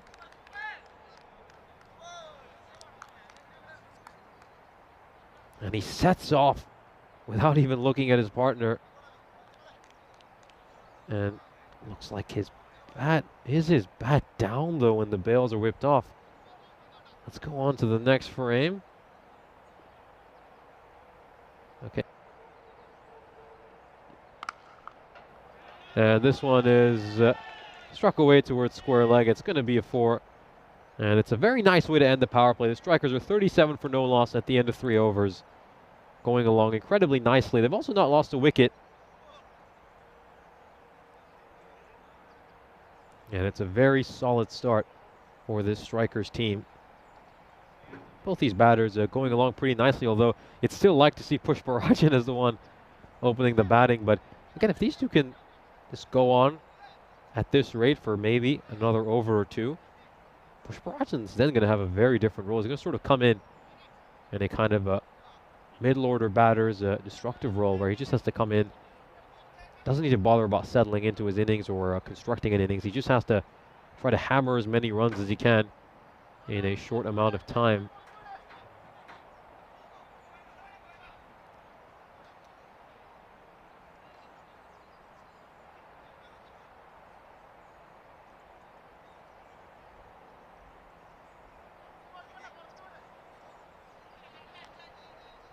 With fielding restrictions lifted, you're now allowed 5 fielders outside the ring. They're currently stationed at long off, long on.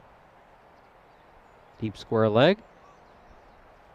And deep third, as well as a fielder at deep cover. Now this one's gone up in the air. And it's going to go over the rope for a 6. So Raju continues his incredible power hitting. Sobu George, normally a very economical bowler. His spell starts off with a massive 6. And he got underneath that one very well, Raju. It was a little too short by George. A bit too much width on offer as well. And now look at this. The Royal Strikers, 54% favorites. And this is another big hit. Is this going to go the distance? It's an exceptional bit of fielding, actually, to prevent a boundary. Really, really good work. That's Abin Sabu out in the deep. We'll take another look at this. Yep, should be perfectly fine. A great clean bit of fielding, clean collection, and then a great throw back as well in one motion. Very, very impressive.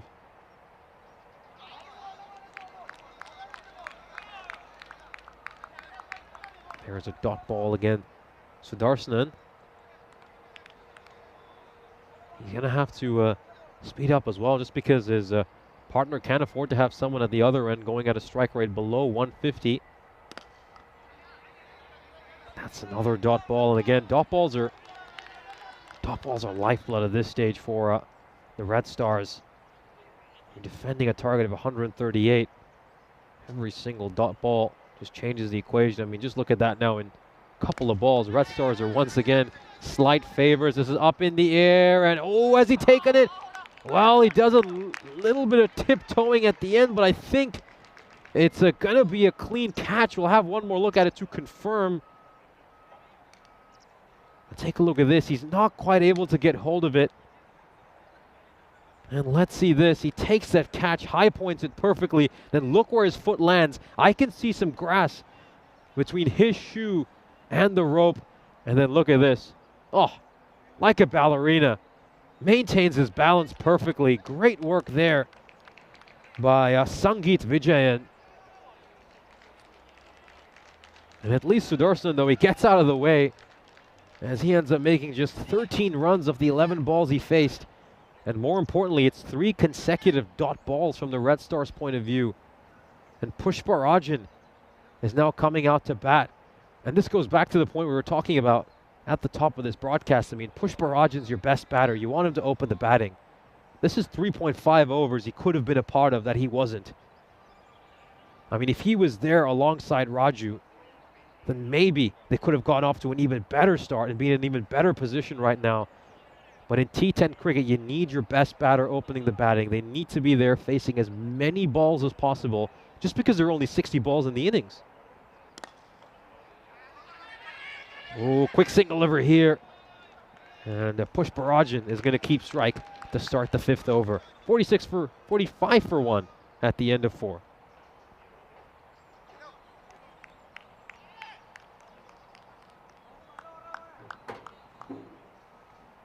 We'll take a look at the worms for both these teams. Of course, both of them going along at a pretty similar rate to what they were now. Again, the Red Stars, it was really between over 7 to 9 when they kicked off. They made 62 runs over those 3 overs. They were a little bit slow in the middle overs as well.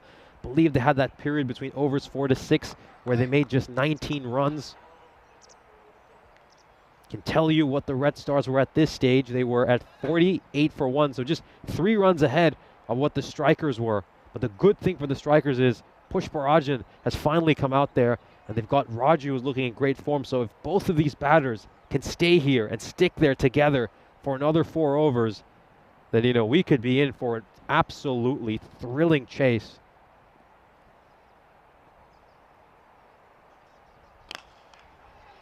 This is a firmly struck towards cover, and it's going to be a single.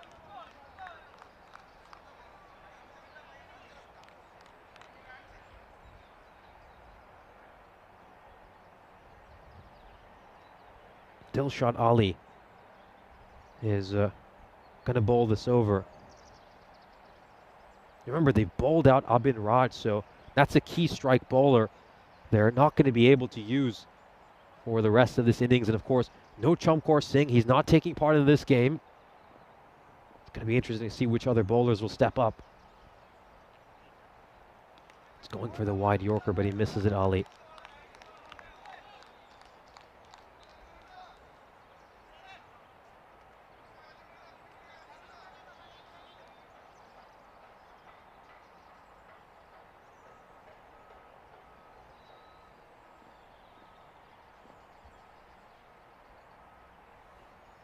Oh, a terrific ball. Absolutely brilliant delivery. Oh, it's been given out for a second. The bowler thought it hadn't been. But the umpire makes it absolutely clear that it is out. And this, have a look at this. What a fantastic delivery. This is an absolute corker. He squares up the batter, gets the outside edge. I mean, this is on par. We have the brilliant delivery. It's absolutely one of the best deliveries you'll see. Terrific ball. Let's just take another look at this. Really, really well taken.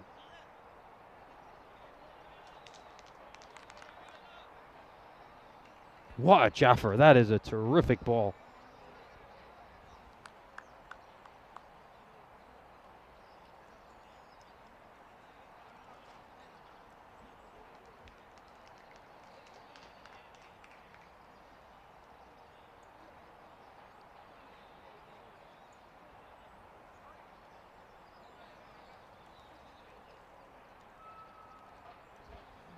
And now it's going to be Aloysius coming in to bat at number 4. An enormous wicket as well for the Red Stars because the danger man, Raju, had to depart. And Aloysius with a wild swing. Probably not the right shot selection for a ball that is that wide.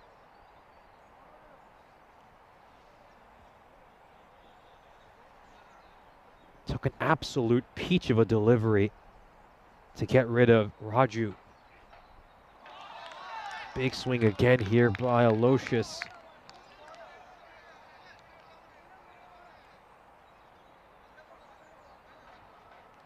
Ali making a huge impact here, and now look at that. After the Aloysius wicket, the Red Stars now up to 75% on the win predictor.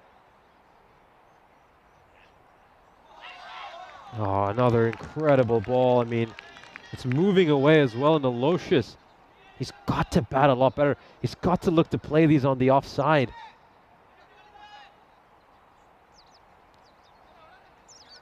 And he hits a good shot towards extra cover. There's a massive gap there.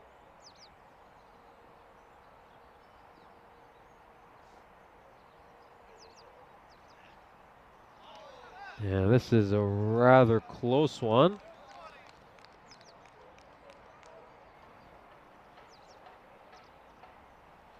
Has been given wide rather late, so it's not quite the end of the over.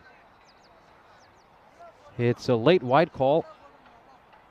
Very late call, but it is the right call.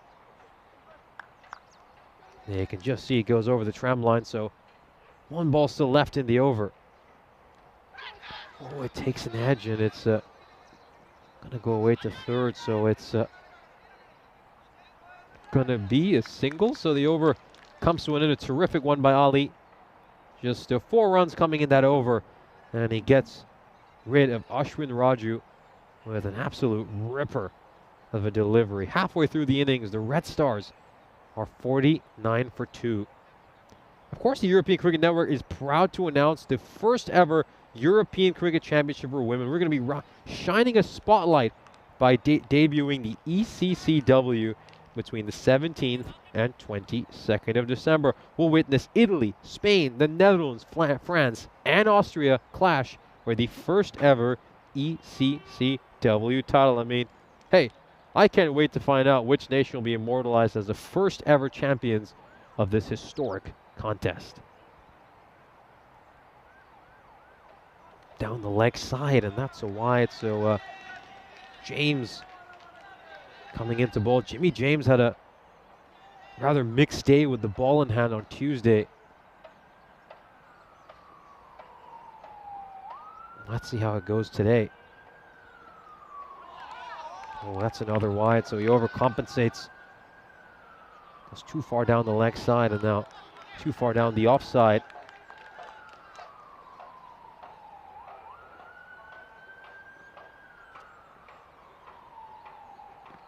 Oh, this could be a close one.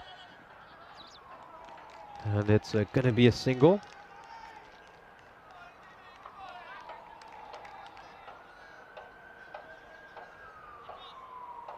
It's now 80% for the Red Stars again. Since the power play, they've just put a clamp on the scoring. We've seen just 14 runs made since the power play. Keep in mind, they were 37 for no loss at the end of the first 3 overs. It's an edge there, and it's going to go away for 4. It's the first boundary we've seen struck behind point so far this innings. And he just pushes that a little bit too wide. He threw the kitchen sink at it, Pushparajin, and he got rather lucky. And we got Martin J. Hurst saying he's not sure Glenn Maxwell could rescue this one. You sure about that? I wouldn't be I wouldn't doubt him. I think 17.5 would be a piece of cake for him. And this is absolutely hammered over the fielder's head. It's a big 6 for Pushparajin, and now you feel he's the last hope for his side. He's just going to have to play an absolutely mind-boggling innings at the end to take his team over the finishing line. This is the first good over in a while. Hasn't been a boundary for a good 2.5 overs, and now we see back-to-back boundaries. So it's gone up in the air, and it should be a comfortable catch, and it is taken. It was all just a bit too much for Pushparajin. You felt the pressure getting on him. He knew he had to hit several boundaries to keep his side within touching distance of this target. He ends up going for it again. That was a good ball by James. Certainly wasn't there to be hit that easily. And another wicket falls. That's the end for Pushparajin.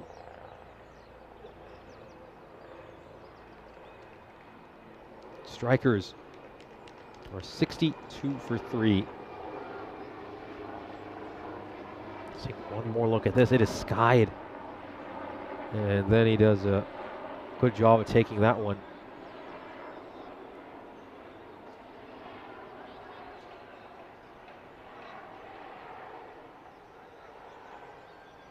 So the new batter is Thomas. And Savio Thomas, who was rather expensive with the ball in hand, has now got a chance to make amends with his batting. Goes for a wild swing over there, Savio Thomas. But he fails to connect.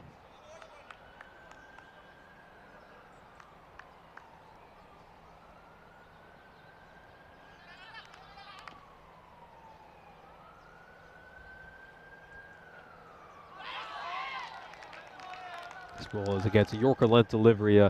Good comeback, you have to say, by James after he was hit for back-to-back boundaries. He got a wicket and then followed it up with 2 consecutive dot balls. So their strikers are 62 for 3 at the end of 6. Huge task for them these next 4 overs. They have to go at 19 and over. Well, take a look at that scorecard. Of course, Ashwin Raju made a 28 of 13, and when he was going, you really felt like this strikers team had some hope, but now their hope and their chances are dwindling.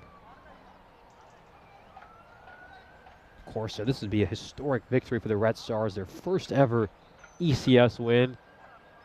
This club playing in their first ever European Cricket Series And how sweet would it be to pick up that win against a very experienced striker side.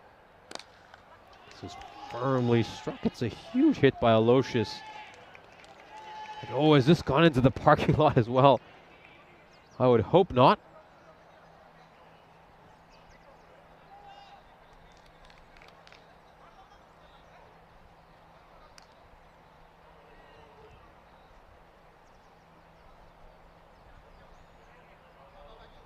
Tony Thomas's over starts off with a 6, of course. Tony Thomas batted superbly in the first innings, made 38 runs of 10 deliveries, really set his side up to get to their massive target of 138.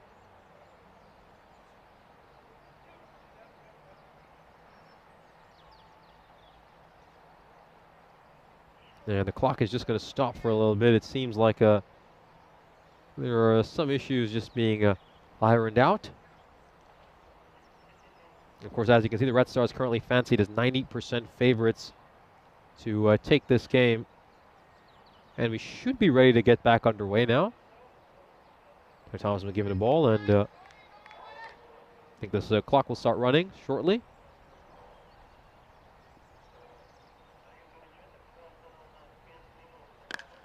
And this one is struck again, and it's going to be taken very well by the fielder at mid-on. So it's another wicket falls here for the Strikers. They're starting to tumble. We've had wickets fall in each of the last 4 overs. He mistimes this one and pops up a fairly simple catch for the fielder at mid-on. That is Jimmy James, who takes it off the bowling of Tony Thomas.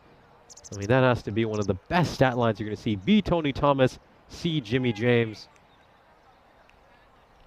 And he just points at the bowler over there and says, well bowled.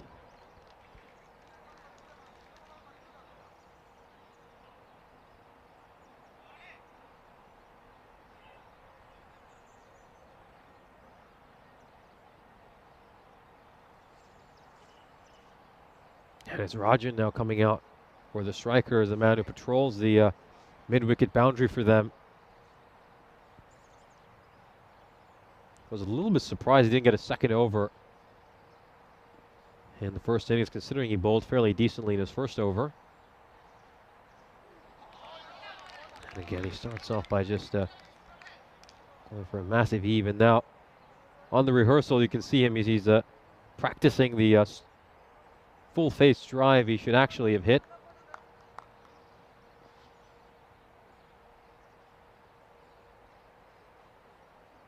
Oh, this is a very good ball. It's in the channel. Keeper just can't handle it. It's a bit too hot for him. And Rajan will just scamper away to the other side. He's yet to get off the mark, though. 2 new batters at the crease. Just feel now they've begun to take this game away from the Strikers. That is reflected in the win predictor that gives the Strikers just a 2% chance now.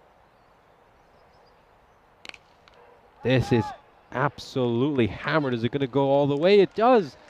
Thomas gets off the mark with a really nice shot. Big 6 over here. And it's gone the distance.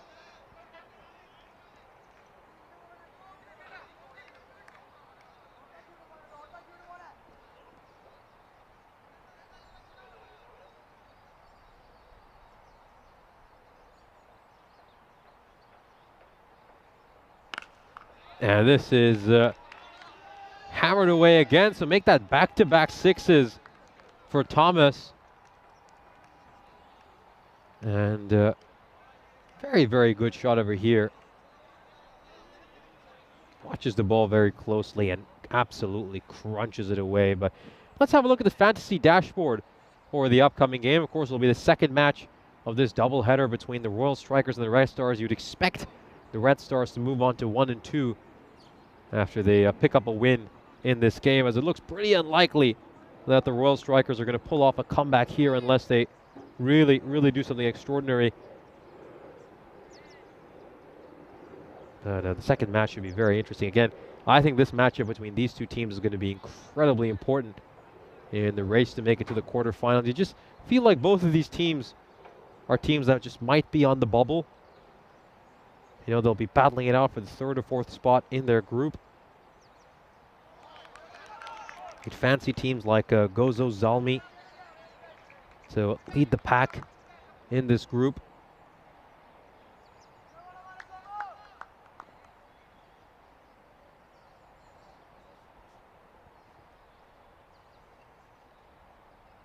No, it's a full toss. That is not a good delivery at all. And Rajan will smack it away for a 6.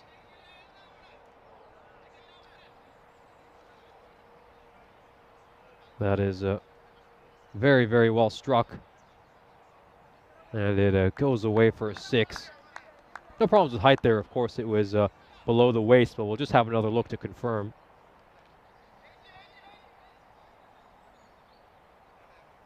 Yep, certainly fine, and that's why the umpire didn't give it a no ball. A little short, a little wide. But he still managed to get a dot ball. They've had some good shots here, Thomas and Rajan. It's just a case of, can they keep hitting numerous shots like this each over from here on out to give their team a chance? Just feel that's a little bit unlikely at this stage. I think really from the strikers' point of view as they head into the second game, they're going to have to look back at their first innings. I think they were very indisciplined at times with their bowling, just gave up too many extras. This one is an inside edge, and it's just going to be a single. I mean, they bowled 6 wides in that innings. That's pretty much an extra over they needlessly had to bowl, which can be very, very costly for your team. And I think at times they were just off with their discipline. Bowled a few too many full tosses. A lot of poor deliveries that were just there to hit. No, there's going to be some overthrows here as well. And they're going to get a couple of runs. But anyway, the World Strikers, they just have to take risks like this. They have no choice. We'll have another look at this. It's struck down towards long on. I think he's just being a bit too slow with his running. I think he should be running a lot faster than that. Adith Rajan was just a bit too casual. You've got to run the first run hard. You have to sprint during the first run. And, you know, if there was a direct hit, he was in serious trouble, as we, of course, see that. You know, these two teams are kind of following a similar trajectory, but the difference is that over 7 is when the Red Stars really came alive. But for the Strikers, that's where things are completely unraveled. And does this have enough to go for a 4? It does. So again, the Strikers, they need about 24 and over here. So a boundary off every ball. Can they do this another 10 or 11 times? Then maybe we could be in for a finish.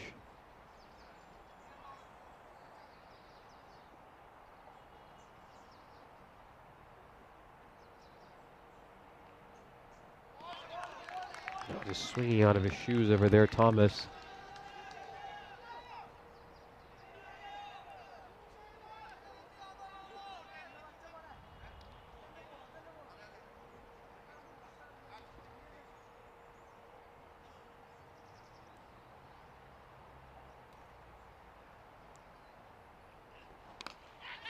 Oh, a shouts of catch it, he puts it down. Oh, he's put that chance down. That one went, I believe that goes to Sangeet Vijayan, or actually it's Jijo Cherian this ball goes to. And he leaps up well, but he just can't quite come down with the ball in his hand. He ends up batting it down. This one's going to be a wide by Ali, but, you know, now that it really seems like this game has slipped away from the Strikers, another thing that I think they need to look at is they need to get Push Barajan to open the batting. I mean, there's no way you can have your best batter sitting there for a number of overs waiting to come into bat in a T10 game. It's just not right. I think if he was there right from the get-go, maybe there'd be a little bit less pressure on him as well, and him and Raju could have piled even more pressure on the Red Stars early. This one is struck very nicely by Rajan, and it goes away for a 4. Good-looking shot.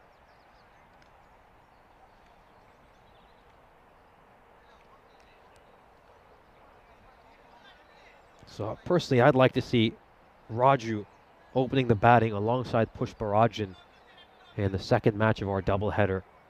I think you want the two of them up there. You want them batting aggressively to start off, playing freely, really looking to exert pressure on the bowlers. I think when Pushparajan came in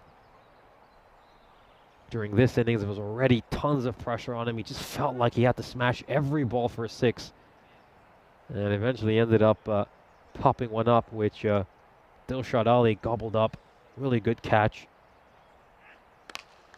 This one's gone up in the air, and is this going to be a catch? It is. So very well taken by Tony Thomas. And that's going to be the end for Rajan. Let's have a look at this. It comes off the bottom end of the bat, and Tony Thomas takes that catch. Well, for those of you on Golden Ball Watch, hear me out. 6 sixes in the final over take us to a golden ball. 6 sixes in the final over take us to a golden ball. I mean, we've had to wait quite a while for a golden ball, but if we get one with 6 sixes in the final over, that would be really hilarious. I mean, we're even putting the graphic up, aren't we? In the event of a tie, the match is decided by a golden ball. The batting side needs 2 runs to win, otherwise the fielding team wins. Come on then, give us 6 sixes in the final over to break this long golden ball streak. We believe this might be the moment. This will make it worth the wait.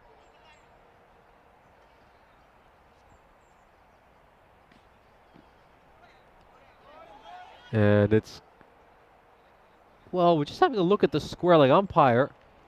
Thomas is looking for a wide over there, but it's given as the 1 for the over. Well, it's not as easy to tell with that angle. The ball was just dipping a little bit as well at the end.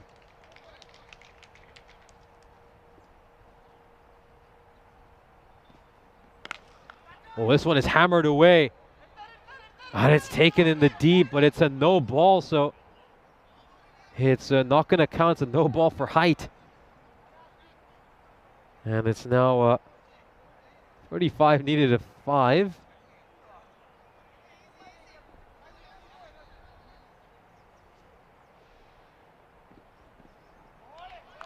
Yeah, this is a full toss that Kunan Churakal misses out on.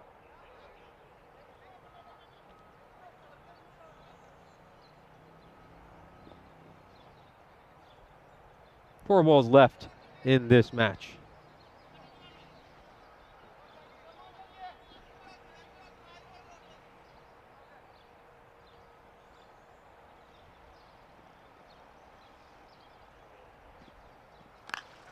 Yeah, this one is cut away, and it's going to be a couple of runs. Of course, we've got James Stewart in the chat talking about how beautiful the Baltic is. Well, our spring productions crew is from the Baltic as well, so I'm sure many of them will agree with me. They're all from lovely Latvia. This one is hammered away, and it could be a chance to take a catch, and it's incredibly well taken. Good catch out in the deep as they continue to steer clear here. The Red Stars are now set to pick up their first ever ECS victory. Of course, going back to our spring productions crew, of course, today we've got Arturs, Karina, and Kristaps, our wonderful spring productions crew. Andrew is taking a well-deserved day off. So if there's anyone you want to thank for all these lovely pictures we've been able to watch here in Malta, make sure to give them a big thank you.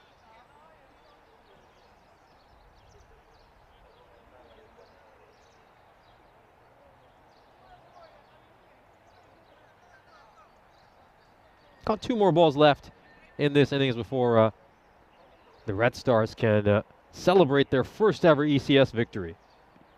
Oh, a terrific Yorker. What an incredible ball there by Vijayan. That ball was almost unplayable, and you bowl that to a lower order batter, and they've got almost no chance. Look at this. It comes back in. nasty snorter of an in-swinging Yorker. And another wicket falls over here. And now then, can we get a hat trick to round out this innings? Vijayan is officially on a hat trick. And that would really be the cherry on top for this incredible performance by the Red Stars if one of their bowlers gets a hat trick as well. So here it is. It's time to show you the hat trick graphic. Of course, this is the Hall of Fame for all the hat tricks we've had so far this year. Are we going to get the 43rd? Here we go. Oh, it's a dot ball. And in the end, Vijayan falls just short. But he won't mind too much as his side secures a famous victory, a 33-run victory against a very accomplished Royal Strikers side. The Red Stars will be absolutely delighted. Their first ever ECS win. And you can't say they don't deserve it. They were better in every facet of the game. They batted better, they bowled better, and they were exceptional in the field too. And we'll, of course, have a look at the fantasy dashboard. Of course, now the Royal Strikers are 1 for 2, and the Red Stars are also 1 and 2. And it's going to be interesting to see just how they respond. Again, I'd like to see Pushparajan opening the batting alongside Raju, as it says on that fantasy dashboard. Have Pushparajan face the first ball. He's your star player. And let's take a look at the highlights of this innings. Of course, Ashwin Raju was batting terrifically at the start, made 28 of 13, clubbed 4 big ones. And these are some of those incredible shots he hit. Chandal Sudarshan, his partner, would also hit a couple of boundaries. He hit 1-6 and 1-4. He would only make 13 of 11. That was a terrific fielding effort by Abid Sabu. And then look at this catch by Vijayan. He had a great day, and this was an absolute corker of a delivery by Dilshad Ali. Good catch as well by Jomin Jacob, and it would take something special to get rid of Ashwin Raju. Pushparajan was just starting to feel the pressure when the required was creeping up to 18, and he mistimed one that Dilshad Ali managed to take. Good catch there by Jimmy James to get rid of Anil Aloysius. We saw some nice late hits by Savio Thomas and Adil Rajan, but by then it was all too little, too late. There wasn't much they could do to alter the outcome of this match. The Red Stars ended up securing a very comfortable and famous victory. Their first ever ECS victory, of course. Arjun Jose, what an incredible Yorker he bowled right there at the end to put himself on a hat trick. And we'll now have a look at the scorecard of this innings. Of course, the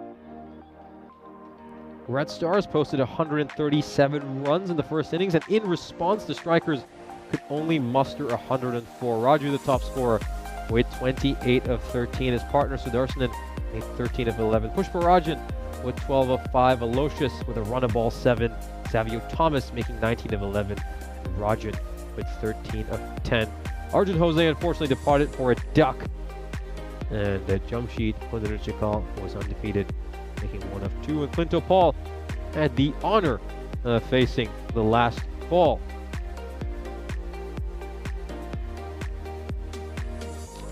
Now let's take a look at the bowling card for the Red Stars, and it's a very complete performance, you have to say. Much of the bowling attack did a fairly solid job. The pick of the bowlers, of course, Dilshad Ali, 2 for 14, but that wicket he took of Raju turned the game on its head.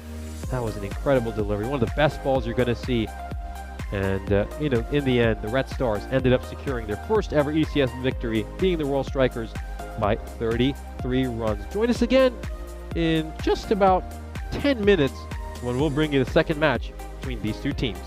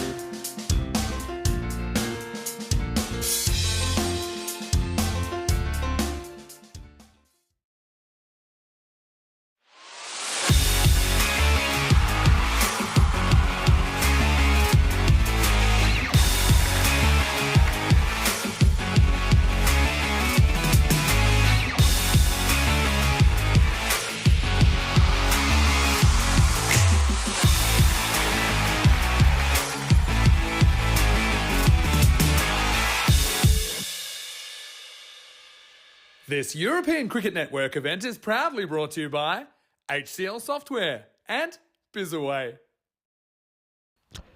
Welcome back for our last match of this terrific Thursday. We've had some incredible games so far. We've seen a lot of sixes hit, plenty of thrill, and plenty of excitement. We just saw the Red Stars pick up their first ever ECS victory against the Royal Strikers, and those two teams are ready to do battle once again. Let's head over to the coin toss where Mahil Daub is alongside both the captains. Tails, hits. Heads. It sits. You're gonna bat. Well, there you have it. The Royal Strikers are going to bat first, so they're straight back out there when 15 minutes ago they just fell short of the target the Red Stars posted for them. So they win the toss and they say, let's get right back out there and make sure we bat better this time around. Here's a look at the fantasy dashboard. Of course, the Royal Strikers are now 1 for 2, just like the Red Stars. Both teams with 1 win and 2 losses.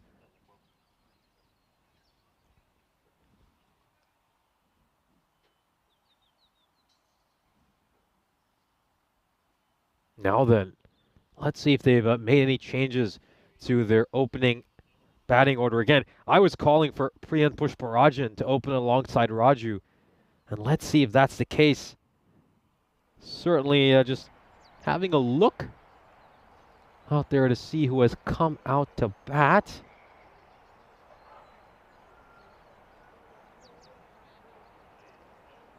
They're just going to receive confirmation shortly. That is Pushparajan, so this is great to see. You love to see Pushparajan out there facing the first ball. And who's going to be his partner at the non-strikers end? We'll find out very shortly.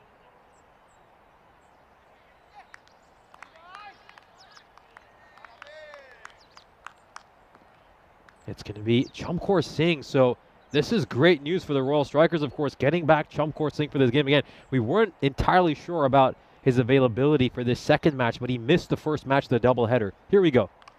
Oh, it's a poor ball to start off, a really poor delivery, short down the leg side, and it gets battered away for a 6. And again, we said this.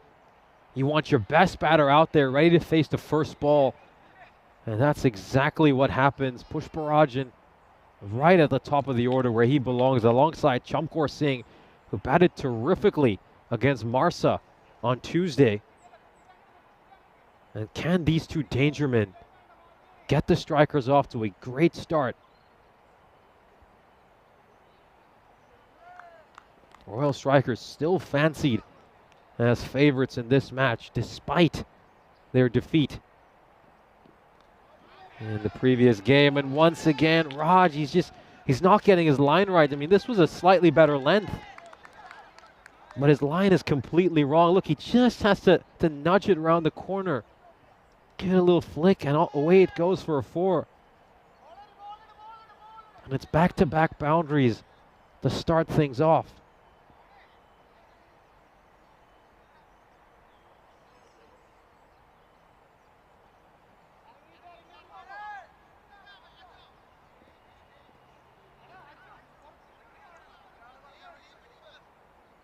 And he's just sent a fielder out to find leg. He's brought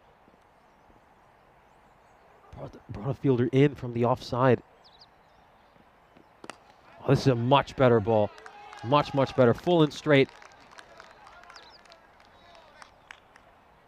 Of course, it's the last game of the day, so it's a chance to bring in some of your random questions.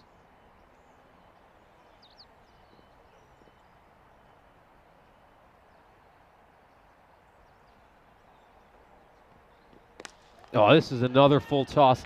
It's hammered away, and it's going to go the distance for a 6.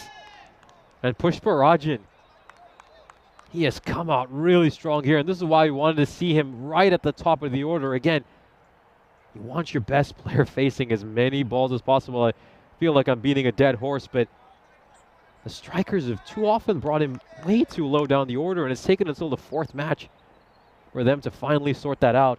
And it's immediately paying dividends. Nicely done. Goes straight to the fielder at mid-off, but it goes past him. Oh, that is a huge error at mid-off.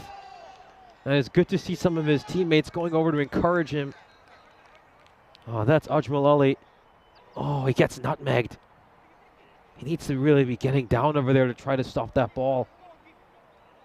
And you don't need to give free boundaries to a player as dangerous as Pushparajan.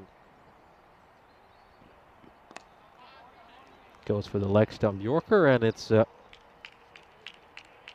been just tucked away for a single. So Pushparajan will keep strike as he bludgeons Raj for 21 runs in this over. A terrific start for the Strikers. Of course, this is a great chance to remind you that the ECCW is just 38 days away. History would unfold this December. It's going to be the dawn of a new era in European women's cricket. We're proud to announce the inaugural Women's European Cricket Championship from the 17th to the 22nd of December. Europe's premier female talent from Italy, Spain, the Netherlands, France, and Austria will battle it out in an incredible showcase of skill, passion, and determination. Join us in a celebration of cricket, women's sport, right here at the end of what's been a great year for European cricket.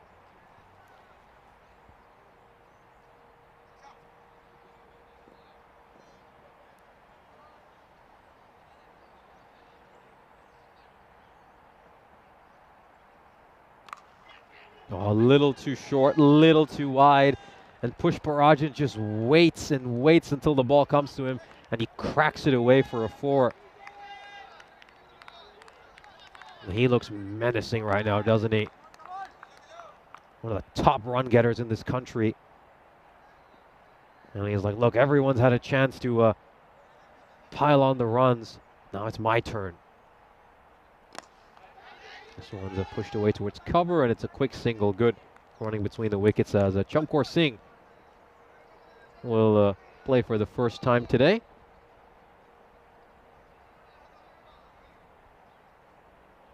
Well, that's a good question here by Mr. Kitty. Asking me what's been my favorite country to commentate in.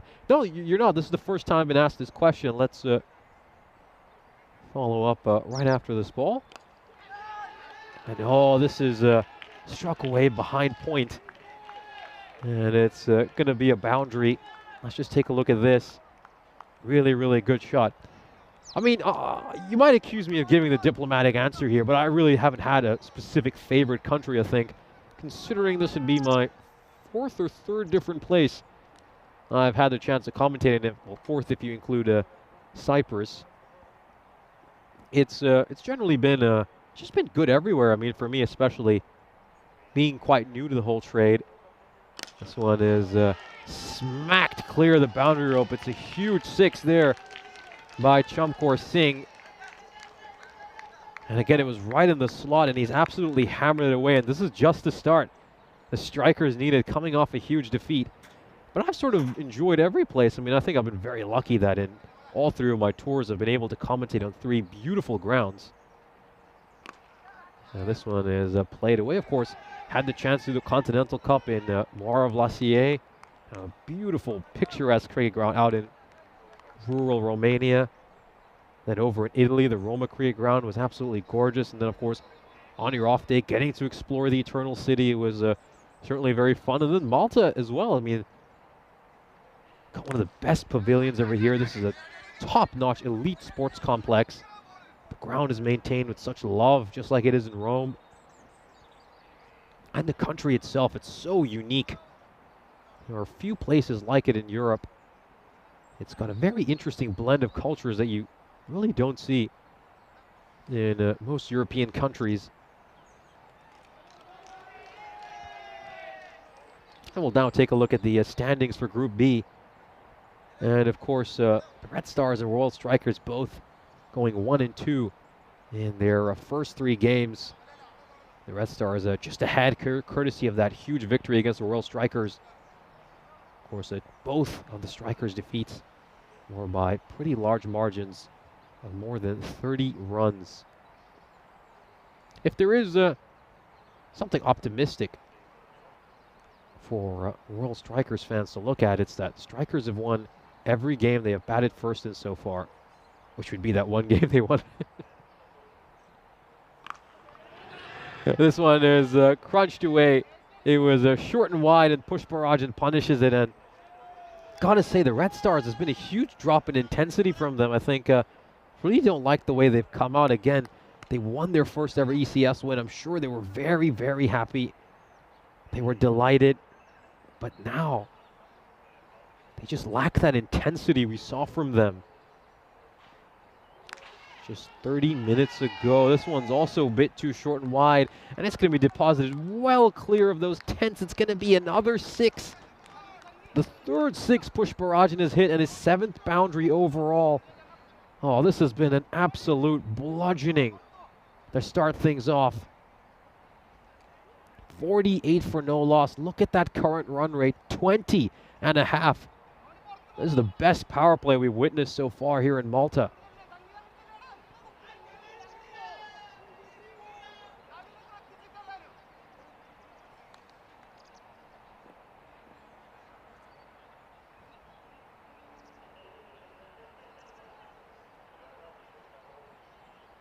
Oh, a bit too short and wide again. He probably could have left it alone, and it would have been wide anyway. But he gets a top edge on it, and it goes away for a 4. Well, when it rains, it pours. If you are the Red Stars, this partnership, 52 runs of just 15 deliveries. And Pushparajan is on fire. 41 of 12.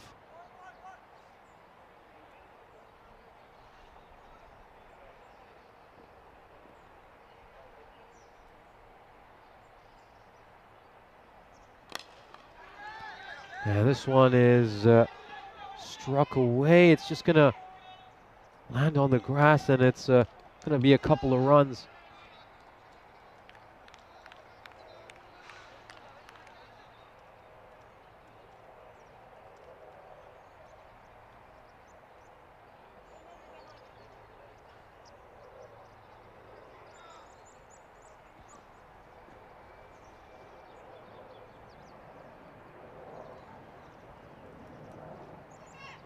And again, he just goes a bit too wide, and they've struggled a lot with their discipline to start off. You're just not seeing the kind of focus you saw in the previous game, where despite having fairly large total on the board, they were bowling much better than this.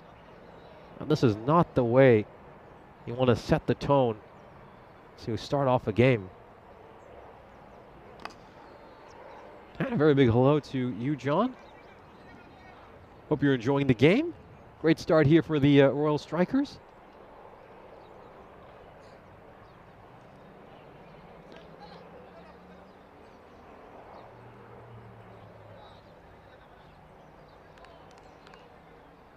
One ball to come in this power play. The Strikers already 56 for no loss. Oh, this one was very, very wide too. Probably leaves it alone. It goes for a wide. But they'll come back for a couple of runs. So Singh reaching out at one. And they're going to be 58 for no loss at the end of the power play. What a sensational start for the Strikers. And the Red Stars are reeling. And again, officially, only one wide has been bowled. But trust me, they've probably thrown their bat at a good 4 or 5 wide. So there could have been a lot more extras than what we have seen so far. It's just generally been wildly undisciplined by this team. The line and length have been all over the place. And it's a real shame, because we do know that this Red Stars team are capable of a whole lot more. I think one thing you have to say across these first 3 games they've played, their discipline with their bowling has been one of the most consistent aspects.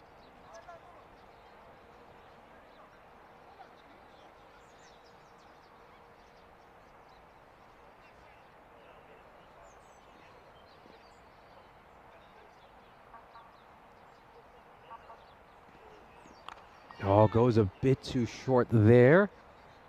Honestly, that was a fairly well-directed short ball. Vijayan bowling the first over after the power play.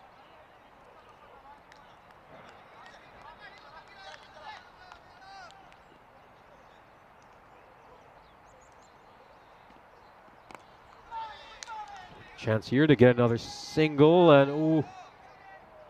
Well, is he calling for obstruction? I don't really think he can. I think now he's just going to go have a word with him.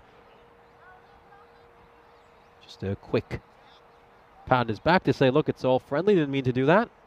Yeah, there's nothing really the batter could have done about that. I mean, he was struck right on the back. I mean, that was pretty painful.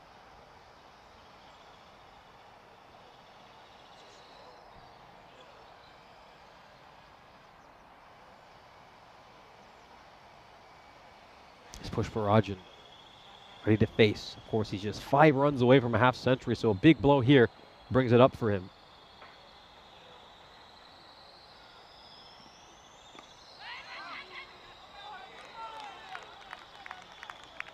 Good bowling so far by Vijay, and this has been a good over. Up till this point, just 2 runs of the first 3 balls, and again, they need some of these quiet overs now with the fielding restrictions lifted just to get this game back under control.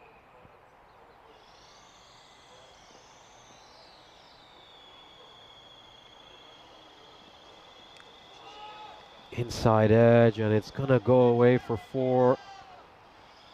And he moves on to 49, just not getting the rub of the green either, are they, the Red Stars? A few of these edges have gone away for boundaries as well. This opening stand, though, it's been incredible. 64 for no loss. 3.4 overs in.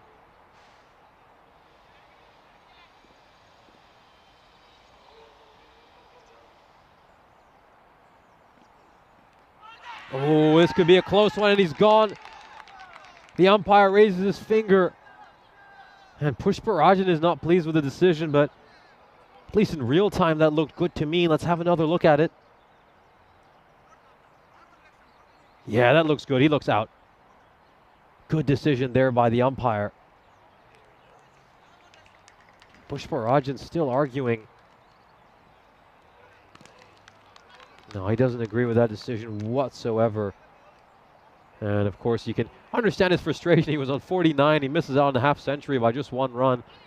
And he was batting so well. Oh, he might be suggesting that it's come off the back of the bat. I mean, we certainly can't tell with any of our camera angles. But yeah, my initial inkling was that's probably why he's frustrated, because in terms of where the ball struck him, you certainly think it would go on to hit the stumps, but it's just a case of did it actually hit the back of his bat. Hard for us to tell. He's probably the only person in the world who knows for certain. Sudarsana coming in at number 3. Attempts a Yorker there, Vijay, and it's a lowish full toss that is hard to hit. So a very good over here by Vijay, and just what his team needed after the power play. He gets rid of the danger man, Pushparajan, and he also has a very tight over where he gives up just 7 runs.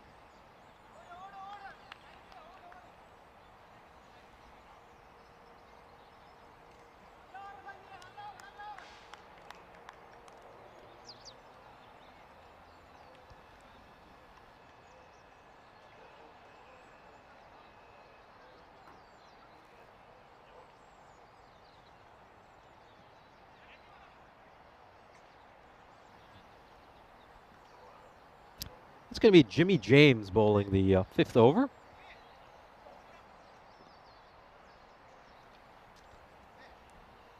Projected score is currently 163.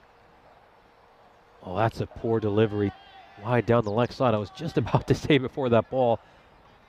And it's going to take some doing to maintain that run rate for the rest of the game, especially with fielding restrictions in place. Beg your pardon, fielding restrictions lifted.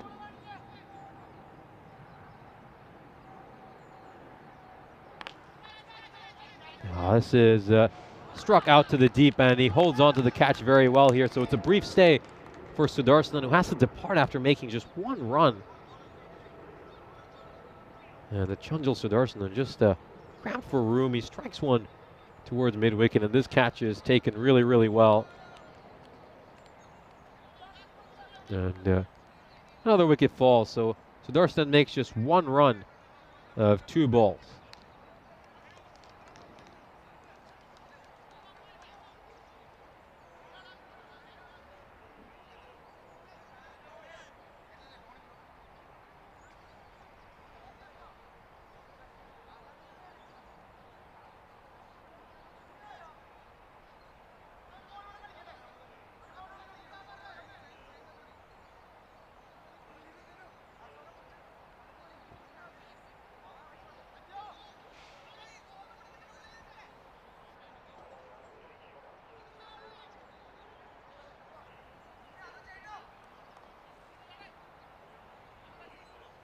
Here we go. Second ball of the 5th over.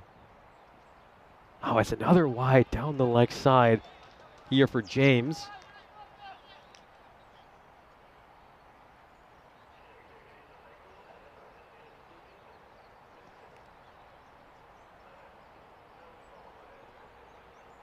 Aloysius out on strike. I mean, you talk about great names. I mean, how about this battle? Jimmy James bowling to Aloysius. That has to be one of the great name combinations of the European Cricket Network. I mean, we saw one earlier. A wicket involving Jimmy James and Tony Thomas. Now we get Jimmy James bowling to Aloysius. So we have some great names across both these teams. And this one's just going to go past the fielder at extra cover for a single as Aloysius gets off the mark.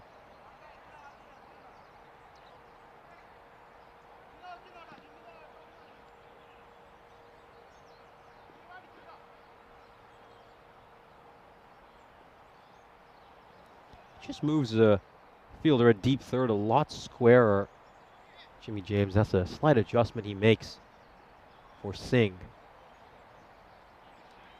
It's another wide down the leg side, so the 4th wide Jimmy James is bowled in this over.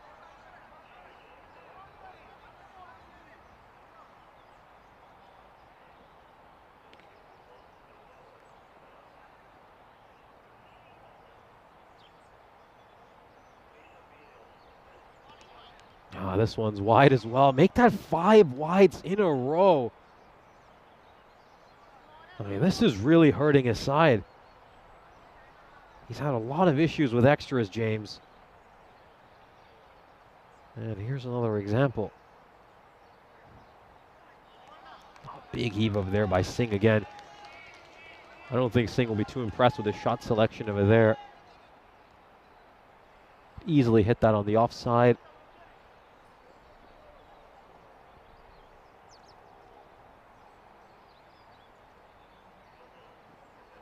Goes deep in his crease, and it's one more wide. It's a 6th wide this over already. He's pretty much bowling 2 overs in 1. He's had double the amount of wides as he has had legal deliveries. He's given them a free 6.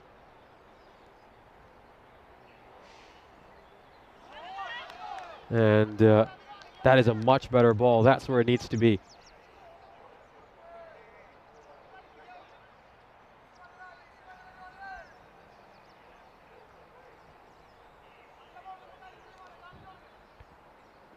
Our production crew have nicknamed him Jimmy Wide James. And this one's going down the leg side. Make that wide number 7. Well, I mean, at this stage, I think you also have to start looking at the penalty runs, because if this is how long he's going to take to bowl this over, I wonder how many more minutes he's going to chew up for his side.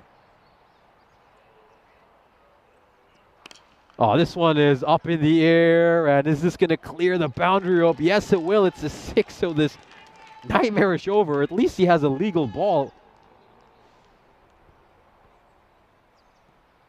Well, he's given up. He's bowled 7 wides, and now he gives up a 6. So it's been such an odd over so far.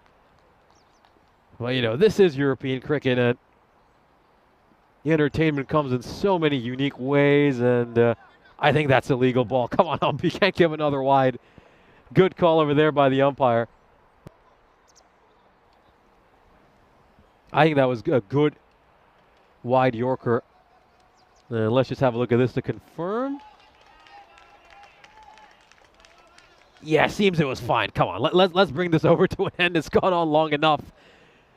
As the strikers are 79 for 2. Halfway through their innings. Hell, let's have a look at the European Cricket League, which is the Champions League of Cricket. The pitch in Malaga, Spain, will once again come alive with Europe's club cricketing elite, as this is another very short and wide one by Vijayan.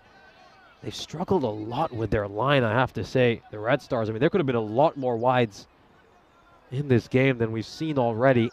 8 wides bowled officially, but it could easily have been up to 14. Because the strikers are looking to hit a lot of these wider deliveries, and this one is played down to third. by Aloysius. Yeah, just going back to that, of course, it's going to be an incredible ECL over in Malaga, Spain. I think that one's going to be the very best one yet. Just like the ECC, they've brought that new format in, which makes things so much more exciting. It's the biggest ECL ever, yet more clubs than we've ever seen in the past. This is a full toss that Singh is not quite able to get away. Should be a whole lot of fun when we get to Malaga for the ECL. We're going to write some of the most important pages in European cricketing lore.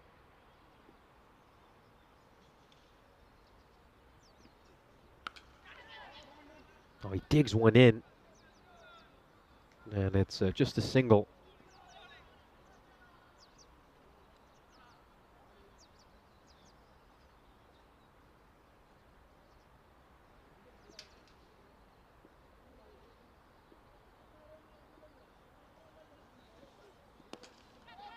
Okay, this one is played down towards mid-on for a single. It's another full toss that has gotten away with. You know, this could easily have been a lot more runs for the strikers. I mean, there are a few full tosses they've missed out from. I think this has been the worst bowling performance I've seen from the Red Stars so far this series. Generally such a disciplined side, but I think they're just maybe a little too lax, a little too relaxed after picking up a win. They've just come out to the field with the wrong mindset. Strikers 87 for 2 at the end of 6 overs.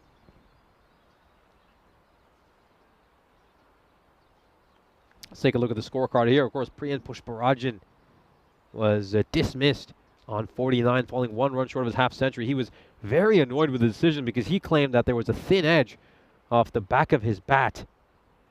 And Encore Singh is still out there. He's undefeated on 22 of 12. The projected score at the moment is 145, which if strikers can get to that, you do believe the Red Stars are going to be in quite a bit of trouble in the second innings.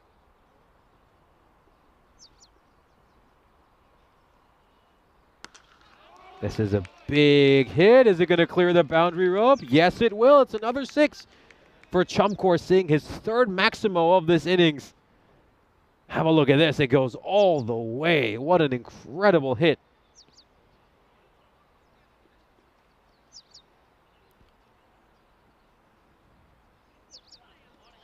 And this is a much better directed, shorter delivery here by George.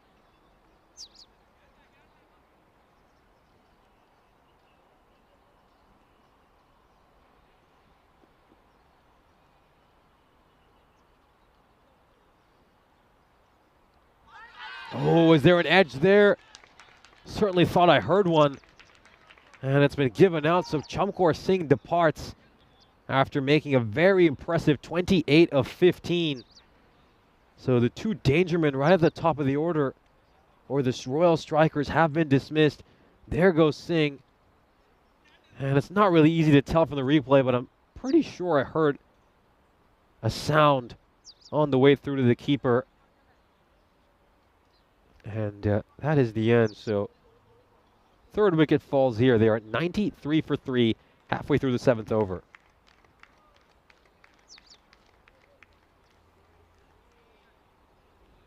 I have to say, though, something that absolutely baffles me, though, is why Raju was sent all the way down at number 5. Why was he not at number 3, coming off an incredible performance in that previous match? I think there's a lot of things about their decision-making when it comes to their batting lineup I think the strikers need to iron out. You know, put your 3 best batters right at the top of the order. I mean, I wouldn't even mind opening with Raju. This one probably just sneaking down the leg side. Good call there by the umpire. Signal leg byes. So you can confirm there was no bat involved.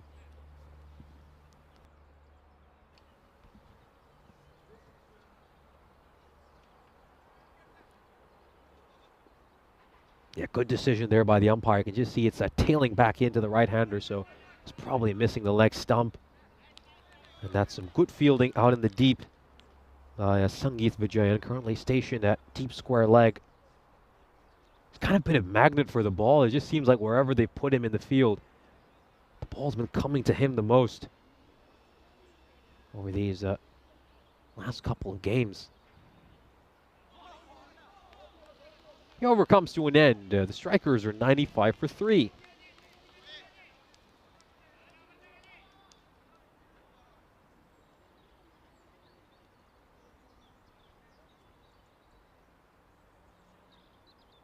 Of course, let's take a look at the upcoming events on the European Cricket Network. We've still got plenty to come here in our thrilling Maltese adventure, but our passion for cricket knows no seasonal bounds. Autumn might be setting in, but we'll be here with you for another month. As soon as we wrap up here in Malta, we'll head over to Barcelona for a great weekend of ECI action, and then we follow it up with a brilliant European cricket series in Spain, and then we head back down south to Malaga for our inaugural ECCW to round out the year. So stick around with us as the cricket never stops on the European Cricket Network.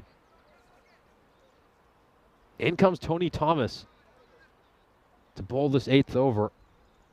Just wonder though if the captain's going to give him the 8th and the final over. He's used 7 different bowlers so far.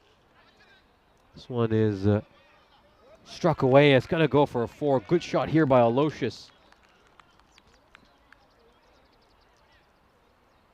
I think it's just the fact that he's looking for a bowler that might do a good job. I mean, you'd expect Sobu George would probably get the penultimate over since his sole over went for 7 runs and he took a wicket. This is hit straight down the ground. Is going to the aforementioned Sobu George, who takes a really good catch. And that brings Aloysius' innings to an end after he struck a boundary. Well taken, as Thomas gets his first wicket.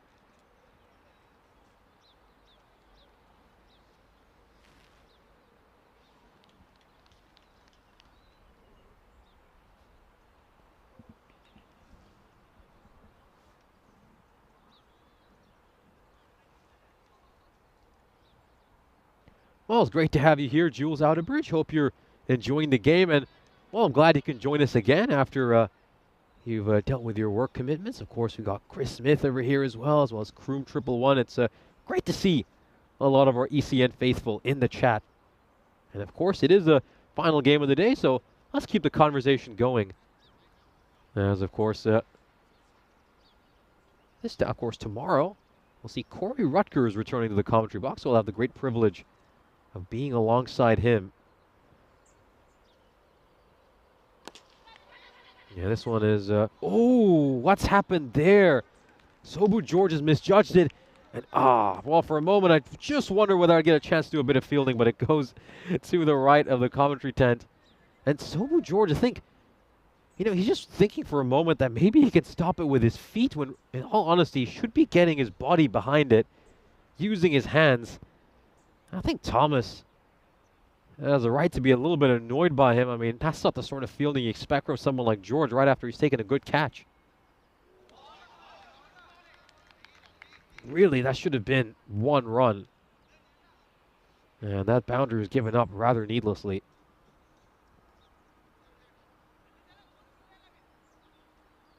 Rajan comes out. He's a very decent striker of the ball.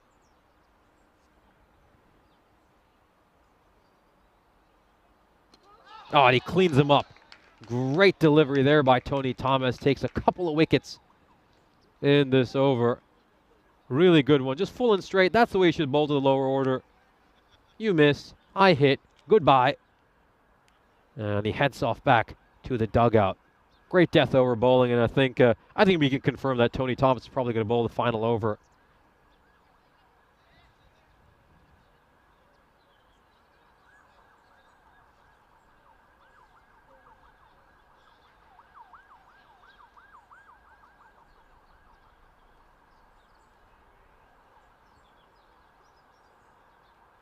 As we just take a look at this graph, of course, it's just started to dip after the power play, particularly since Pushparajan was dismissed.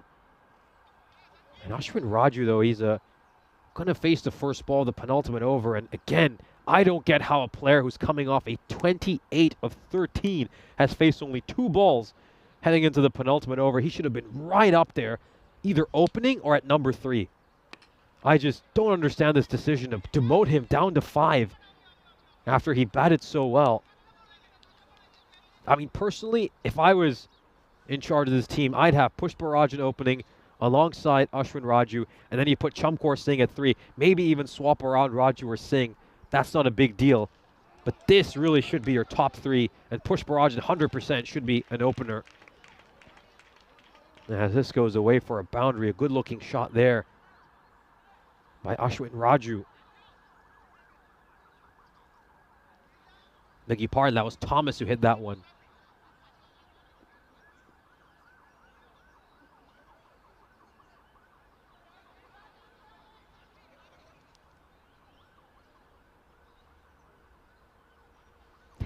James saying, privilege is not the descriptive word I would have chosen. Would you have chosen great honor? I think that's an even better word. As this one is struck down towards long on for a single. Good bowling here by George. George has been very economical throughout this series for the Red Stars. I think it's just great for the captain, Cherian, that he knows that George is someone who he can just rely on in tough spots in the game to pull up for him and bowl some good overs. He always turns up here and just bowls terrifically. And while a lot of his teammates have been struggling, he's been a real bright spot for his team in this innings.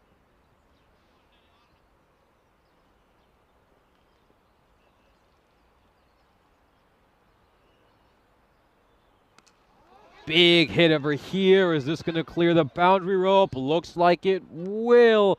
That was a good effort by the fielder. I mean, he covered quite a bit of ground. That's not the way you typically see boundary catches taken. But let's take one more look at this again. He puts in a great effort. He's trying to run back to take one. I mean, you feel like even if he had managed to take that, his momentum would have probably just carried him over the boundary rope. But a great effort there, nonetheless, by Abhin Raj.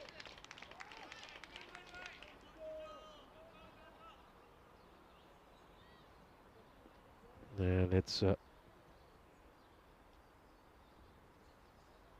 6. And the over comes to an end, so 12 off it. You'd say a par over at this stage of the innings. The Red Stars are 115 for 5, and we've got 1 over to come. Subhas Panda saying that 130 is a decent score to chase. Yeah, I would say it would make it probably in favor of the strikers. I mean, keep in mind, the Red Stars, they've generally struggled with their batting. I think they had a good performance in the last game. Maybe they've turned around their fortunes, but this is the kind of team where generally, I would say from what we saw on day one, 110, 115 is a par score.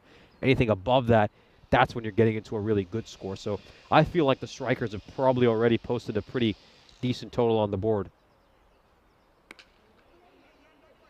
This is struck away for a single.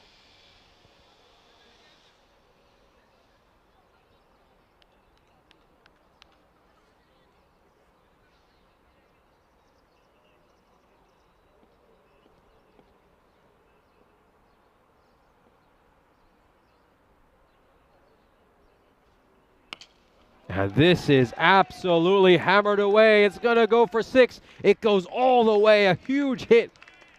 Raju blasts this ball for a 6. It is a huge hit.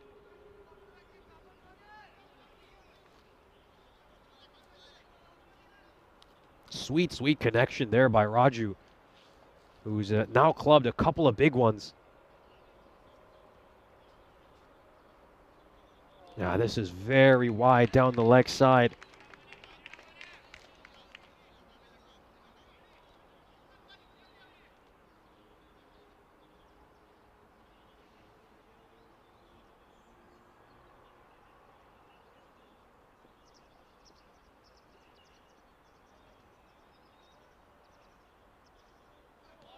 And this is, Tony Thomas, not a fan of that decision.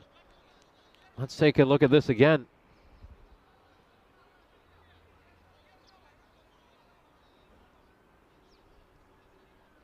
Ooh, make of that what you will. I think Thomas might have a case there.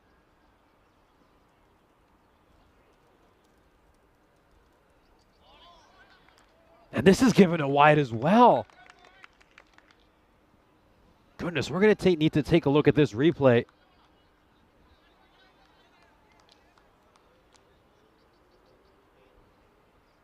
Oh, this is a very tight one. It may have just kissed the line along the way. What do you guys think in the chat? That is blasted behind square leg for a 6. Bang, he's hit that with the ferocity of a freight train. 6 runs, a little bit of a helicopter as well when he hits that. What an incredible hit. It was a rocket going over the boundary rope.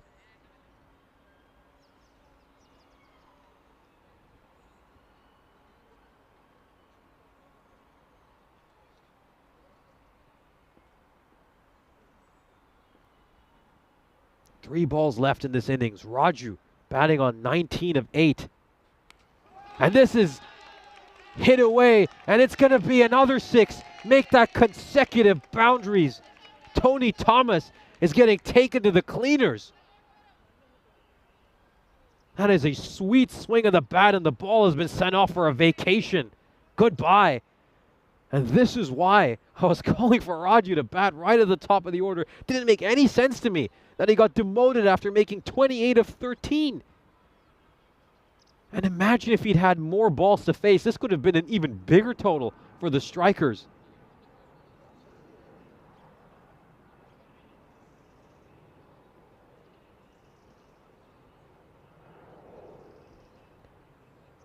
Back-to-back 6s, 3 consecutive 6s on legal balls as well, mind you. And he's going to hit this away. Is it going to go for a boundary? It's 4 consecutive boundaries. The only thing separating them are those 3 wides. This over has gone magical. 26 runs off it. And we still have a ball to come. Oh no, why wasn't Raju batting further up the order? That's what you'd be thinking if you're a Strikers fan right now. Why did you demote him? 29 of 10, 141 runs. This is the most runs that they have ever given up in an ECS match. Final ball of the innings. Oh, he tries to go for the old scoop, and he's going to miss it, but they will get a run. They're going to decide to go for a second. There could be overthrows here. Let's have a look at the replay over here. Throw, it just goes over the bowler, and then they decide to come back for a second run. I don't know why the runner decides to go wide. I mean, he's run out for sure, but he's only making it harder for himself by going wider. And in the end, they just get the 1 run off the final ball. 27 runs of Thomas's final over, and they're going to end up with 142 runs, a formidable total set by the Strikers. And some big performances here by their star men, Pushparaj Singh, and also Ashwin Raju. Let's have a look at the highlights of this innings. Of course, Priyant Pushparajan, we were calling for him to open the batting, and he finally did, and he made 49 of 18. Encore Singh was back in the lineup for this game. Unfortunately, he missed the previous match for his side. Pushparajan would make 49 of 18 until he was dismissed here. He was convinced he was not out. He claimed there was a thin edge off the back of his bat. That would be the end of Encore Singh. Good catch out in the deep by Jobin Jacob. They then just stutter a little bit in the middle overs. Between overs 6 to 8, they made just 24 runs. But then right at the end, Ashwin Raju came to the party and made 29 of 11. This was a terrific ball by Tony Thomas to dismiss Adith Rajan. This was some good, clean hitting you're seeing right at the end by Raju. This final over, which you're witnessing, went for 27 runs and elevated the Strikers from a good total to an absolutely mammoth total. There's the final ball of the innings. That would mean Savio Thomas was run out. He played a pretty handy part, making 6 runs of 3 balls.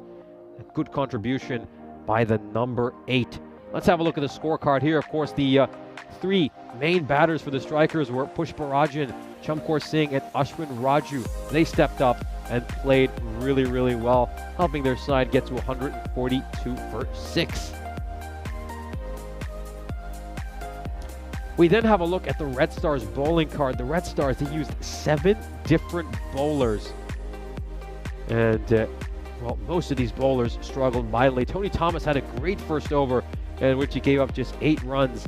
But then he gave up more than 27 in that final over and really spoiled his figures. In the end, though, the Red Stars are going to have to chase down a target of 143 if they want to win this game. Join us again in a few moments as we'll bring you the final innings of today's action.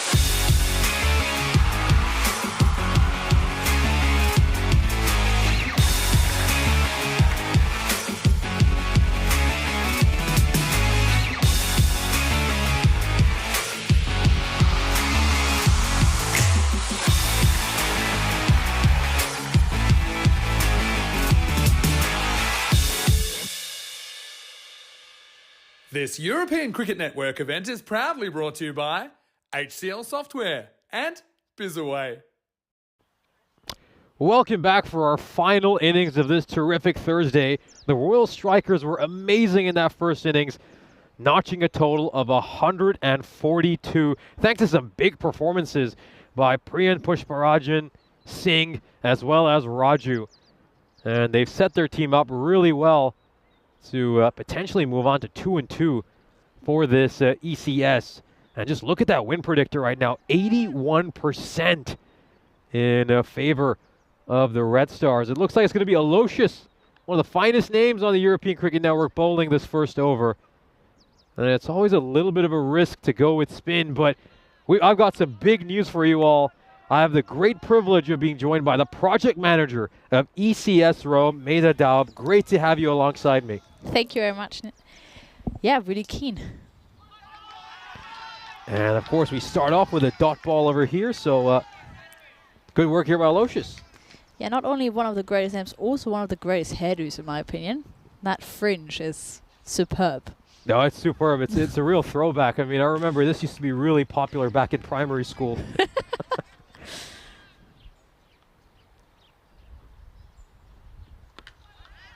He's going to push this away for a single, so it's just a one run. I mean, watching that first innings, what do you think was different about this Red Star side? I mean, normally they're so good with the ball in hand, but giving up 142 runs.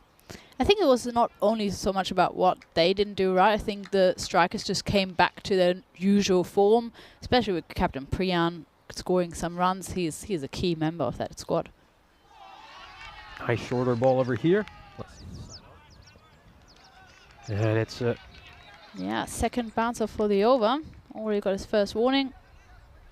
Yep, great call by the umpires. They've done a fantastic job all through the day today. Yeah, it's been a terrific job. You know, it's tough out there having to do game after game after game. You know, you've got to commend their accuracy and also their resilience and their stamina. Yeah, absolutely. Hats off to the Maltese Federation for having such a good bunch of umpires.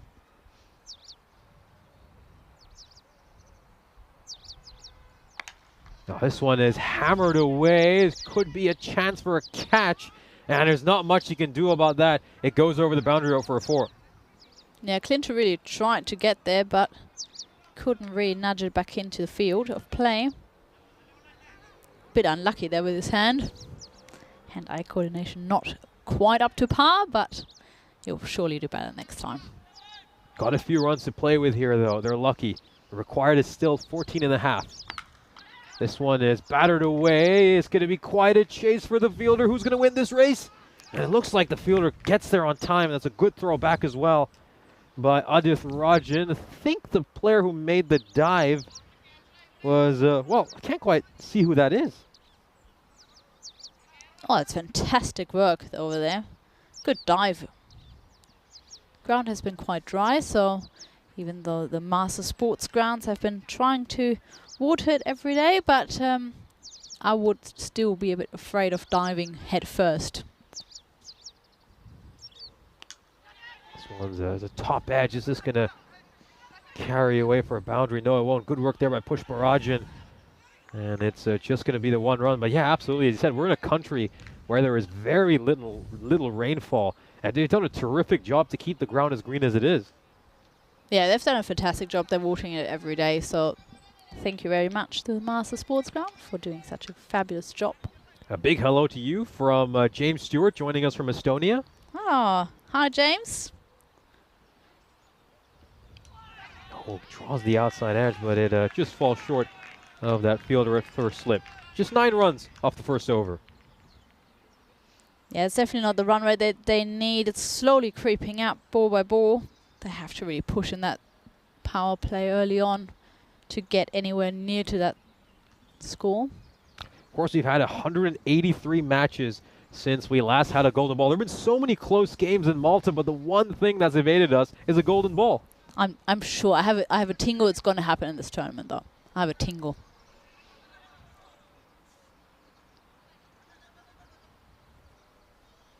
Looks like Savio Thomas, vice captain of the team,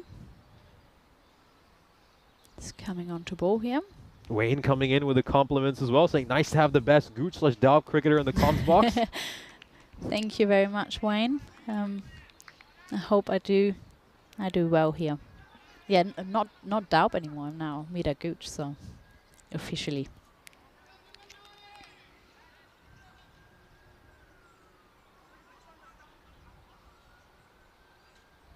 And they're just going to bring the fielder across to a sort of a short cover position. That's Pushparajan.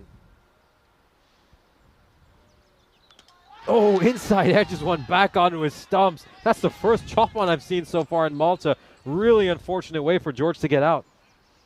Yeah, really unlucky there. The pressure of the infielder might have got to him. A bit double-minded there on his shot. Did go forward and then kind of put his weight back to play just across the point region, but just couldn't get to it. Yeah, really rough start here for the Red Stars, losing a player who generally performs fairly well for them. We take another look at that. Yeah, he's absolutely distraught after chopping that one on.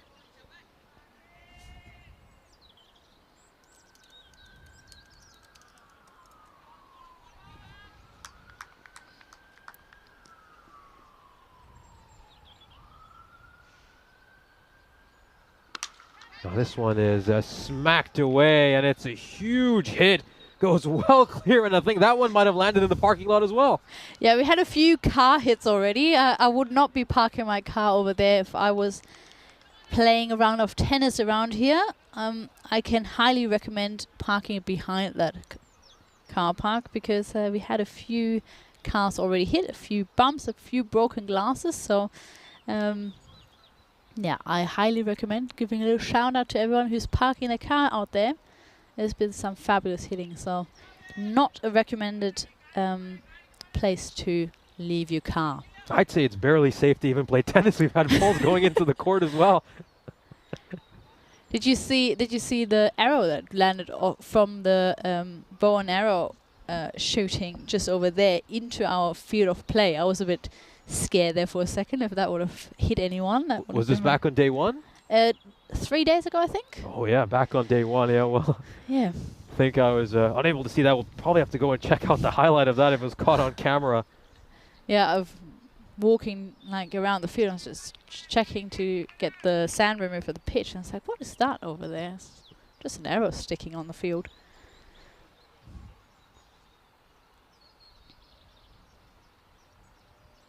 Yeah, the wind predictor is not going anywhere in the favor of the Red Stars at the moment. Yeah, this one's sort of come off the bottom end of his bat, and that's why it's going to present a comfortable catch till the fielder at long off. It's a very brief stay for Vijay, and it's 6 and out. Yeah, Chamka Singh is doing everything right there. Positions himself well and early. Looks comfortable the whole way through. Takes a relatively simple catch in the end. That was going to be the end for them. So the second wicket falls here for the Red Stars. And they're already in quite a bit of trouble. They've lost some key players. And that required now is above 15. Yeah, as Vinny Sando always says, 18 is the point of no return. They're getting closer and closer to that. And with the key wickets gone and not having done much in the power play, it's getting really, really difficult for them here. And the wind predictor clearly agrees, giving the Red Stars an 80, beg your pardon, the Strikers an 89% chance to win from here. Oh, it's going to be another catch. Oh, it's a sensational catch. Well, for a minute that looked like a Gundy ball. It was a full toss, but it's just taken an edge and gone straight to the fielder at third man. Yeah, sometimes the worst balls that you bowl get the wickets because it's just so confusing for a batter. Yeah, it looked like a terrible ball, and that is a gun catch. Really well taken. Sharp catch. And he's now on a hat-trick. We've seen 3 wickets and 4 balls. Are we going to see 4 wickets and 5? Well, then, are we going to get our 43rd hat-trick of the year? It's time to bring up the graphic again. Yeah, just no mistakes there. Kept low. Not easy to take that one. You've had a number of players come really close to getting hat-tricks so far in Malta. but we're still waiting for our first one. The last one we got was all the way back in match 41 in Croatia a week ago. Here we go, hat-trick ball.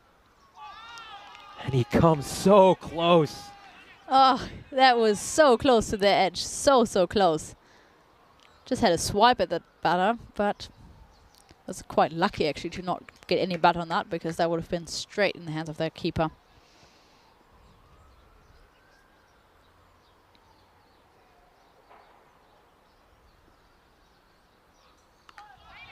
This one is just knocked away towards the fielder at third as the second over comes to an end. The Red Stars in all sorts of trouble at 15 for 3. Are you going to show the upcoming events drafting at any point in this game? Yeah, disappointing performance for the Reds in this match so far, but I'm sure they'll get back up. They just got their first win on the ECN network in that last game.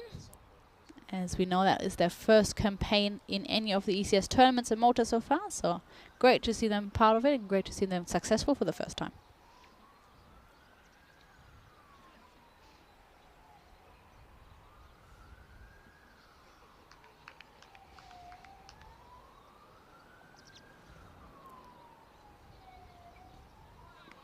And this one is extremely short and wide to start off by Pushparajan. Yeah, captain giving himself a ball. Probably a good point to come on. Just the last over of the power play. Just really restricting and strangling that Red Stars team down.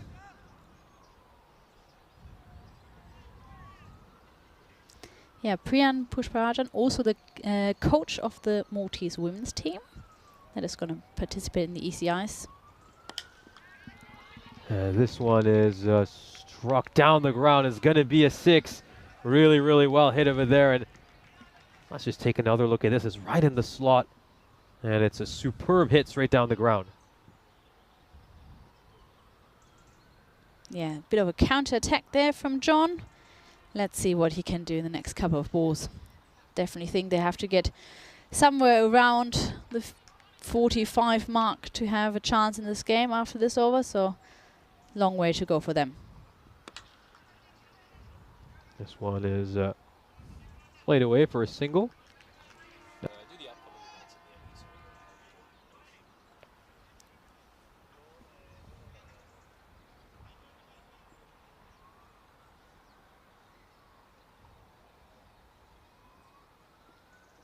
of this Pushparajan coming back. That's a rather wide delivery. I think all these teams are struggling a little bit with extras. I mean, so far in Malta, I have to say extras have been kept to a minimum, but both these teams seem to have a few issues with them. Yeah, they've been a bit untidy. I think the long season is starting to show a bit. They haven't had a break since February, as far as I know, so it's been a very long season for them.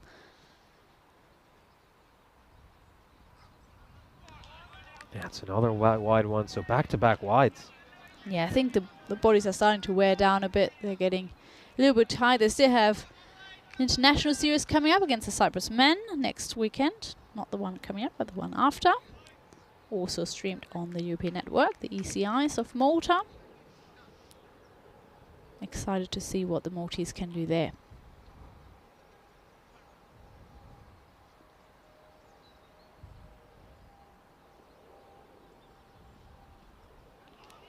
That's another wide delivery, so make that 3 consecutive wides. He's just struggling here, Pushparajan.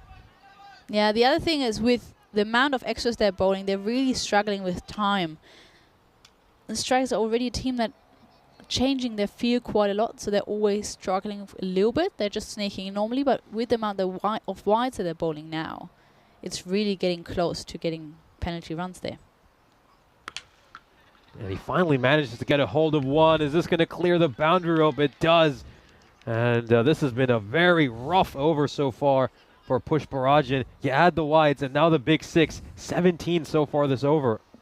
Yeah, not even just half done, so he still has 3 balls to go. If he goes the way he has been, that's a very expensive over, and exactly what the Red Stars needed to come back up on top. And he's just going to nudge this towards point, and oh, it's going to be a quick single. But they're going to have to take those kind of risks. I've been very impressed with some of the infield throwing from the Maltese teams. A lot of run-outs we have had so far, so It's very impressive so far in the field. A few catches let down, but overall, very decent performance.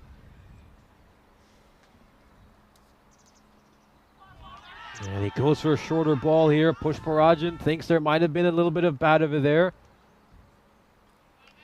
How does Matthew, the umpire, standing, shakes his head. Absolutely nothing in his opinion, and I would agree. Last ball of the power play coming up. It looks like there's been a no ball called. I think it was a fielding mistake. I think they were lacking one outfielder. So free hit coming up.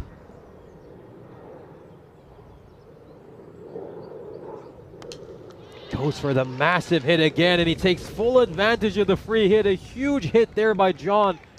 And he piles the misery on Pushparajan. That over goes magical, 24 off it. It's exactly what the Red Stars needed to turn around this power play. Definitely helpful for them and to stay in this match. Oh, it's one more game. One more ball. Looks like we've missed one. Maybe that's because of the no ball. Yep, just been updated with the no ball, I think. Oh, and that's definitely going to be close. I think he's just in, but they're going to have a look at it. Third umpire Joy and tournament ref for this match, Mahal Dao, will have a look.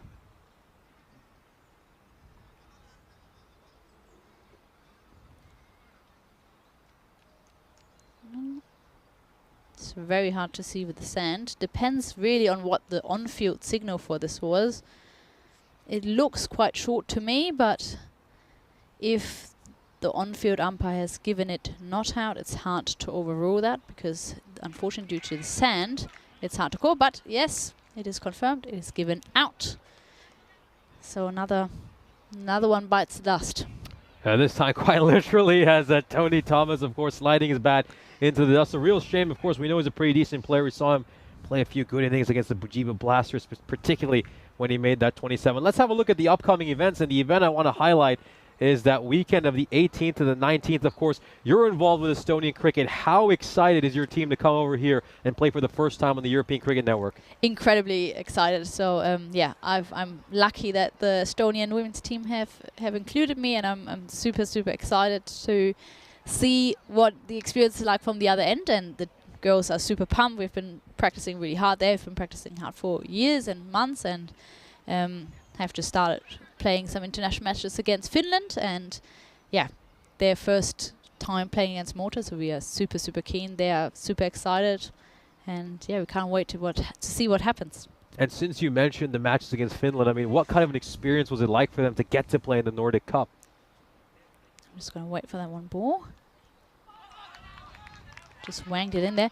Yeah, it's been great. So they won one game and probably should have won the second one as well. Just got short due to a few player changes. The first one was slightly stronger probably, and yeah, won a game and super excited, super happy. I think the girls just love the experience of getting out there and playing some international cricket. And as far as I know, the ECIs that are coming up is the first proper T10 experience that they're getting internationally. So that's going to be an exciting challenge for everyone around, and hopefully we can show off everyone's skills. Have there been any plans to sort of try to maybe get some new training drills in or make some adaptations to make that crossover from T20 to T10? Yeah, just staying in that side, that line. Yeah, it's been especially focused on obviously fitness and like being explosive, and we have luxury of Estonian cricket doing fantastic work in the women's section. So there's 2 training sessions a week, and definitely working hard on getting those bowling lines and attacking batting right. He gets a hold of this one. This is a huge hit there by Jimmy James.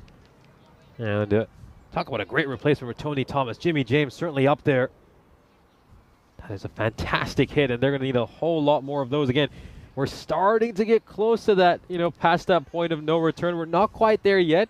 I think the bigger concern for them is the fact that they've lost 4 wickets. Yeah, it's really John left, who's one of their major batters afterwards. Not much coming, unfortunately. Moving into the tail quite early. And so far, Johnny is bowling some really good lines. We're just wanging it in outside and just getting it right inside that wide line. So really good bowling so far.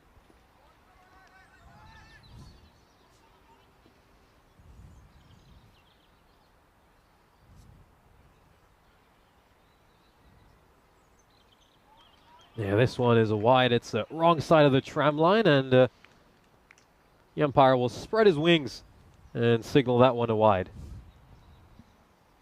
Yeah, as you said, the extras have been quite significant in a lot of the contests we have seen so far. And yeah, with 20 minutes they've taken for those first 4 overs, they're also getting in danger of getting some penalty runs here. This is a good throw over to the bowler's end. And yeah, there's been a few times we've seen teams get really, really close. There must have been, I think, a couple of occasions today where I think teams were 30 and 90 seconds close to getting penalty runs, but they just about sneaked those overs in time. Yeah, it's been very impressive of the umpires to keep concentrated there, because it's a long day for them, obviously, doing 3 to 4 matches every day. Very impressive work from them, so hats off to the umpires once again. And we can just see that ever since those wickets have fallen, it's just trending in the wrong direction. The run rate for the Red Stars still well below that red line. Yeah, I think they need to be around 70 after this over. They really have to give it a go here.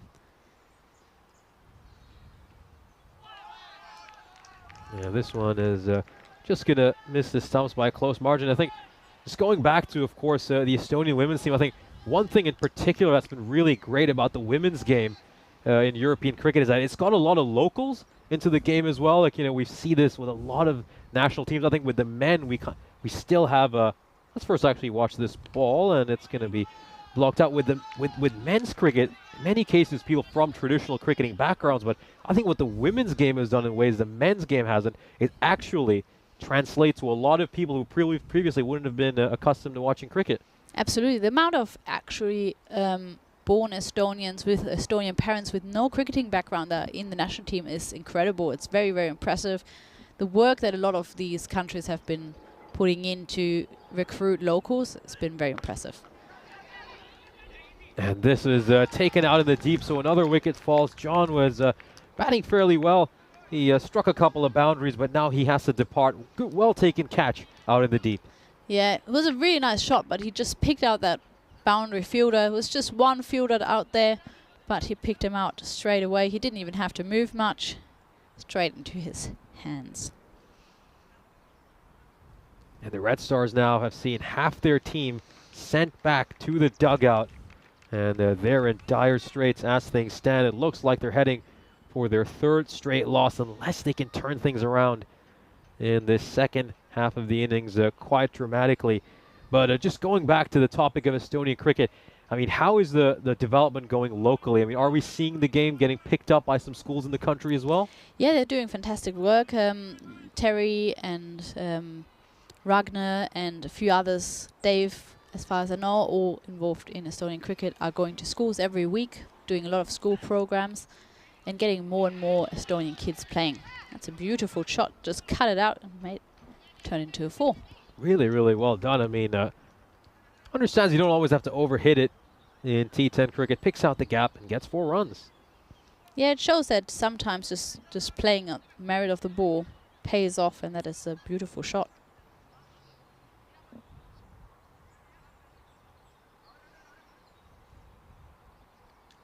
Yeah, no, it's been really good to see how many schools are getting involved in Estonia and how many teams and young players are picking it up and wanting to become involved even outside of school. So the work over there has been fantastic, and we hope we can show it off in the ECIs.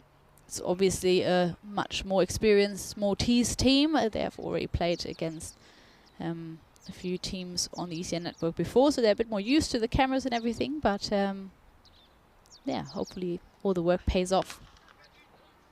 Yeah, this one is struck towards long off. Looking forward to that as well. That'll be the first time to get to cover a women's game, so that should be an exciting experience for, I think, everyone involved. Yeah, it's just fantastic how much more women's cricket we have on the network these days. And after seeing the Croatian and Czechia series before, and now seeing Malta and Estonia, then obviously going to the ECCW that's coming up end of the year, which I'm super excited for. Just great to see women's game growing over more and more over the last couple of months. Absolutely, and of course there was a great Continental Cup over in Bucharest as well, so it's really been a great year for women's cricket, and it's fantastic that the ECCW gets the honor of being the curtain closer for the 2023 season. Just a dot ball over here. Dot ball is really not helping the team in any sense. They really have to get going here. Yeah, ending the season is obviously a great honor, and can't wait to just witness the spectacular that's going to unfold at Khartoum Oval. Shouts of catch it, and if he had managed to take that, it would have been a spectacular effort. That's Singh with a great diving effort, but they're going to get another extra run of overthrows over here. But let's just take one more look at that effort. That is sensational. Oh, it's fantastic. The way he kept the eyes on the ball is really impressive, and went for the dive, unfortunately not quite there, and lost his balance a little bit in his last step before he pushed himself off to fly, but amazing effort.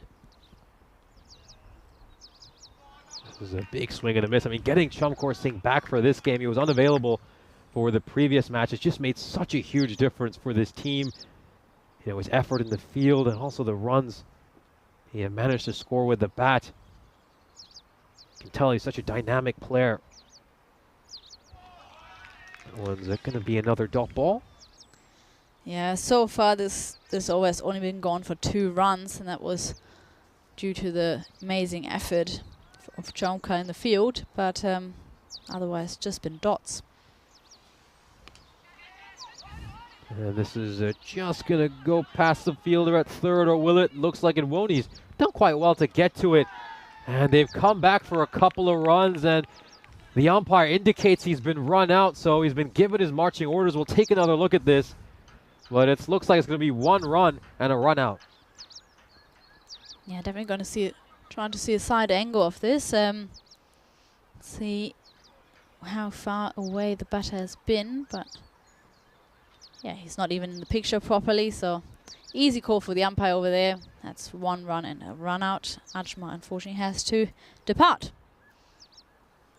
That will put them at 52 for 5 with 1 ball to come in the 6th over. Yeah, it's not been really going the Red Stars way so far. I've asked the captain why they're called Red Stars with a green and blue shirt, and he has explained that they are from a table background, and the table was red that they played with, so they're stars of the red ball, and they never changed it. I mean, a lot of people in our chat were cracking puns about Red Star Belgrade, but that sounds completely different to what we would have expected. Yeah, so the stars of the red table they are, and therefore wanted to stick with their champion name when they transition over to the hardball cricket over here in Malta. And they'll have to be quick over here, and they do get there in time, so that'll be 54 for 5, I believe, at the end of the 6th over. Yeah, it's been very impressive fielding and bowling from the Royal Strikers, apart from a couple of extras and 1 expensive over, but apart from that, they've been doing really well, restricting a very impressive Red Stars team. Of course, here's the chance to remind you that we're proud to announce the inaugural ECCW that will feature the best talent in European cricket from Spain, Italy, the Netherlands, France, and Austria. I'm looking forward to it, and I'm sure you are. I definitely am. I can't wait. I've been waiting for this event for 2 2-3 years since I've got involved with ECN. I can't wait to see what happens. Oh, this one's popped up in the air. Should be a fairly comfortable catch for the keeper, and he takes that one. Good catch here by Sudarshan, and they're just walking all over this Red Stars team right now. It's complete Royal Strikers dominance. Yeah, it's been very impressive bowling. Just hard to get that one away, and Jovan unfortunately doesn't do too well. And easy catch for the keeper. Kept his eyes on the ball and has no problem. And there's the captain, Gijo, coming out to bat and hopefully get a good captain's knock in to save his team. Yeah, and once again, we're just taking over the replay. This is a good catch. And again, apologies if you can't see the scoreboard graphics at the moment. I believe the score is 54 for 6, and we're 6.1 overs in. Yeah, they are working on it and should be up shortly. And he will swing and miss at that one, the skipper. Yeah, Savio Thomas had a very impressive first over. Let's see if he can add a few more wickets to his count.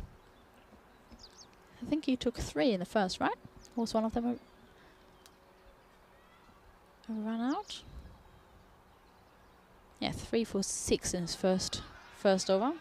Make a 3 for 7 now. Yeah, he's been a great addition. He's the vice captain as far as I know. And, wasn't available for the first match day of the Warriors Strikers, but is back in the squad now and has made a huge impact immediately.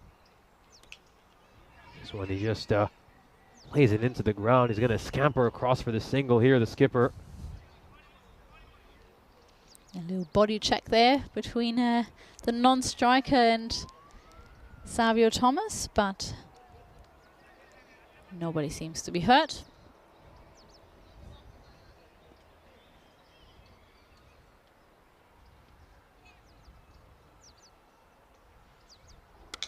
Oh, that's a sweet, sweet connection. One bounce over the rope and a boundary at last.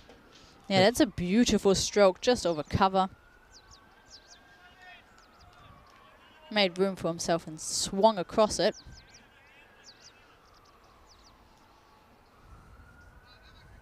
And I believe we are quite close to getting that graphic back up for you. It shouldn't be too long now. We're just gonna take a look at that again. It's as you can see, it lands just in front of the boundary rope, and it's gonna be given a 4. Oh no! Oh no! And the 6. decision has been changed. It's a 6. Well, let's take a look at this again. Let's take a look at this again. I think it lands on the rope. If you look at it, I think it lands on the rope. I mean, the third umpire is sitting right in front of it, so it must be landing on the rope. Maybe we've just not seen it. Yeah, of course, they've got the best vantage point over there. Maybe just flicks the rope first. Yeah, exactly. I mean, yeah, scores and tournament ref right in front of it, so a bit further from for us here in our green tent. Yeah, oh, could be a bit of a mix-up here. Chance for a run out, but he's missed the stumps over there, and well, he's quite fortunate, Gijo Cherian. He could have been given his marching orders. Yeah, not happy with his colleague over there, saying like, oh, you nearly barbecued me there.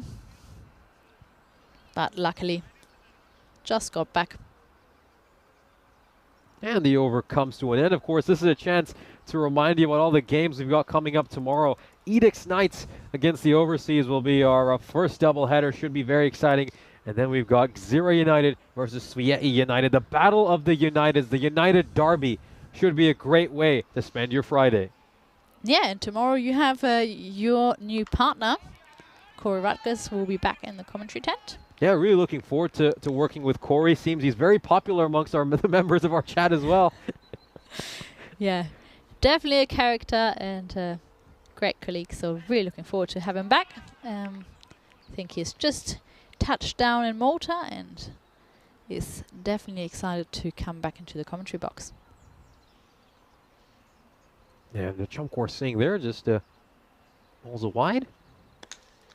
Well, this one has been struck hard as it found the gap. No, it hasn't. A good bit of fielding. And some excellent work there by Savio Thomas to ensure it's just a single. James Stewart, I haven't heard too much about the commentary car. Wasn't allowed to know too much, but I was a big fan of the Cousins commentary as well. Hopefully we can bring it back at some point. Checking something. I'm just wondering what they want to have a look at.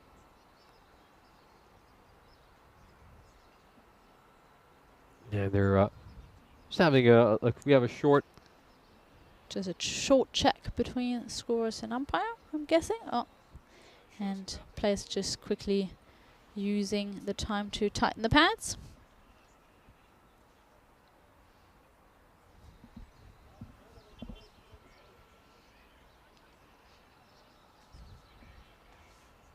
And of course, here's a look at, of course, the ECL, and this should be a really exciting tournament. Of course, Gozo Zalmi representing Malta. We'll talk more about that after this delivery. That one's now just a little thin edge through to the keeper, and Chamkor Singh gets a wicket. Yeah, went up immediately. Very confident about that one, and same for the umpire. Didn't hesitate, knew immediately, and no complaints from the batter who makes his way back to the dugout. Of course, we head back to the ECL graphic once again. This is the Champions League of European cricket. What are your thoughts on this? Any groups in particular that you're most interested to see? Obviously, super excited to see Drew again. And for the first time, we see a different French team as well, because since Drew became the champion, the second place team is invited as well, Paris Université Club. We have never seen in any of the ECLs any other team than Drew, because they have been the champion every time. So definitely excited to have a look at them, and yeah, it's going to be a very, very interesting tournament for sure. It's huge, so many teams involved. Yeah, he takes some pace off that ball, Chamkor Singh. And what do you make of this new format that's been introduced into the ECC and now also the ECL, where we now have the group stages played over a couple of days rather than the old system where we'd have a whole week for the groups? I think it's a great new system because it keeps it very interesting, keeps the spirits high. And obviously, as out of the perspective of a viewer, instead of like seeing maybe a bit uneven matchups multiple times, you now have a quick and fiery start. You get to a final a lot quicker, so it's going to be very exciting for sure. Yeah, this one is popped up in the air. Could be a catching opportunity. A good effort there by Pushparajan to prevent the six. And a stellar work by the side star performer. Yeah, that's been a very, very impressive effort from him. Gets up really high and makes sure to stay inside of the boundary before he has a touch on the ball to make it just... Did they run 2? Yeah, they ran 2. So, saved 4 runs there. It's very impressive work in the field. As we, of course, come to the end of the over, this game is just drifting away from the Red Stars. We need 73 from the last 12 balls. I mean, look, we love our golden balls. If we get a golden ball with 12 consecutive sixes, that would certainly take the cake. But I'm not going to be that optimistic, especially after in the last game we did a bit of trolling when they needed 37 off the last over and we showed the golden ball graphic. Well, you can be hopeful, I guess. Anil and Locious coming back. The man with the great name and the great hair. And this is a wider delivery that he misses, so 11 legal deliveries from here. We'll see the Royal Strikers over the finishing line. Of course, for those of you watching at home, the score is currently 70 for 8, and we're 8.1 overs in. Run out chance. Oof, direct hit, and you've definitely been gone. They're thinking about another one, but decide against it. So that is now 71 for 8. We're 8.2 overs in. Let's just take another look at this one. Yeah, as you said, direct hit, he was gone. Yeah, found a bit of a risky run, but I guess at this point they have to go for whatever they can. Oh, what an incredible Yorker. I mean, that is a ripper of a delivery. Hits the base of the middle stump, and he's gone. The Red Stars might face the humiliation of getting bowled out. They've lost 9 wickets. That's been a beautiful delivery. Just hit that Yorker spot right away. And there's not much the captain, Jijo, can do at this point. There is not much you can do to stop the ball going onto the stumps at this point. Yeah, let's see what the tail of this Red Stars team can bring to the table. 71 for 9, and we've got 9 balls left in this innings. As we just have a look at Aloysius's terrific delivery once again. So I think these 2 tailenders will probably be looking to just bat out the remainder of this innings. And at least avoid their side getting the old blot of getting bowled out. Looks like the strikers are going to have a few issues with their over rate, as I doubt they'll deliver 3 balls in 30 seconds. I've just checked the scores, and you remember when we thought it was a 4 and they gave it a 6, they changed it again. It was 4. Umpire revoked his signal and changed it to a 4, so it was indeed a 4. So we're not gone blind, not gone crazy. It was inside.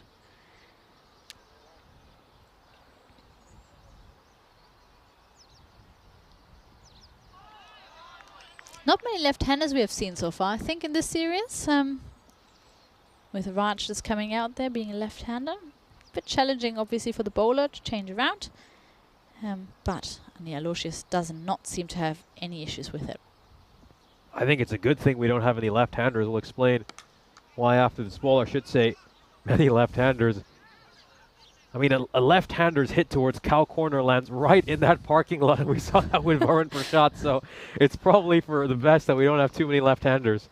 Yeah, I think also the scorer's tent would be right under fire over there, just placed around mid-wicket. That would not be fun either, so the laptops would need extra security.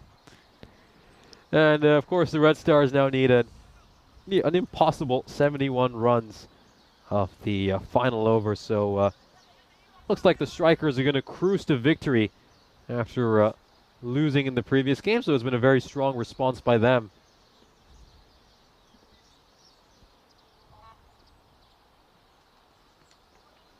Yeah, this is just going to be played away for a single. Of course, we've now had a chance to see pretty much every team that is involved in this European Cricket Series. And of course, it's hard to make too many assessments considering we're that early into this series. But is there any team in particular that has stood out for you amongst the ones we've had a chance to see so far? Yeah, I mean, I think Gozo Zalmi's start to the tournament this morning was very impressive. They've been great. I think, even though they lost that previous match, the pro strikers with their captain Priyan Pushparajan are always good. He was the MVP last year in this tournament, so I think they will always have a good chance pushing other teams. Anyone you have in mind? I mean, I think it's just such a difficult series to predict, just because all these games have been so close. But yeah, Gozo Zalmi, I mean, they've had 2 convincing victories. It's hard not to look at them. Yeah, and they've been strengthened by 2 incredible players like Varun and Wasim. So they have a very, very evenly poised side. So it's going to be hard to go past them, I believe. Also the representatives for Malta in the ECL 2024. This one's popped up in the air. Could be a catching chance, and Pushparajan takes that catch. Really, really well taken by him. I thought it was the Bermuda Triangle for a second, and nobody really went for it, but Pushparajan did not get confused with 2 people running into him nearly, and took that catch safely. And of course, this means that they'll be bowled out, and the Royal Strikers will pick up a very, very convincing victory here to defeat the Red Stars. It's congratulations all around as they roll the Red Stars for 74 runs. The Strikers taking this one by 68. We'll, of course, have a look at the fixtures we've got coming up for you tomorrow. We start off with a doubleheader between the Edex Knights and the Overseas Cricket Club, and then we'll follow that up with the United Derby. It's Gzira United versus Sviei United. Should be very exciting cricket. Yeah, I'm really, really keen to see what happens tomorrow. when we have another commentator with you and I go back to my usual day job. And we'll of course start off by looking at the highlights of this innings. It started off with that really unfortunate ball for Sobu George, inside edge, chopped onto the stumps. That was the Savio Thompson wicket. We saw another one go into the parking lot. One of the most dangerous places to park your car, but really, they just were never able to get going, the Red Stars. No, they just kept on losing wickets every over, and from that point on, it was really clear that even though they had a few good overs, they could not chase this target down. And then we'll, of course, take a look at this terrific run out. They were very sharp in the field as well. It was incredible to see how ruthless the strikers were, despite having so many runs on the board. Yeah, they've really not given them any chance, any space to breathe, and that's going to be very handy for them with their net run rate. As we know, it's 2 groups this time around, so net run rate will definitely come into play. And of course, this was a well-taken catch by Sudarshan. And again, yeah, just going back to the net run rate. Net run rate plays such a huge part in most of these series. The umpire raising his finger there, a thin edge through a heroic bit of fielding by Pushpa Rajan at the end. And then this was a terrific Yorker. And how about that? You said there might be a bit of a Bermuda Triangle there, but Pushpa Rajan, cool as a cucumber, took that catch. And the Red Stars were bowled out for 74. Let's have a look at the scorecard for this Red Stars team. Yeah, after Andrew John got his 14 runs, apart from Jimmy James contributing with 12, there wasn't anything particular standing out. A lot of single digits, that's not going to help, unfortunately, when you're chasing the total that they have been posted in the first innings. And with 47 all out, they definitely have to go back and work out their batting and strategy a little bit more. Yeah, a couple of run-outs as well. Definitely have to work on communication, work on their batting strategy before we go to the bowlers. And of course, looking at the bowlers, I mean, Aloysius with incredible figures of 1 for 11 in the 2 overs. He bowled 4 for 12 for Savio Thomas. He was really, really impressive. Just ran riot through this Red Stars lineup. And overall, it was a very complete performance. Johnny kept things economical, as did Champur Singh. And then Clinto Paul came onto ball the last 4 balls, and he picked up a wicket, which confirmed that the Red Stars were bowled out. In the end, a very convincing victory for the Strikers. They take this one by 68 runs. Thank you very much to everyone who tuned in today to our broadcast. We hope you enjoyed all the games. Thank you very much to you, Maida, for joining me in the commentary box. It was great to have you here.